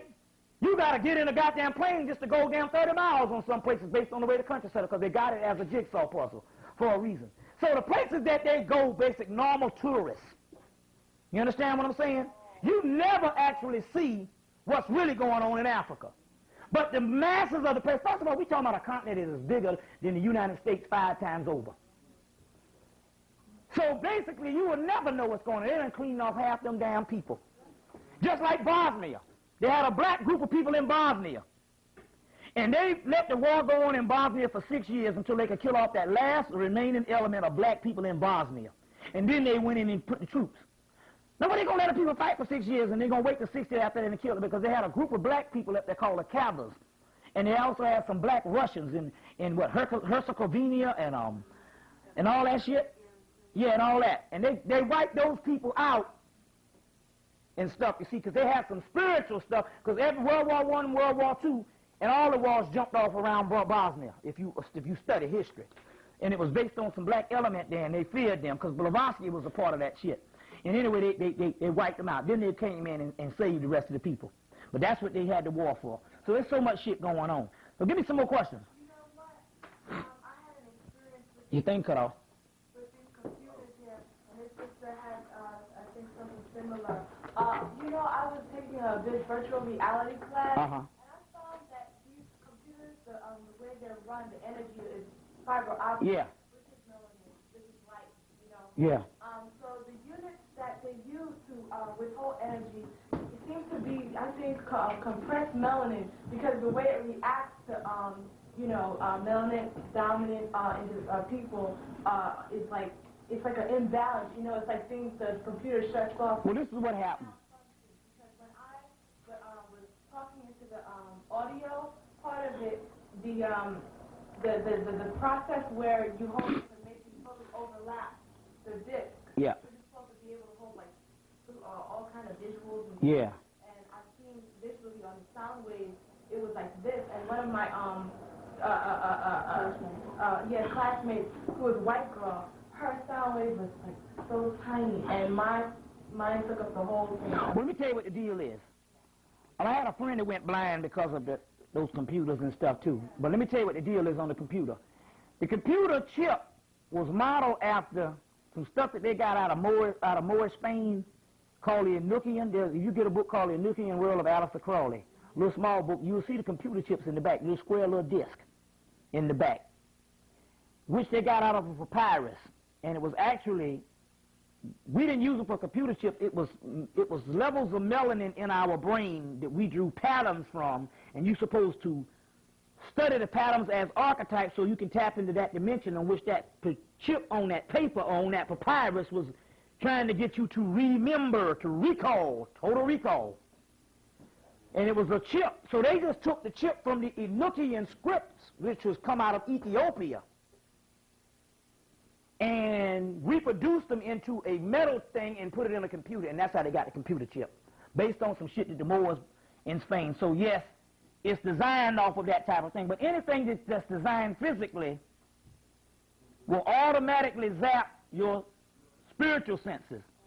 So that's the reason why people in America is more dumb than even white people in Europe, is because we got so much push button and so much technology. Take, for instance, if you get a movie called Barcelona, came out in, what, 1992 or 93, one of those. This Barcelona, it's a movie, and it shows you how America, how white Europeans hate white people in America.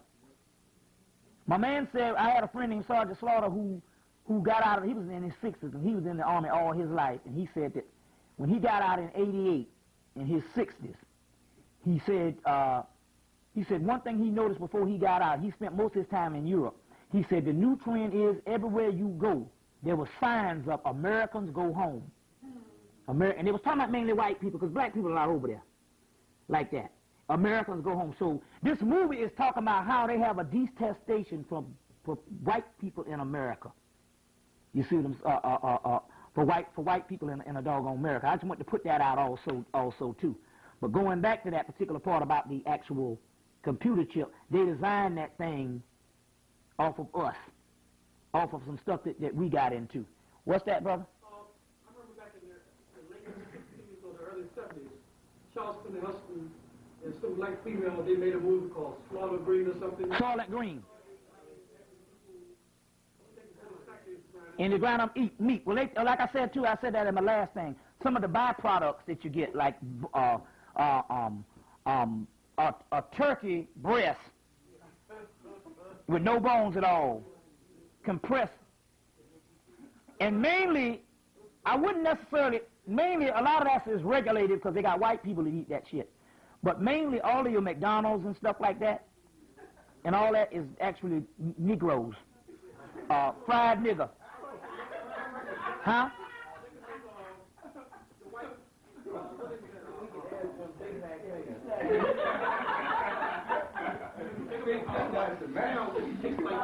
Huh? Yeah. Right. Yeah. Yeah.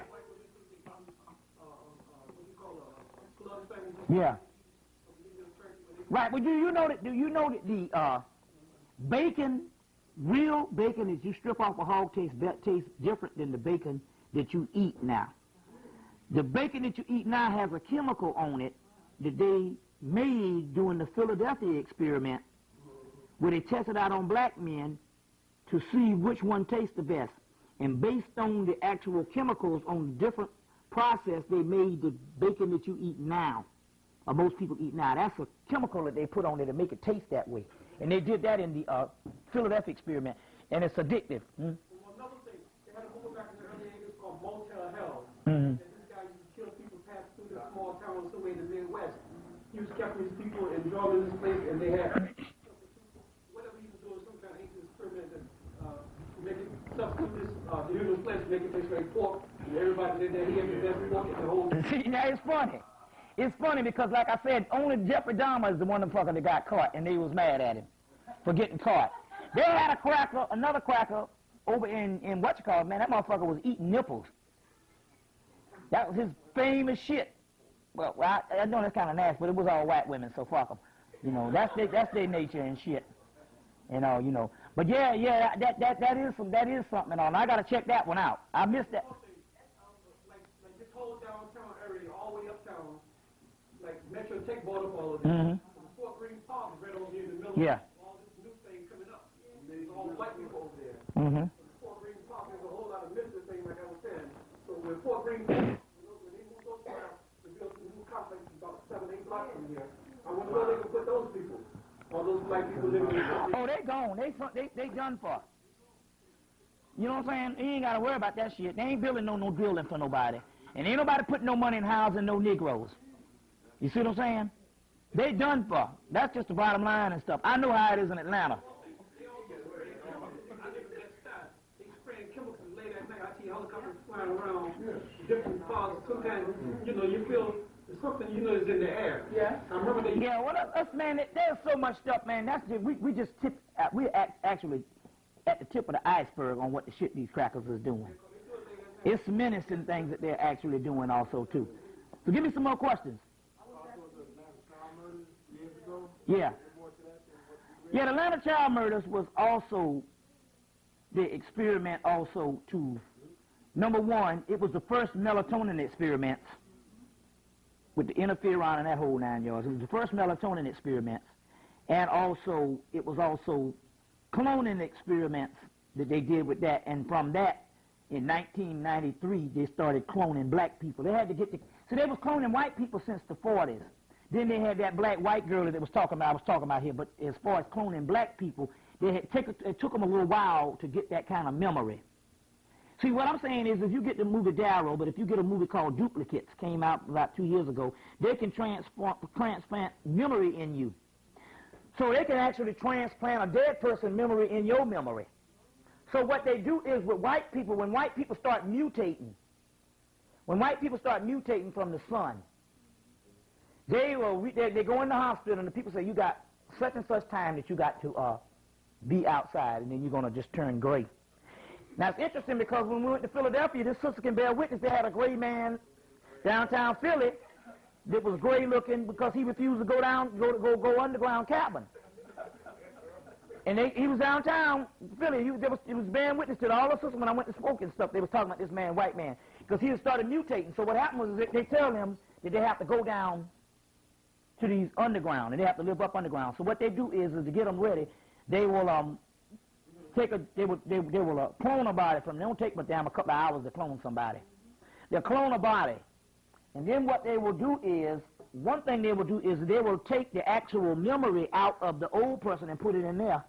In that particular, but one thing they have to do also when they do this, when they make the switch, that person supposes itself to be the same person, and then they wipe that particular part of the cloning out, so when it goes back on to society, it'll be the same damn person. So white people have totally regenerated themselves on that level, but it can only be done a certain process of time. So the ones you see that's dying from this skin cancer is on top of the ground that later on dies, and some of those is a clone that has had 1 or 2 times too many. Because I think you can only do it like 2 times or something like that. And stuff. So that's how they keep the process going and shit like that. Well, the original person either dies or either it goes up under the ground. Well, the Invasion of the Body Snatchers was the Invasion of the Body Snatchers was the movie that came out about the movie came out in 1956. So it was the first movie to come out based on the technology they got from World War II with Hitler. You see what I'm saying? And it was the first movie to actually introduce the science of cloning, which was actually happening at that time where they had started mutating. And then, you know, they did an updated version in 1978 with Donald Sutherland, and then they did one recently in 1993 or 94, Invasion of the Body Snatchers. But that's what it is. It's actually clones. And that's the way it does like that, too. What's that, brother? Have you heard any more information about internal combustion? People burn up in the Oh, and crackers just, yeah, the movie Burning, the show Burning Zone, the crackers do that all the time. That's just the Kundalini rising up, and then the body is too dense to handle it, and the body burns up. That happened back in the 81, 82, somebody was walking down the street. Yeah, it happened last summer. A little cracker girl, about 3 years old, just caught on fire in the goddamn house, just burnt up.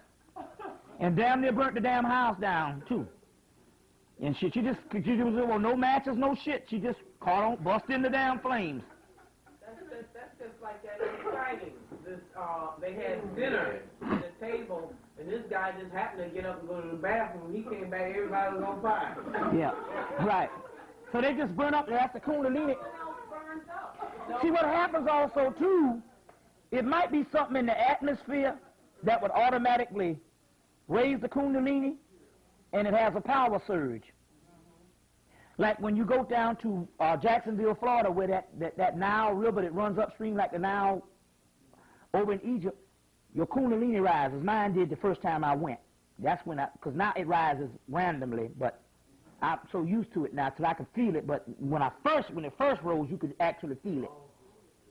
So it rose real good that day down there because that was an energy spot. Little Rock, Arkansas. That's why they call it Little Rock. That's the black dot. Little Rock, Arkansas. They got the springs and different things down there that they say that your shit can rise. And there's a brother that's done the work down there. He's done work. And Cam had him to call me, and the brother broke the shit down to a science on how Little Rock is this Masonic place in the center of the country that is this spiritual place. And it's interesting that they picked President Clinton from Little Rock. He's saying that this is a main hub. On this is probably equivalent of what the pyramids are on the other end of the earth, right there in Little Rock, Arkansas. And the cracker knows, and he said this shit is all Masonically hooked up. But he said the same thing down there. They got some water down there, and if you drink the damn water, your shit just like goes off. This stuff, you know, goes off and all. I told the motherfucker, send me a jar of that shit. You know, so. Yeah, so that's also too. Give me some more questions. What's that then you? Yeah. Yeah, and so also now if you notice they have to they also have to take their particular sperm and stuff and put it inside of cows and shit and animals to reproduce and stuff. And animals and all that kind of stuff to actually reproduce also too. Consider the clones what they have today. I know the last port they made an album 20 years ago, what they call the clones today, right? The name of it was The Mannequin. That's what they had an album now about 20 years ago, and they took it off the market. It could very well be. You never know. You never know. I can't really.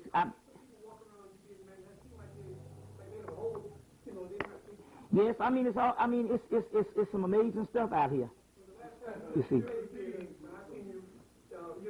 Yeah. Yeah.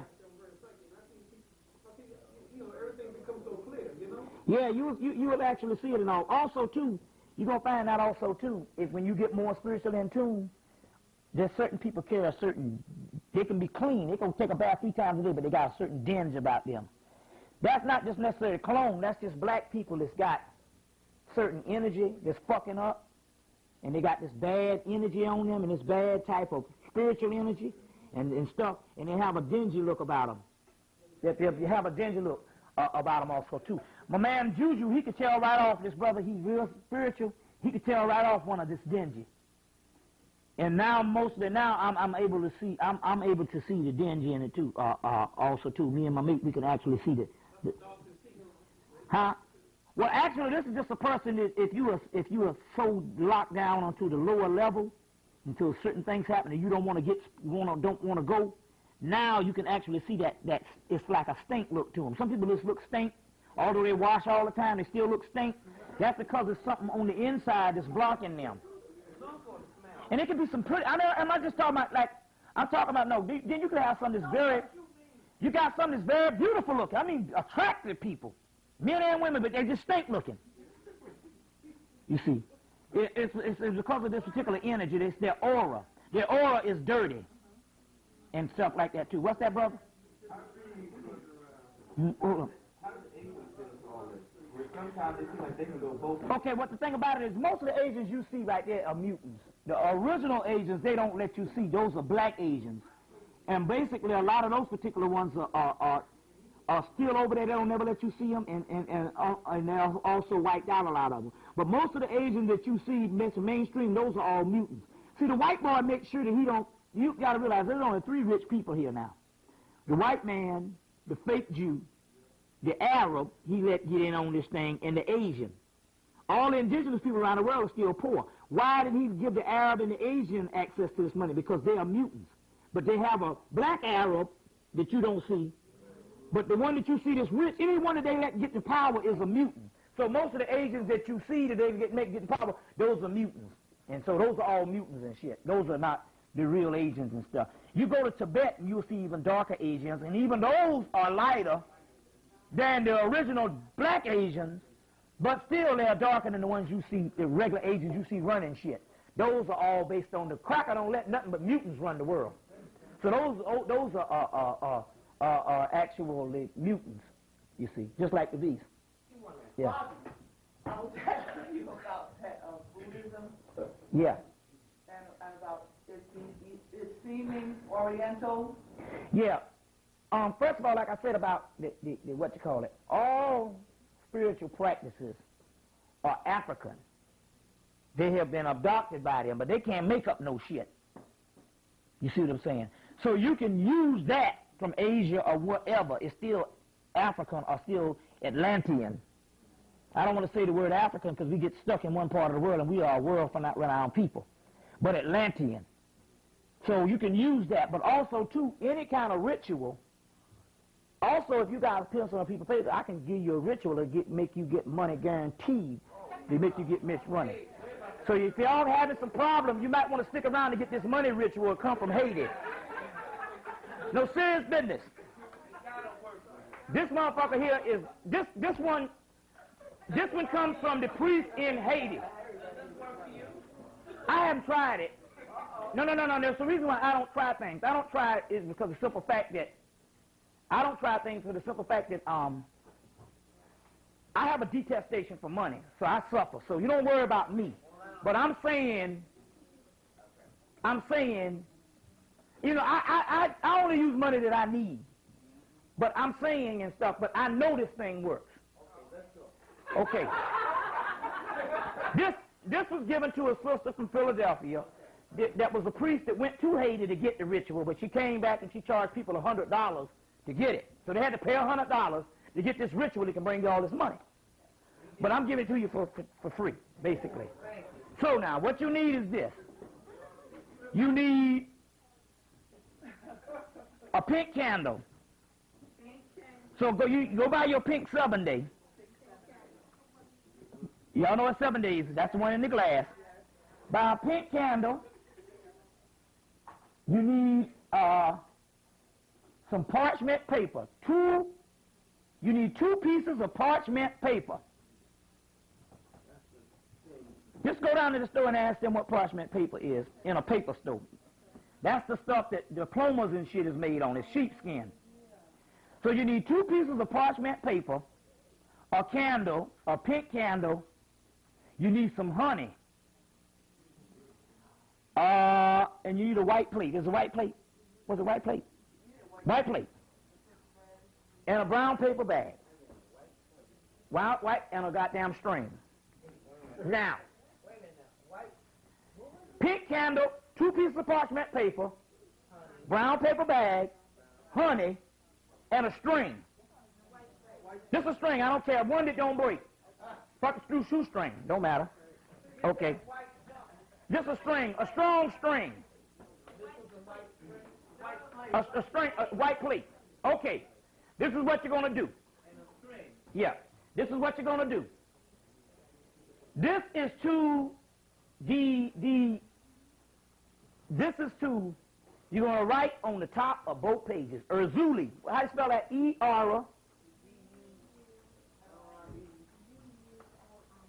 E-R-Z-U-L-I-E. Z-U-L-I-E. This is for the Vodun god Erzuli. Also, that is the Yoruba god Oshun. Was it Oshun or Ogun? Oshun. Oshun. What's that?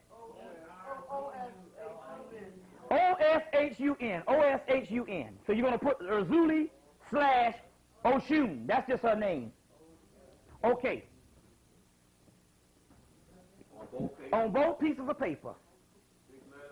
Well, that doesn't matter, man. Doesn't matter, man. Okay.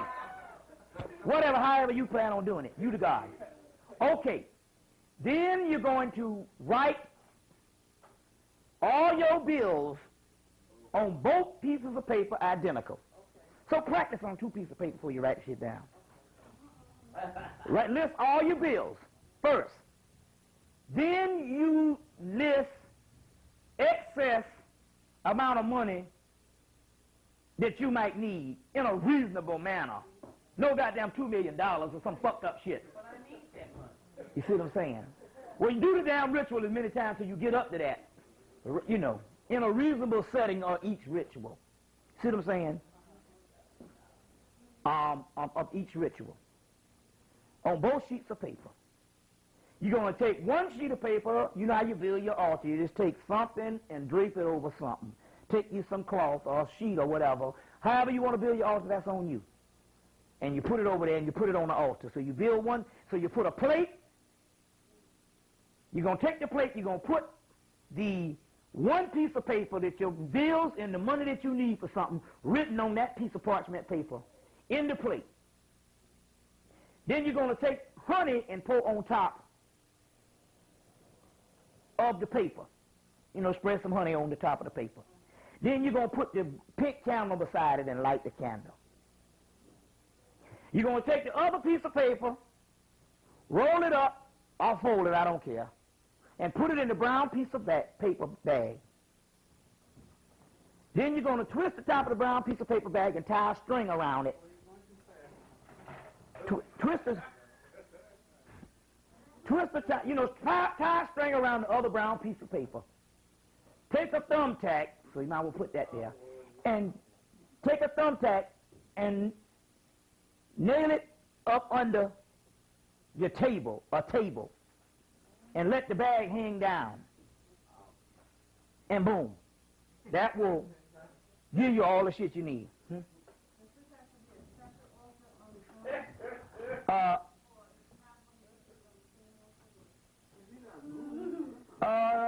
Build a separate altar just to be on the safe side, because see, you know the damn Orishas, which is energy, they don't like to be sharing they shit with other motherfuckers.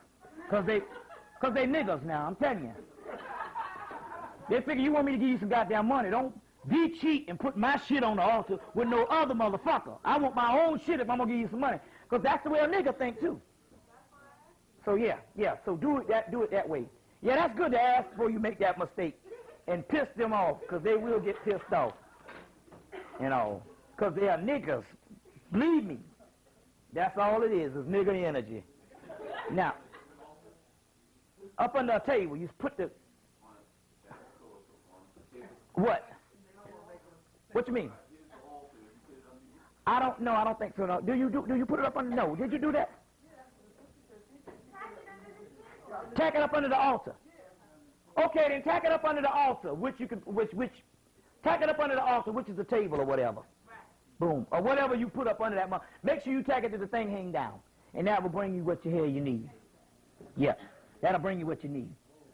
That's guaranteed. Now that's coming from Haiti, and that's coming from the Vodun priest. You see what I'm saying? Yeah, she woke up when that money came. and that should also do it also too. At least 7 days or whatever. But let it stay until you know. At least, yeah. Also, okay. Now here's another one that you can do. Also, this is a real good one. This is another one. This is real simple. It don't take that much. Listen. Yeah. You get a piece of paper if you want to. This is another one. This is real simple. You can do this. You can do this on Monday. Now I've been doing this since '91, so I know this shit works. You go and get you 16 pennies. Most of every street corner is a crossroad, which means you're going to, a crossroad which means a corner here, a corner here, a corner on this side of the street, and a corner on this side of the street. So every Monday, on Mondays, which is a leg bars day, leg bar, E-L-G-B-A,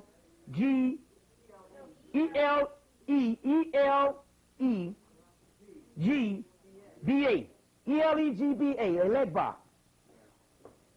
You're going to go and take 4 pennies and put 4 pennies on one crossroad, 4 pennies on the other crossroad, and 4 pennies on the other crossroad, and 4 pennies on the other crossroad.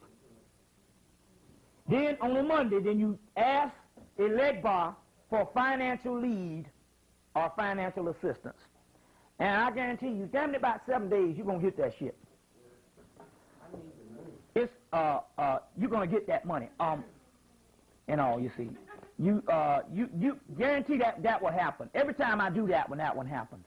Also, too, never do no shit and don't believe in the shit. Say, I'm doing it just in case, because you got to realize the shit is actually working off of your energy that's inside of you.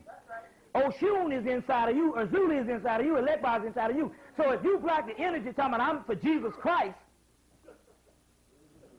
you see what I'm saying? But yet they don't give you, but yet more motherfuckers die with Jesus, because you the Jesus, and you don't believe in this stuff, you're just doing it just in case. Don't expect nothing.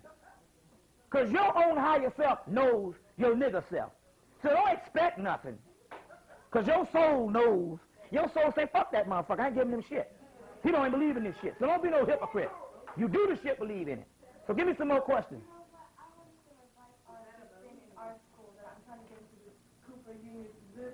Art school, right? The way thing about it was I was walking down the street, this black art teacher told me to go in. I was drawing, sketching in the park. He told me, why don't you go here? So I went in there, and they were having an open house and whatever.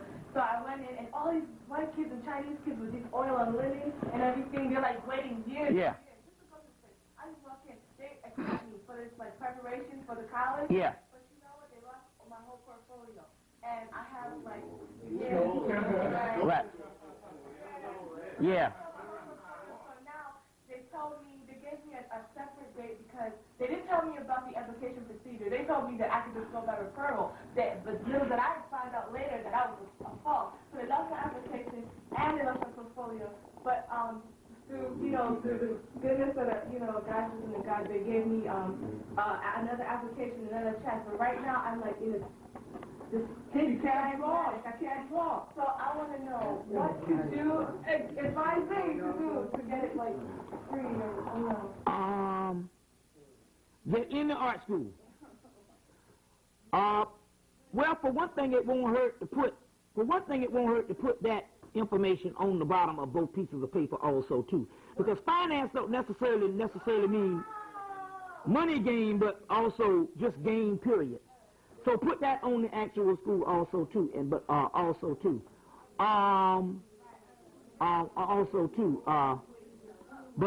it's interesting you said that. It's interesting you said that I'm an art major, and I went to school and I studied art for years.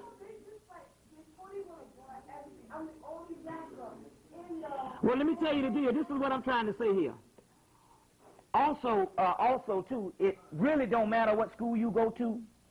It just matters on how much work you put out. If you're going to be in fine arts, you can make it. It depends on how much. It don't matter on what school you go to. It matters on when at the end time is how much portfolio you got. The problem with artists is artists sometimes don't have enough work. If you got enough work, a person can sell your shit. Bottom line. You see what I'm saying? But on the other hand, yeah, it's cool to go there and all, but just put that down there and believe also too. Also do this too. Take the same God, Urzuli and Oshun, and write you out a personal ritual on, listen to this. Okay. However you want to do it, I don't care. Whatever comes in your mind on doing a ritual for them, do a ritual in your own kind of way and in your own words and the way that you want to do it, because that's a channel coming, because the way you like it is the way that God like it, and that's more powerful than anything on the earth. And do that to get into school too. Do you a separate ritual on your own personal way you do the shit. I don't give a damn if you put on some Aretha Franklin and dance around naked. If your spirit say do it, you say I'm doing it that way. And I guarantee you, you use your own energy and you can overpower anything. But the most powerful ritual is the one that you make up yourself. Because all these rituals are something that you made up when you was Africans living 2,000 years ago.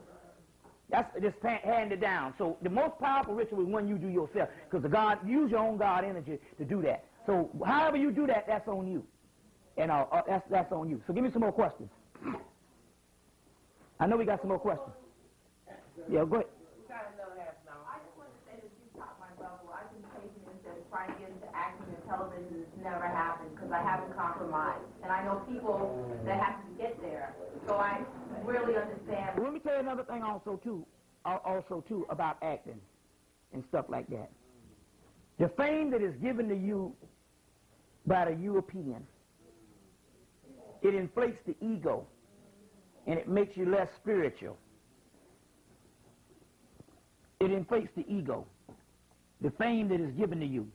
You see, if you was to be successful in that, and they will put you on that pedestal, this shit is so magnifying and powerful that you'll never be no good. It ruins you mentally. That's some powerful shit. See, that's energy. You see what I'm saying? Now, what I'm trying to say is for the main reason that you probably didn't make it is spiritually, because that might not be the thing that you might want to do. See, a lot of agendas that we love is not necessarily our agenda. It's an agenda that you've been programmed to love. Acting is glamorous. I've had thoughts on doing that shit before. You understand what I'm saying? But the reason why I'm telling you that this almost like godhood, they showed a National Geographic special on people trying to get into the acting field. And the casting call in damn Hollywood, you can wrap around New York 10 times. That's how many people it is. And it's almost insane, but that's an ego inflation type thing. An ego inflation type thing. So what I'm trying to say is if you're going to do something, try to do something with your own creative ability. You understand what I'm saying? Whereas try to make a package that they want your package. You understand what I'm saying? That your package is so tight until they would have it just by being the package. That's what I'm saying. You understand what I'm saying? I'm not telling you to give up on it, but I'm just saying it's got to be a certain package that you do, that you present a certain thing. Basically like Richard Pryor did. Richard Pryor had these crackers accepting him on his own terms. You see what I'm saying? And he didn't start getting fucked up till he started compromising later on and start doing shit like the toy, running around a little white boy pushing around and stuff like that. That's when he started getting fucked up. But you see what I'm saying? So you do it that way. Muhammad Ali had them motherfuckers licking his balls. And he didn't go off the scene until he started compromising and all that kind of stuff. So you got to do it that way. What's that? You know what the thing of the magic of video, I don't know why more black people don't do their own producing, don't write their own plays, and also distribute their own things, because when you get people like me and a lot of the other people who do videos, our tapes go all over the world. And you could advertise and all that kind of stuff. We have to now become innovative and do our own thing, because then, as he was telling us earlier, about how these people, high-priced paid people, had to do other rituals and they had to sell their souls and all that. Right, they say that Samuel L. Jackson is in everything because he hooked up with some white boys in this magic, and he goes through all these rituals with him. So they put him on the down low on all these movies. So he's in everything now. Samuel L. Jackson is in there, goddamn everything. He got over 20-something movies, I counted, over 20-something movies that he has made, and he ain't been in the business since the early 90s. I mean, he's been in the business before, since the early 80s, but he hadn't really been actually working since the 90s. But you know, like that. No, the brother back here had a question. Yeah, what's that? And then you, what's that? What about information on different beings that are down here right now? okay. Yeah, first of all, the white boy is, first of all, the different beings that they talk about is not physical beings. Most of the beings, a lot of the beings other than just a small renegade is of the same essence that we are. You just have the physical body hiding that. There's a small renegade that is not that, but there's a very small one. But most of the brotherhood and most of that is the same people. It's one entity. They might have the ability to appear and look different. You see what I'm saying? But it's one entity. But a lot of the things on what they're doing are on 100,000 extraterrestrials. Well, my point is this here. Fuck all that. If there's 100,000 extraterrestrials, why we ain't seeing the goddamn shit? Why all the crackers seeing it? That lets you know it's some fake shit. Because you can't find 10 niggas that can goddamn experience all the shit that so-called suburban housewives, white people experiencing, but yet they can't live around a motherfucking nigga for 2 damn days.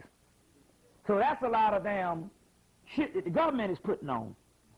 But as far as the real spiritual thing, ain't nobody communing with these damn crackers but the government and a smaller renegade group that was in heaven that's already dead and dying out this past life. Most of the extraterrestrial thing you're talking about is run by one people, the original God people. And those particular entities is nothing but our ancestors, as well as other beings that occupied other universes that's of the same damn origin. They all look the same in one unity. But and all this other shit that they're putting on, and all the white people are trying to go with all this stuff because they're trying to somehow put themselves in this whole galactic uprising, which they ain't a part of. The only reason why they even getting any part of it now is because some motherfuckers coming to take their ass off the planet through us and our higher self. You see what I'm saying? So that's also too. You see. Give me some more questions.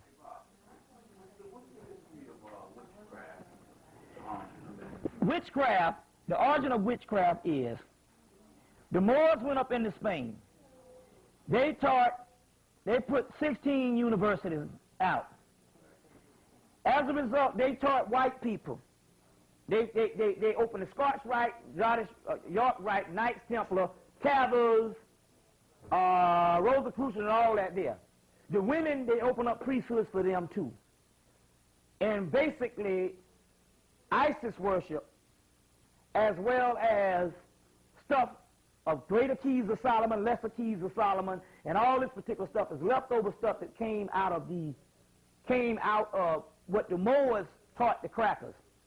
After the Moors was expelled, the people who continued dealing with the sacred sciences of Egypt was burned at the stake. You see what I'm saying? You see. Witchcraft means Wicca, which means wise one. It was the priests of the dog star, the bitches. Bitch, which means the dog star. You get the word bitch, then you get the word vitch, and then you get the word witch. Priests of the dog star. You see what I'm saying? And so that's what witchcraft was, a Wicca, wise one, and it was dealing with that type of thing that came out of the ancient world, Isis worship. You see what I'm saying? No different than Vodun and Yoruba and whatever type things and stuff like that. But what it is white people made it all negative. But it's the science, the high sciences. Mm-hmm. I know this is much surprising. They have a program called Strange Universe. Yeah, right. Yeah. They're just trying to teach most of the people. What it is the government is trying to play catch. They're trying to teach most of the people, give them some inkling of knowledge so they can have a catch-up. And mainly trying to teach their people. You see what I'm saying? Well, they do a lot of that too and all, but still yet they're still trying to introduce enough people into the cult, which they have denied for years and tried to shut down. So now they're trying to get a few people into the cult, trying to give fresh ideas so some cracker that tap into it might come up with the right shit. But that ain't happening. What's that? Back to the alien thing. Have you done any research on those like green, big guys thing? Yeah, first of all, most of that is government. Most of that is government. You see what I'm saying? The other aspect of that is imagery that we used to put on for them when we contacted them through illusion. That's what Alistair Crawley drew that picture of Lamb in 1919. And they used to see these visions. They took that and copied that and made that the prototype of the type alien that you see. That's all fucking damn the cracker shit. Right, and that's the cracker with his technology fucking them damn white people up and being abducted. Why is it that most niggas don't see that? That's the key. Yeah, it does, but it's on a spiritual dimension than it is physical. What's that, brother? There's a Native American brother down in Atlanta also now, forgot his name. So you talking about the cleansing of the earth? Yeah, right. He's laughing saying that, now Grey Wolf, you know, Grey What are you saying? And what are you saying? Yeah, he was in Atlanta saying that soon his, you know, like he's gonna have beachfront property when, like, when Florida and all them get wiped out. Like, how is First of all, the Indians have lost a great deal of their knowledge, first of all. A lot of times they have the spiritual stuff that they talk about, but it's mostly on the mundane. So there's different degrees of knowledge. Most Indians that you come in contact with is fucking crackers. Now, go to any damn book and do the damn homework, do the math, and go to any book of the turn of the century. Most Indians look about like this sister here. Now most Indians look about like goddamn Paul Newman. Now something the fuck is up. 70 years ago, they all looked like her, every last one of them. And now, all of them look like Paul Newman. A lot of them motherfuckers is bullshit artists, and most of the time, most Indians, the real ones you don't see because they don't let the real dark ones off their Indian reservation. First of all, it's against the law for them to come off their Indian reservation. So you don't ever see them. The ones, for the mere fact that they're off the Indian reservation, they already fucked up. Fakery. Or miscegenated into a cracker. They let a few of them come off, but the majority of the black ones, they don't let off the Indian reservation. The reason why I met a brother at one of my lectures from Dallas. His mother is an original Blackfoot Indian. The crackers come up to her at times and ask her and question her up, and she has to tell them that she's a black person from Alabama and this type shit. Just to stay off the Indian reservation. But they always check up on this woman when they see her out, because if she let them know that she's a regular, real Blackfoot Indian, she has to go to the Indian reservation. So a lot of all these motherfuckers you see and all that kind of shit, they phony in the first damn place. Because they really don't ever really bear witness to nothing black. You understand what I'm saying? And they always fucking with them goddamn crackers. Any powwows and all that shit. The Native Americans that we dealt with, we didn't even deal with no motherfuckers living. We dealt with spirit ones that died 200 years ago and 100 years ago and 70 years ago in the spirit realm, and they were all black. Talk more shit about the cracker than anything. But the Native American you got there most of the time, the ones that you even put on TV, them are damn crackers. They don't put the real niggas on TV. Do they put real niggas on TV talking this type shit? No. So they ain't gonna put no real Native American with some Native American background. But the original Native Americans, most of them look like her at the turn of the century. Now you got crackers up here with long damn black wigs on. That's all that shit is. I don't fuck with none of them because we ain't got no union with them bastards because they're not the real Native Americans. They don't let the real Native Americans come off the reservations. And they only tell us that they only know black people as slaves. They do not know them living here in this country. But that's the fake one. That's the fake one. But you got to realize they kill off millions of them, first of all. But some of your damn Chicano motherfuckers that's all poor and got 10,000 children and look just like niggas, they more Indian than the ones you see with the powwows. You see what I'm saying, with the powwows and stuff like that. Yeah. Yeah, you see, like that. What's that, sister? Our program is behind diversity.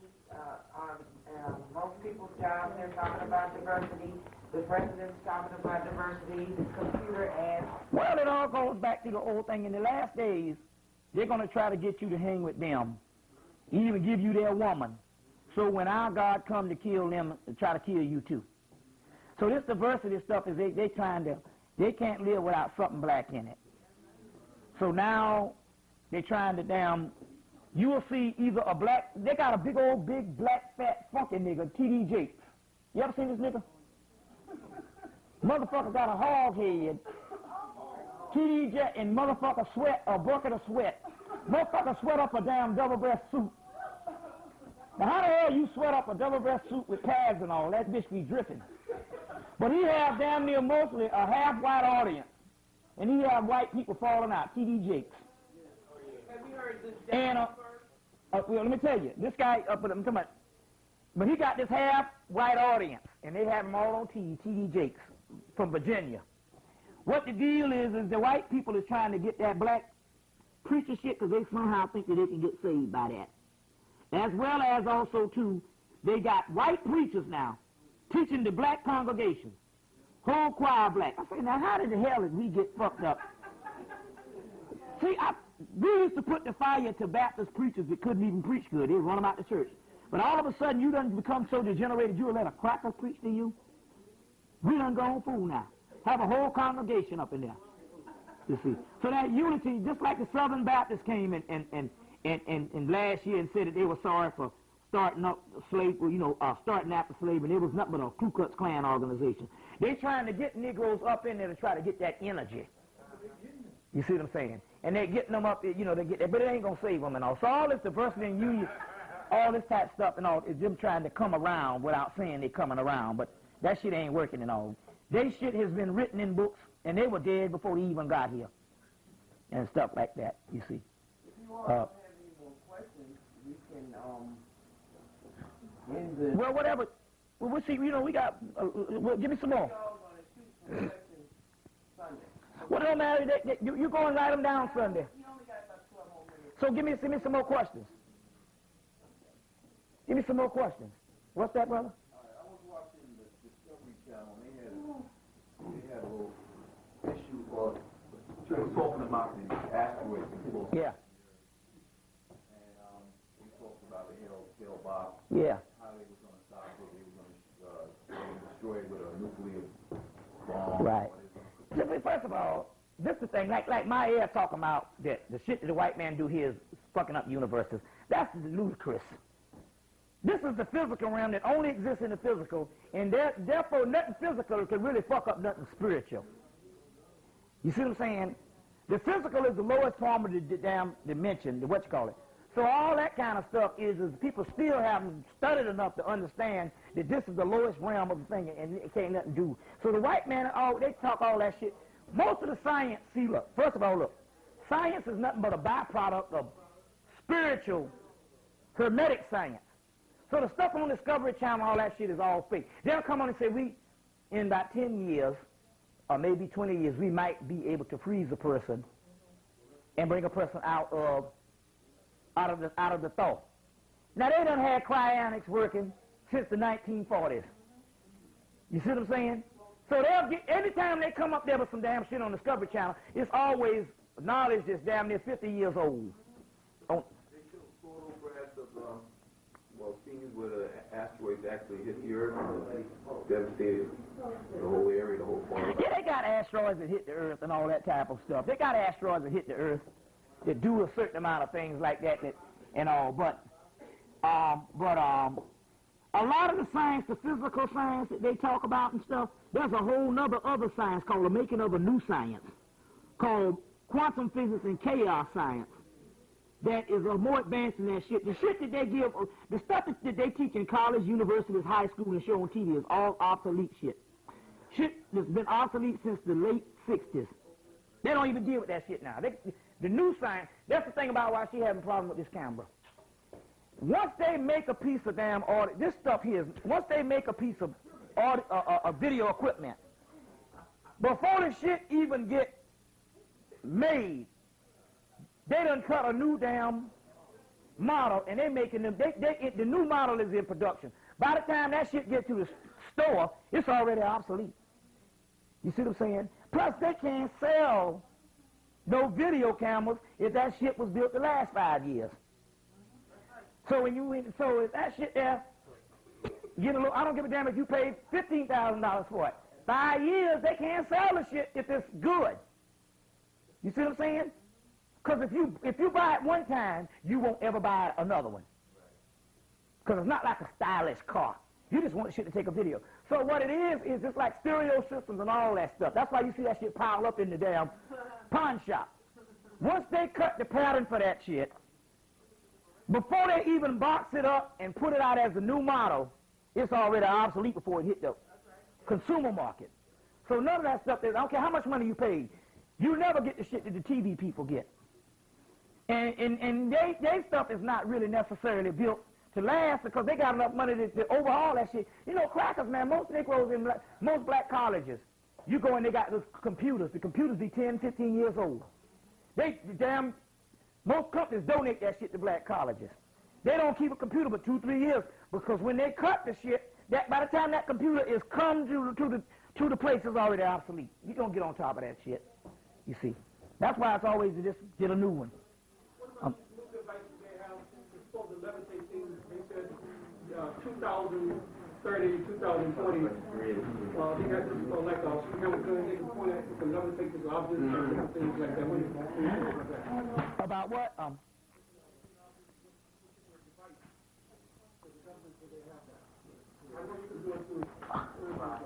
Yeah, that's something that's really those are just, a lot of that stuff is really not that important because those are things that we used to have like walking and talking and sleeping and farting, that we have lost that particular thing now, so when we see it, we think it's a big shit.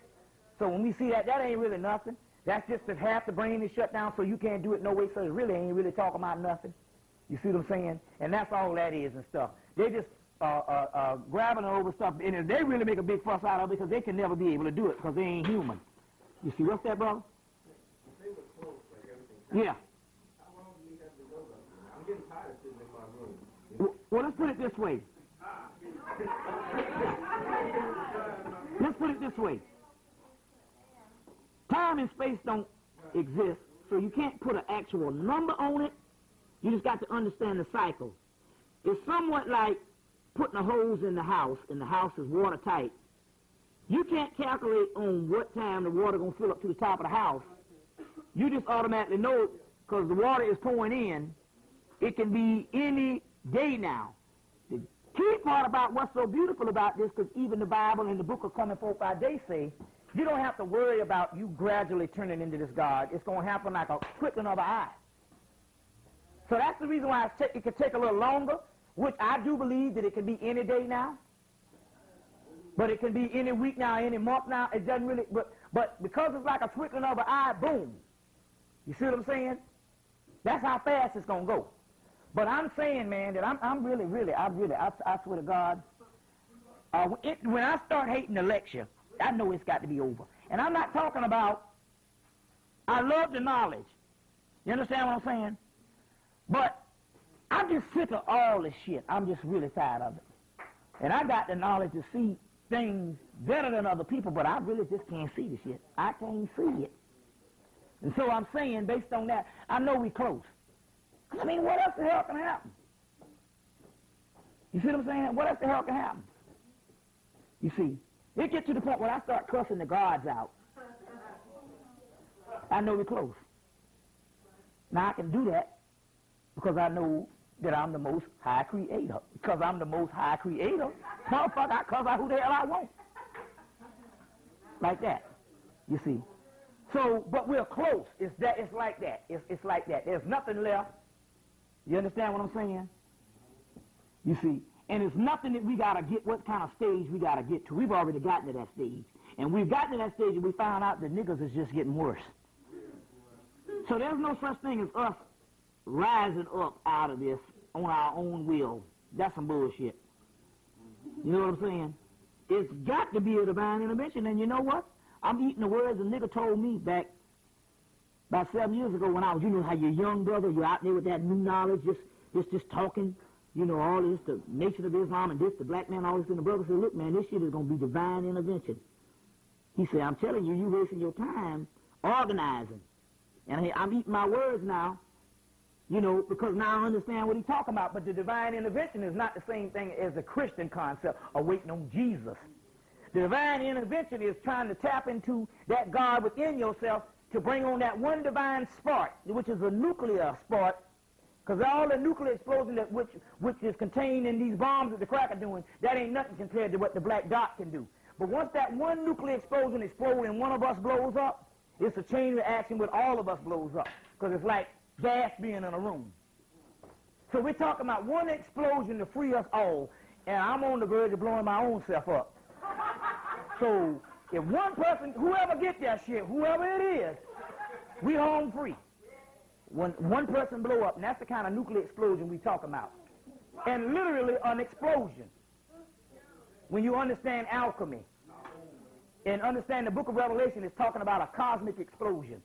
The Big Bang Theory, all happening again, and we'll be free. And the particles of light will come back together.